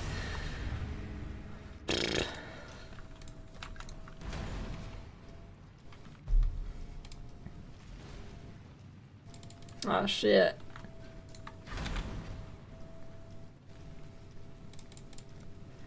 Ambush. God, I need to get a map with monstrous treasure, I guess. Unless you can get it without that, but probably not. Anybody a monstrous treasure craft?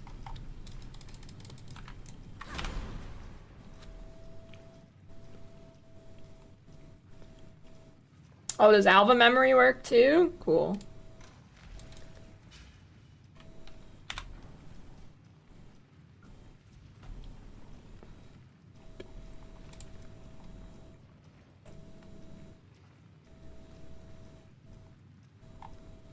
I need a bunch of memories. I need memories and expedition shit.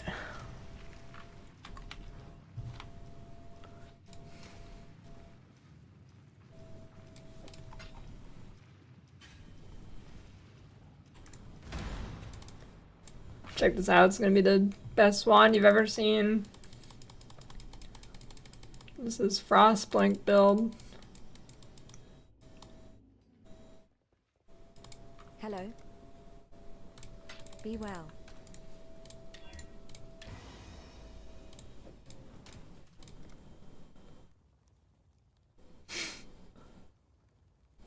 Oh, maybe there's some stuff I can steal in the guild stash.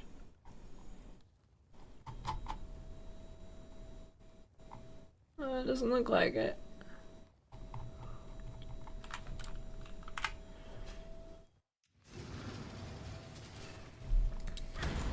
I don't know.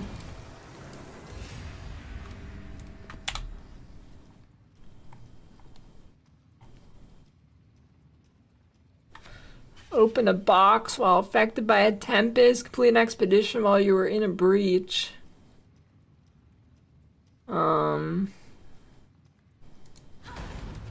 Dude, I stupid things.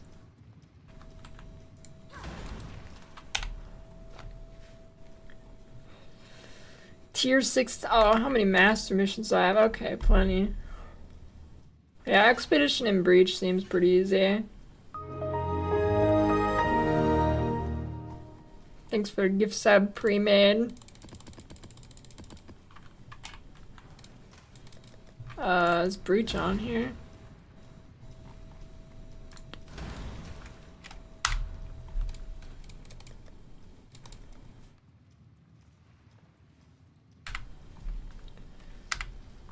It's the best campfire I've ever seen.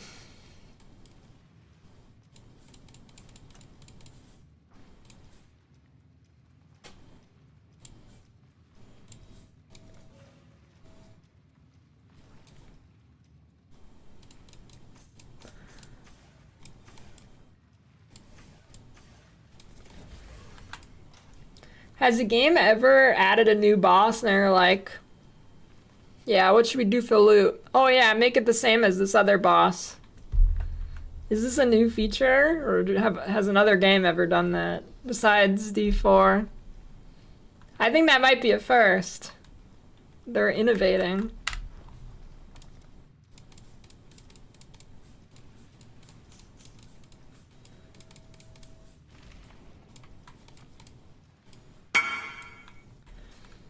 Yeah, I want random challenge shit.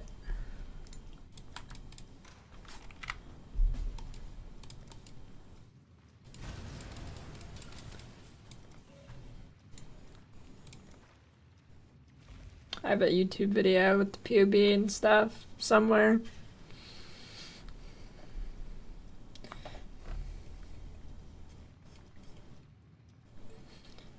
Does anybody know what actual day the league ends?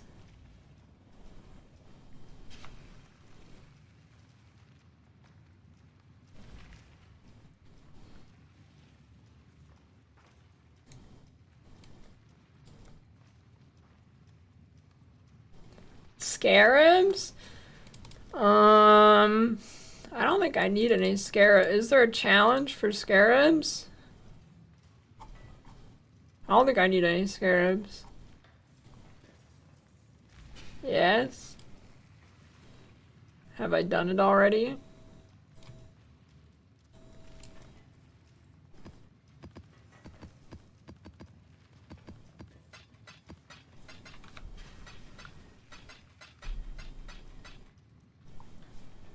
If it was just using a number of them, I've definitely done it.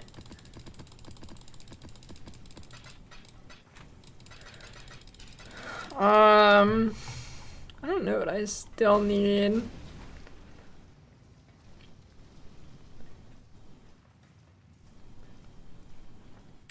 The vendor recipe for an inscribed ultimatum, I guess. Whatever that means.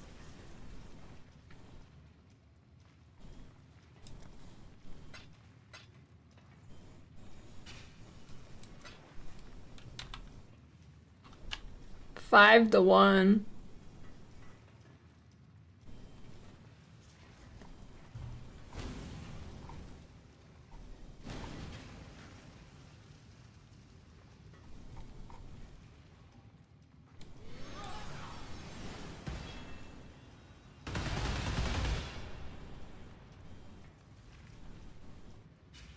Wait, how did I not finish that one? I did not play much of this league. Holy.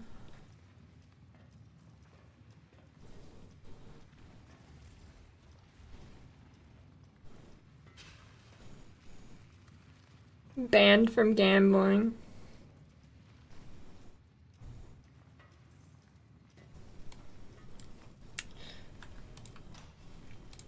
Watch this.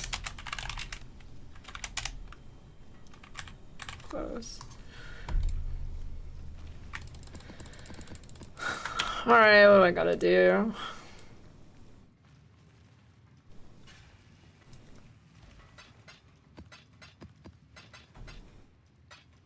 Boss completions? Yeah, I suppose. I'm probably not gonna be able to do it on this build. Actually, I think I got pretty... Wait, I swear I did one of them on this build. I guess it didn't count.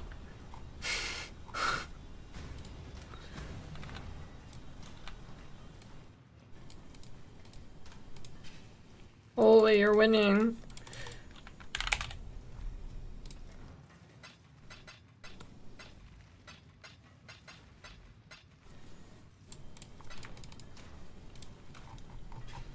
Yeah, XArc's not possible.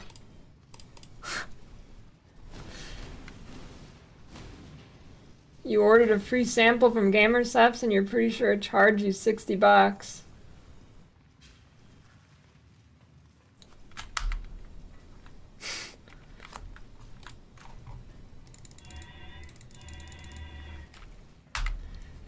Tekken Rumble. I think I'd get owned. I'm pretty bad. Although I did improve a lot from first day.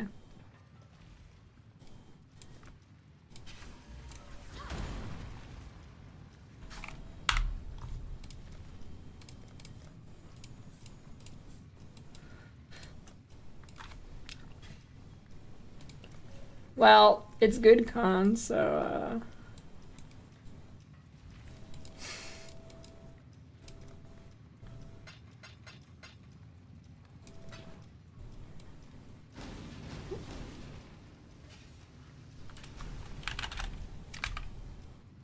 Did he call this funk music? This doesn't sound like funk.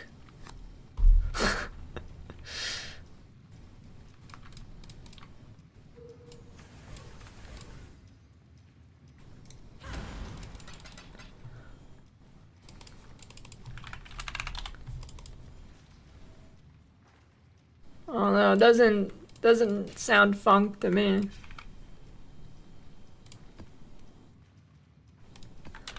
Alright. What is this? Expedition in Breach? Complete an expedition while you're in a breach.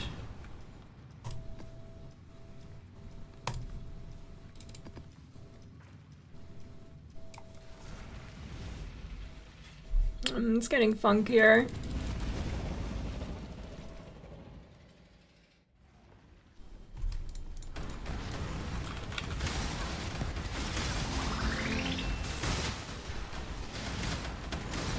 You there, local, come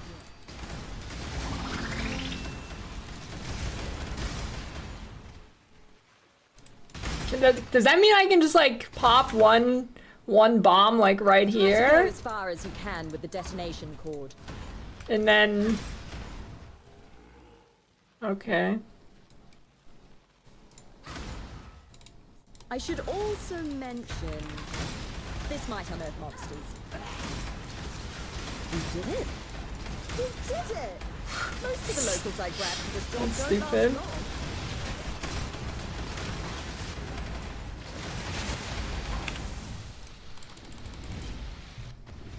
Dude, In and Out sucks.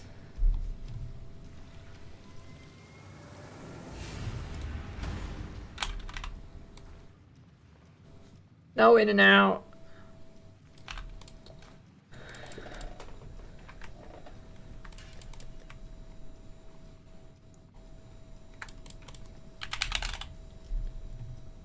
Nope, it's not.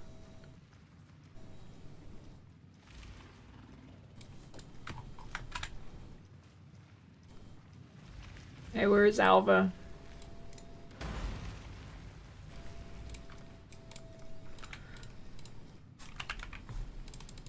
What?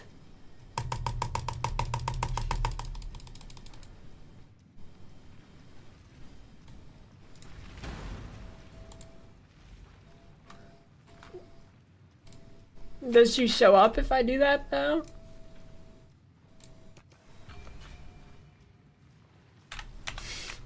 She should.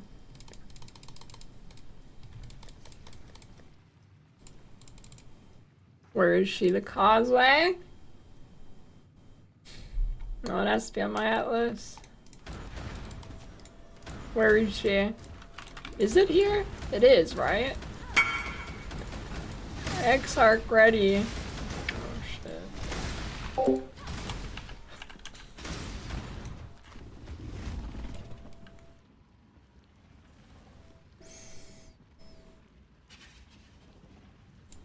Thanks, I Does she show up now?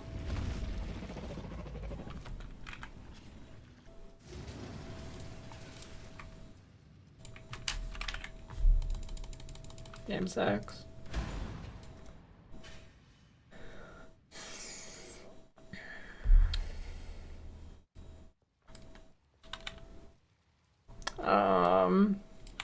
Are you ready?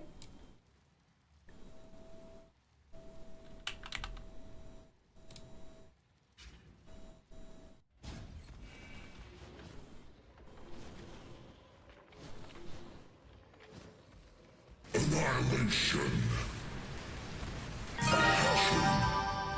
Huge. Thanks. Do you have the other boss invites, or do you want them?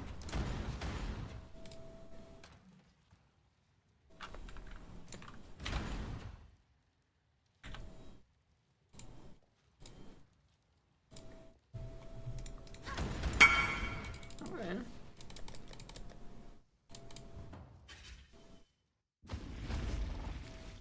This is my filter sound. Greeting. Hello. Let's go.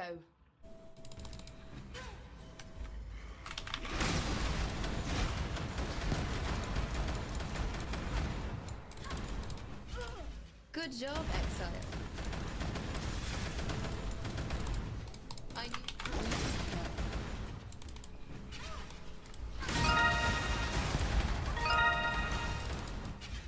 Good job. Ah, it's time.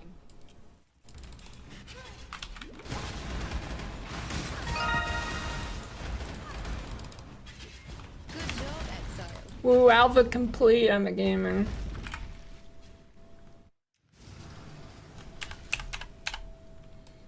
D4 is definitely saved.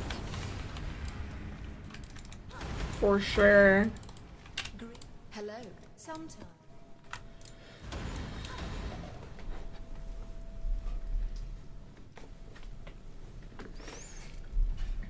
My favorite part of the campfire chat is when they called Hollow Knight an ARPG.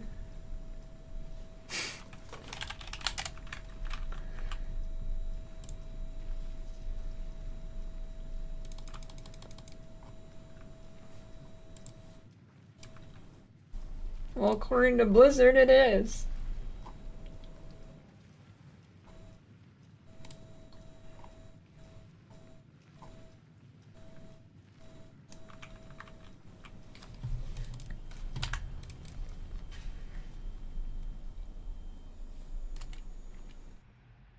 Does that mean it's ready? Where did you die?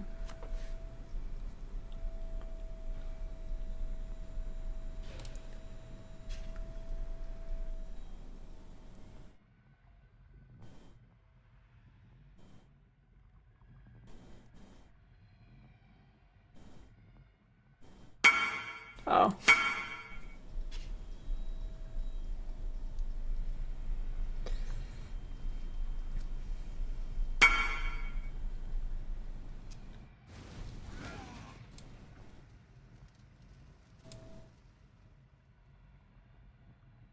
I don't know, Jung, did the travel agency reach out to you directly? Because I was just going to send it to their Twitter account. So that's where they contacted me.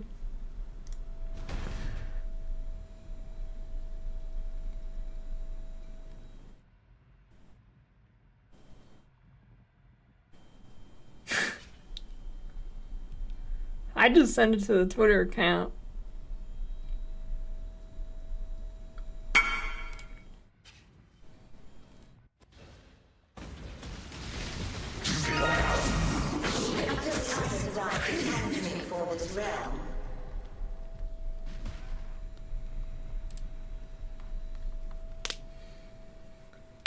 But what if people like submit their entire recording of the gameplay? Like, how are they gonna go through all this shit?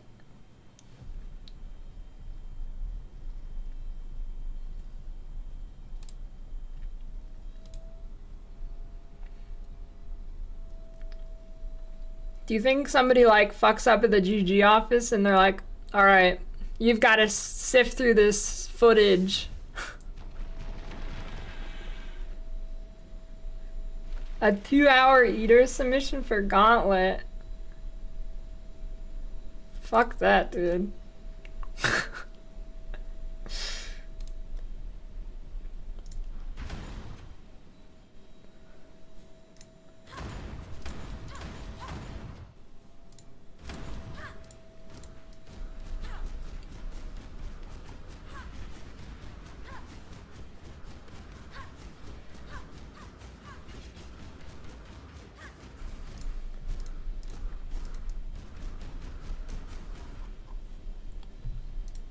Hey, thanks, Nightbot and Stream Elements.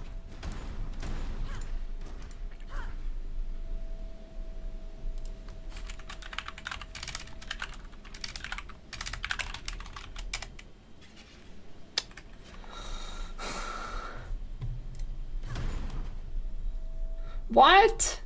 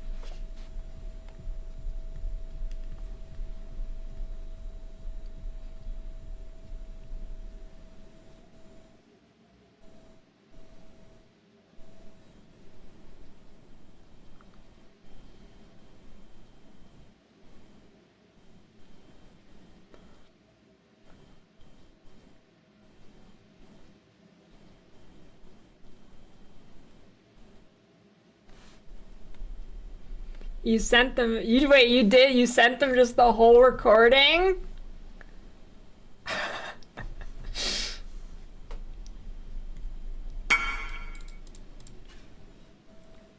It's only half of what you did. Wait, why? Dude, I didn't mess with any of the recording settings. Is my quality gonna be dog shit? Because mine wasn't anywhere near that large. Whoa, what the fuck? Am I alive? Oh, shit. Oh, God. Why'd you do it that way?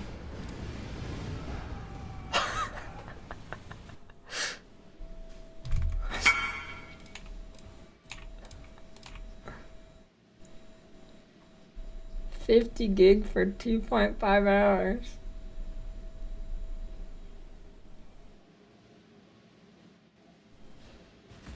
What? Wait, did he die? Should I not have clicked res? If I'm dead, do I still get the challenge completion? Wait. I don't know how this shit works. I've never done this before.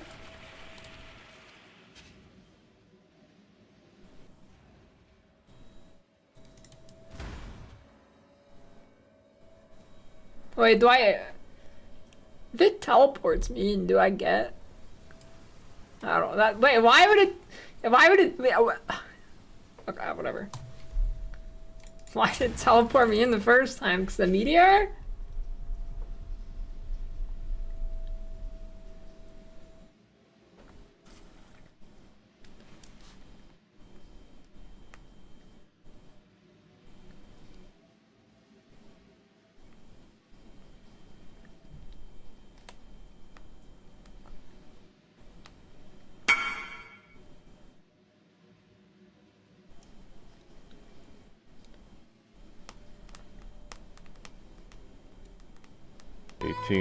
Fully clothed cowboys in the showers at Ram Ranch.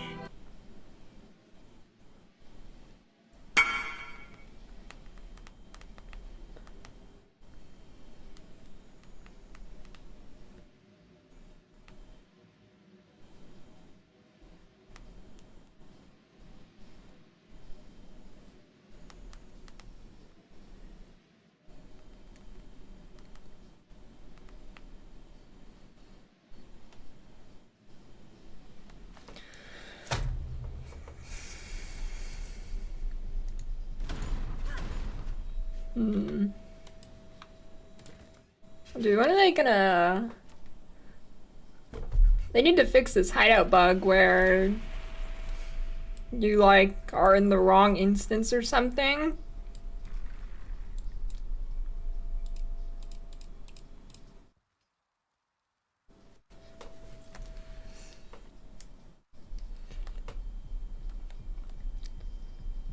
Dude, remember the bug where if someone stayed in your hideout and you like did a map, it would swap their region to theirs or something, so your hideout would get like stuck in Australia?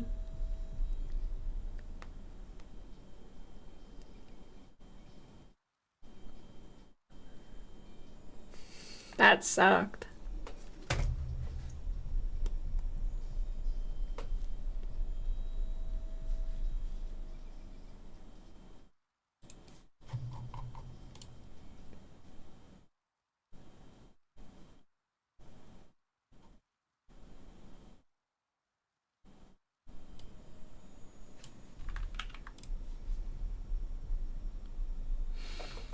What filter?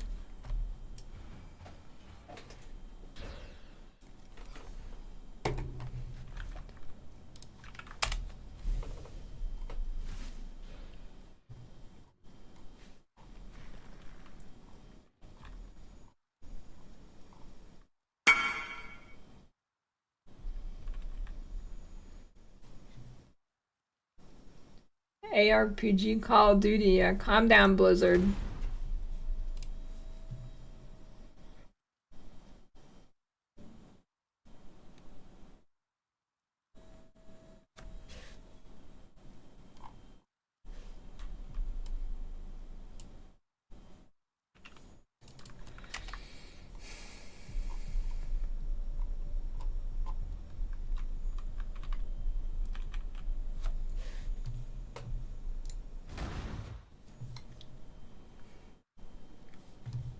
I should have clipped when they called Hollow Knight an ARPG.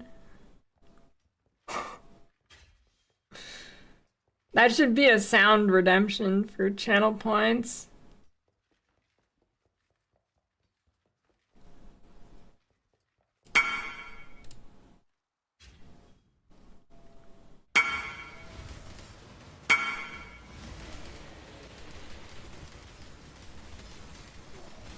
Oh.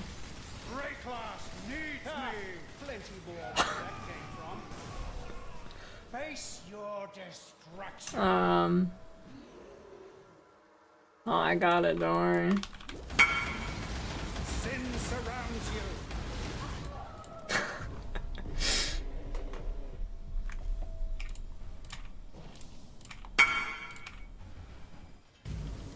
I shouldn't have revived. Wait, committed suicide. Oh, that's right. Dude, I can't, it's stupid. It shouldn't work like that.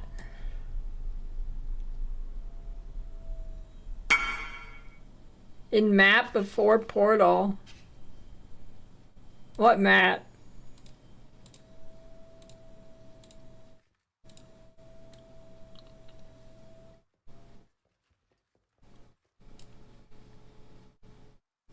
Yeah, but the portal's in the boss room.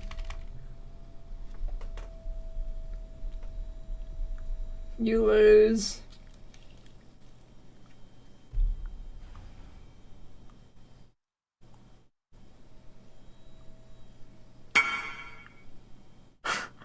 Okay.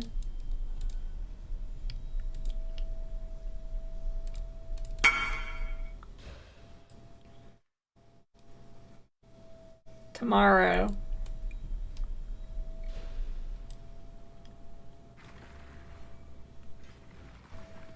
Wait, it's at 1 p.m.? Is it usually that late?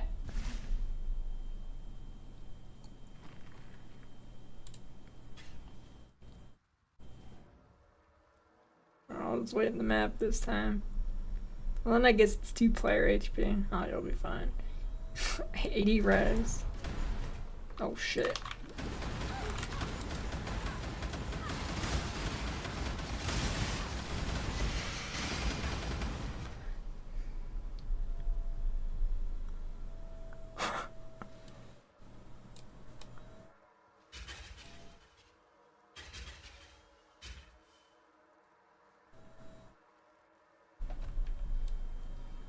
What filter?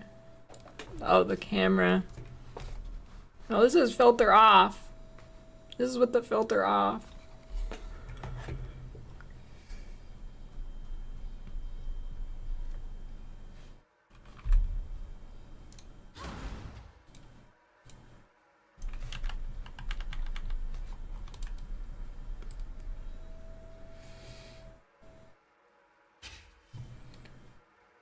Besides vanilla sword, besides magic sword for vanilla fuel experience. I don't know, if you don't like the potions, I guess you can do the perma potion one. I don't know if there's anything else you should really use. I don't know, you don't use mods. Hey, when is that new Terraria update?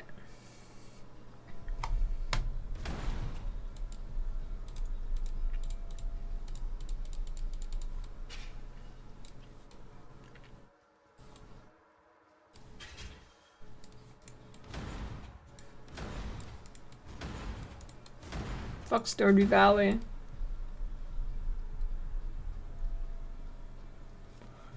Return of the flow chart for 324?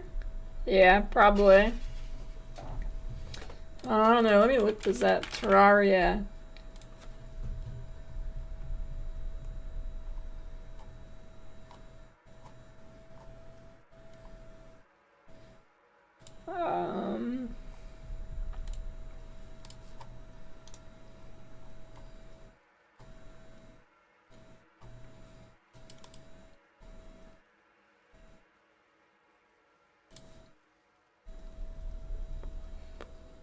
I mean, fuck Terraria.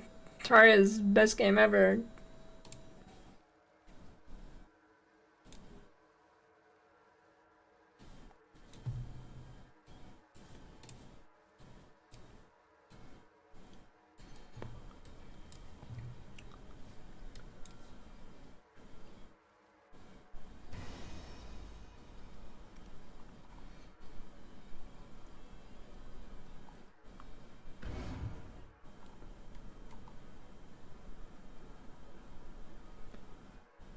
The giggle gun.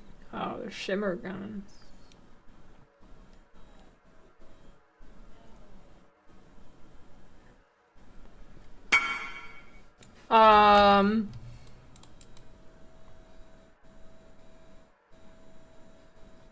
Where is it?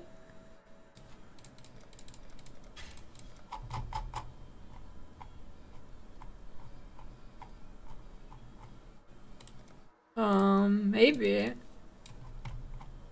Oh, you only need 4 of them? Yeah, I got it. Hey, that should have been 7. Hey, thanks.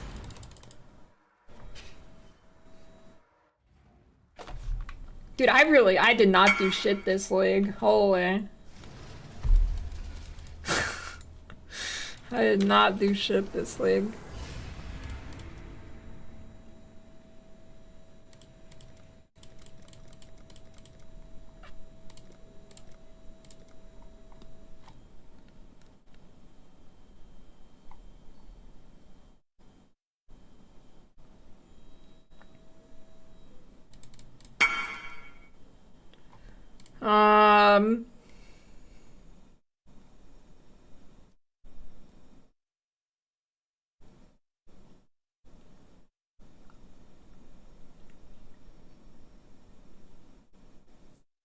I need Flawless Breachstone. Infused. I don't know how hard those. I probably die on those. I don't know. Spilled shit.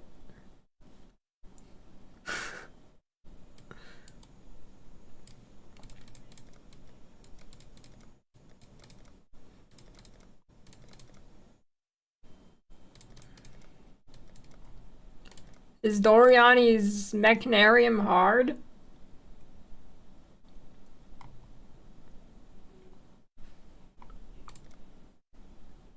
No. I don't remember what that map is.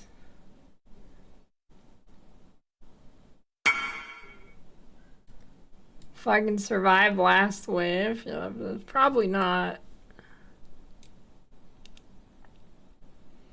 I think Breachstone, Beachhead. I mean, do I have to survive the last wave? Can you not just call me in, like, at the end or something?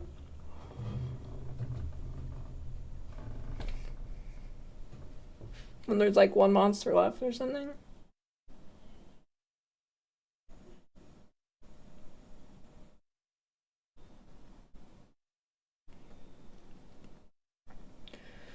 I don't know.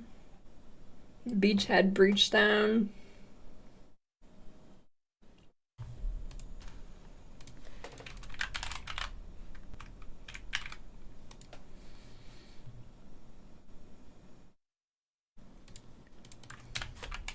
Flawless Breachstone.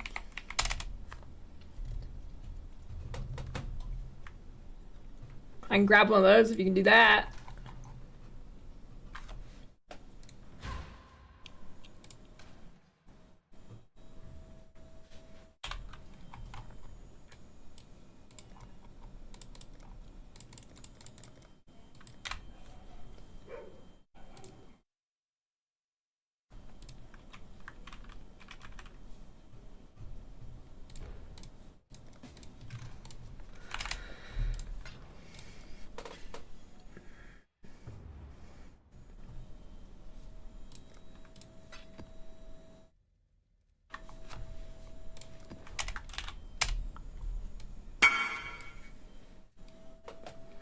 I don't know.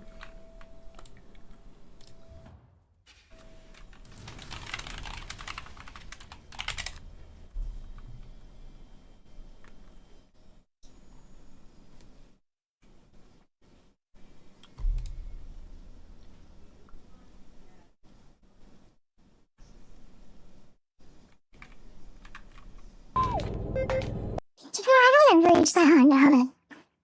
I just need something to do it. So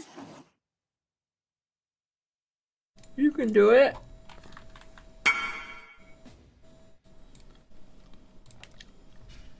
Yeah, it should be fine.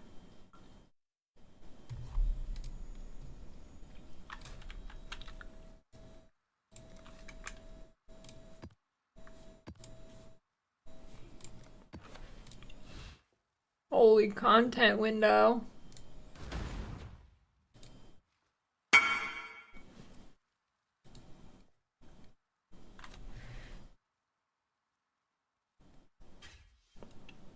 Dude, it's so stupid how if you die, you can still get the challenge reward and shit. That's the trail.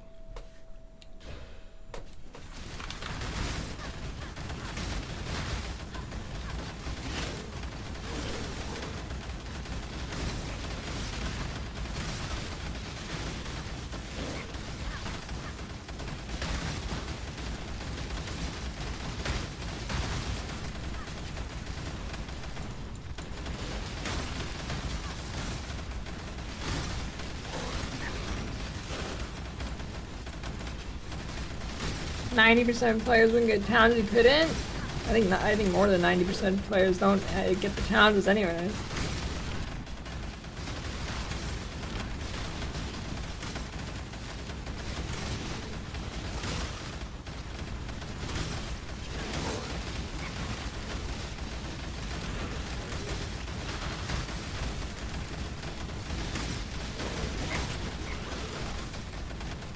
Oh, well, good. I'm an elitist.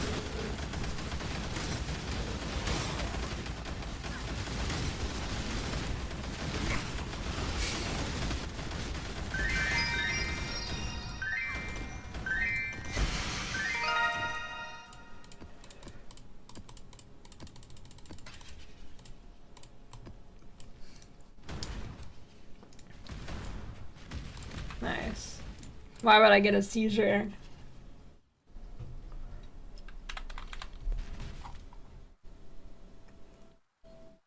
Alright.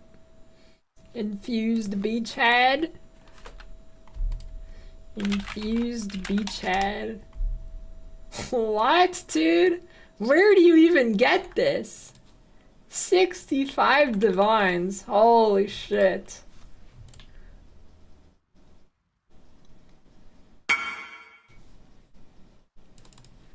For challenge.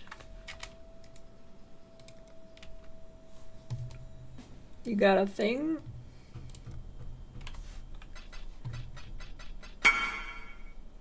I have plenty of divines. Oh, Sexton challenge.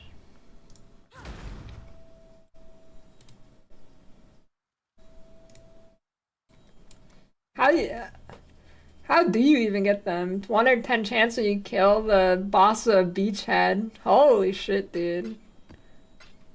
That's some big money.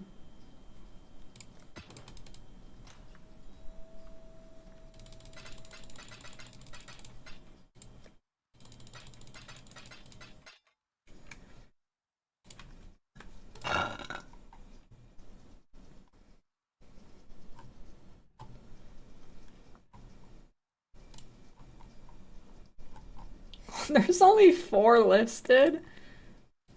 The fuck?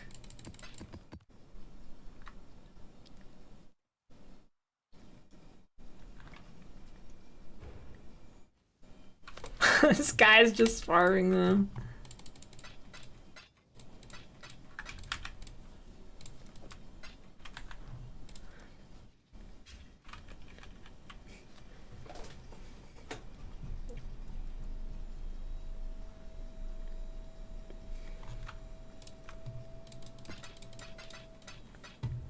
That's pretty crazy.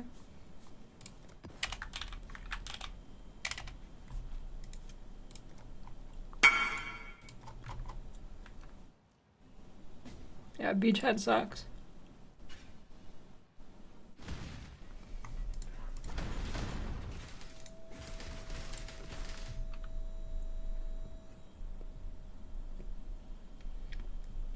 What do you mean? It already happened. The campfire chat was earlier.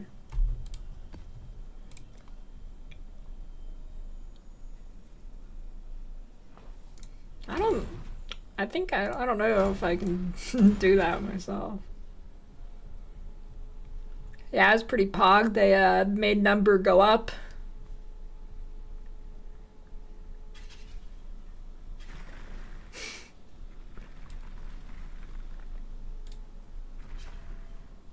Number go up.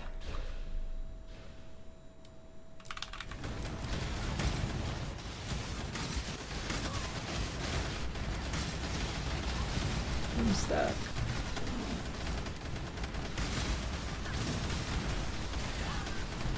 I don't know. I probably didn't need to carry for this, but who knows?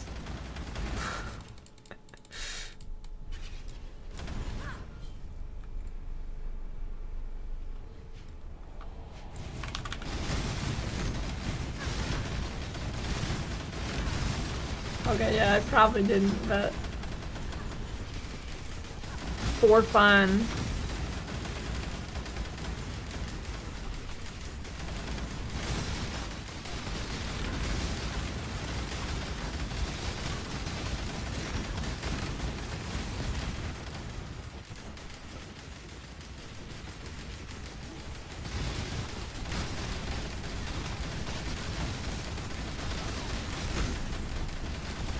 Bitrate's gaming.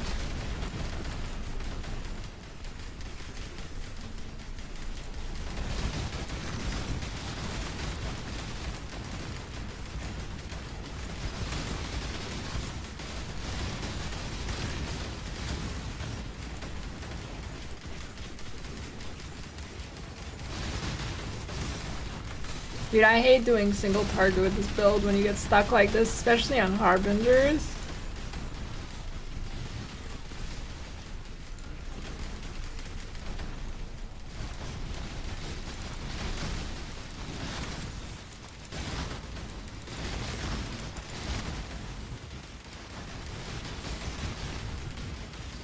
Wait, party kills count to my kills?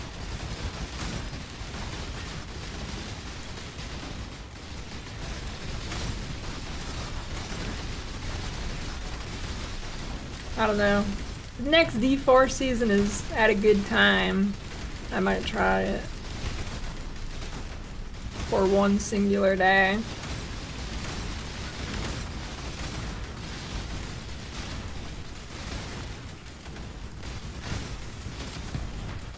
Maybe. Not guaranteed.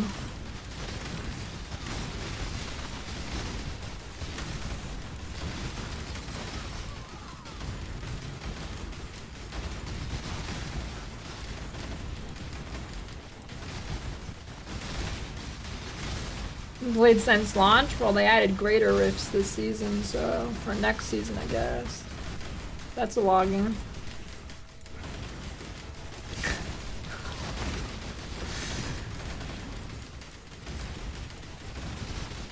Map's expensive because challenge for it.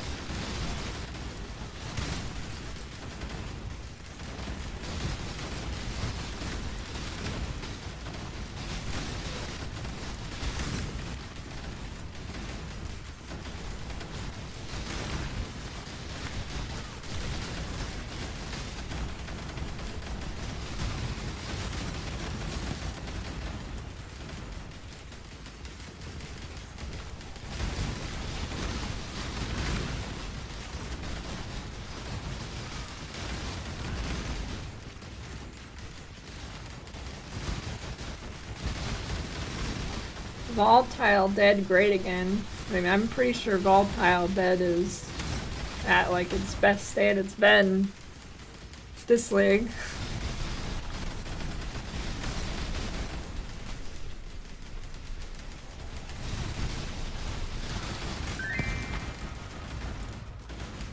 Large. Deregulation scroll.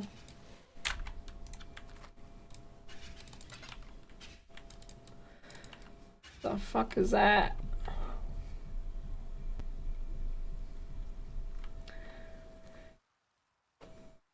My league starting this? Yeah, for sure.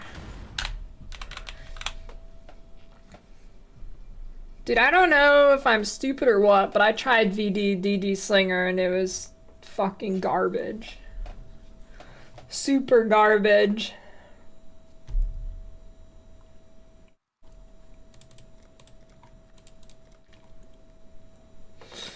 Alright, well. I think that's enough for today. I'll finish it tomorrow before the announcement. You want me to open your key?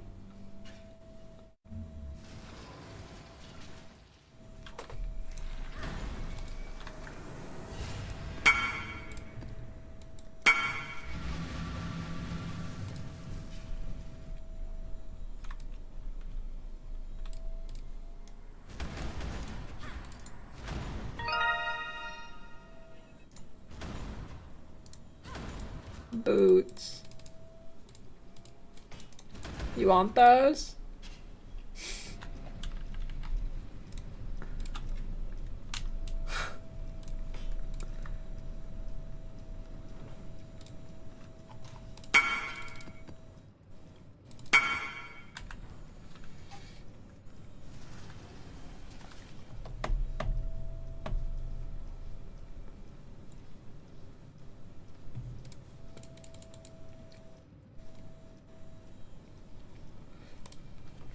Man, I gotta sit through like 4 hours of PoE2 footage and figure out where I did something interesting. God.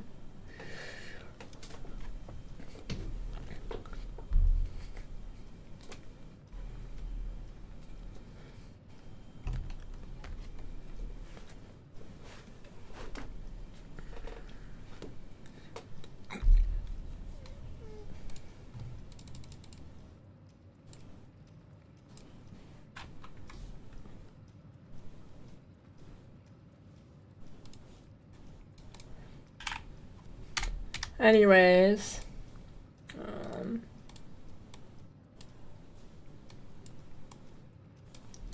it's time. A Cuglor for that. I think sending it to him would be breaking NDA. Unless I got him to sign it too.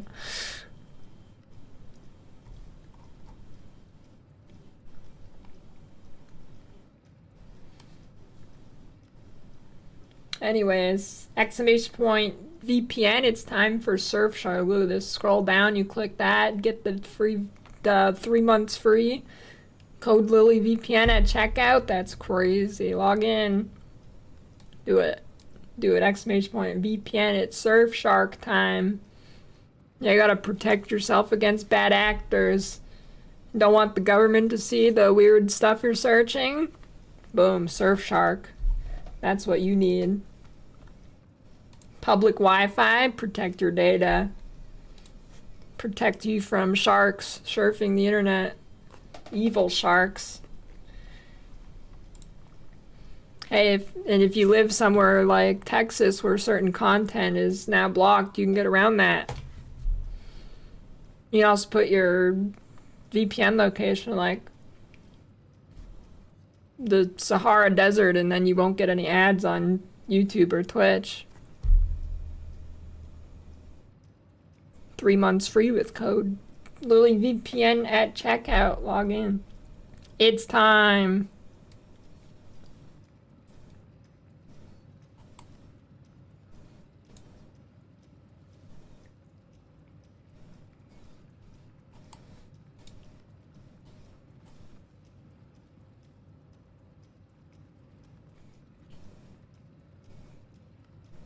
I mean, it doesn't work on YouTube.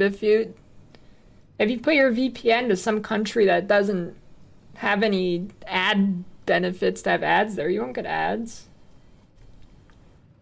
Set your shit to like fucking the Sahara Desert. Nobody pays for ads there. Yeah, or some Eastern European country.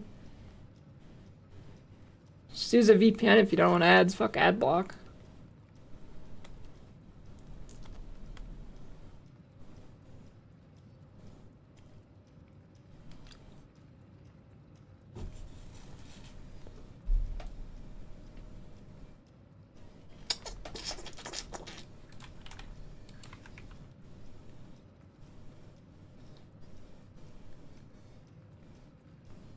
Doesn't work anymore. Maybe in Moldova they just started having ads.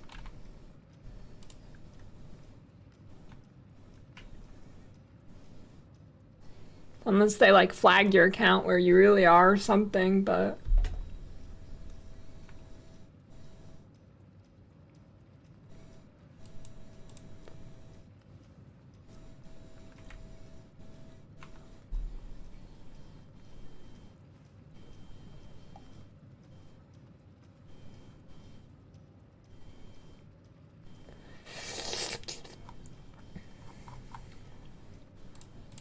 all right.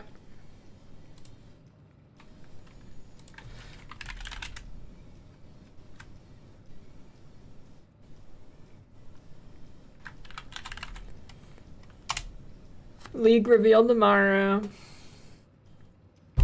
See you then. Or I'll be on probably earlier, but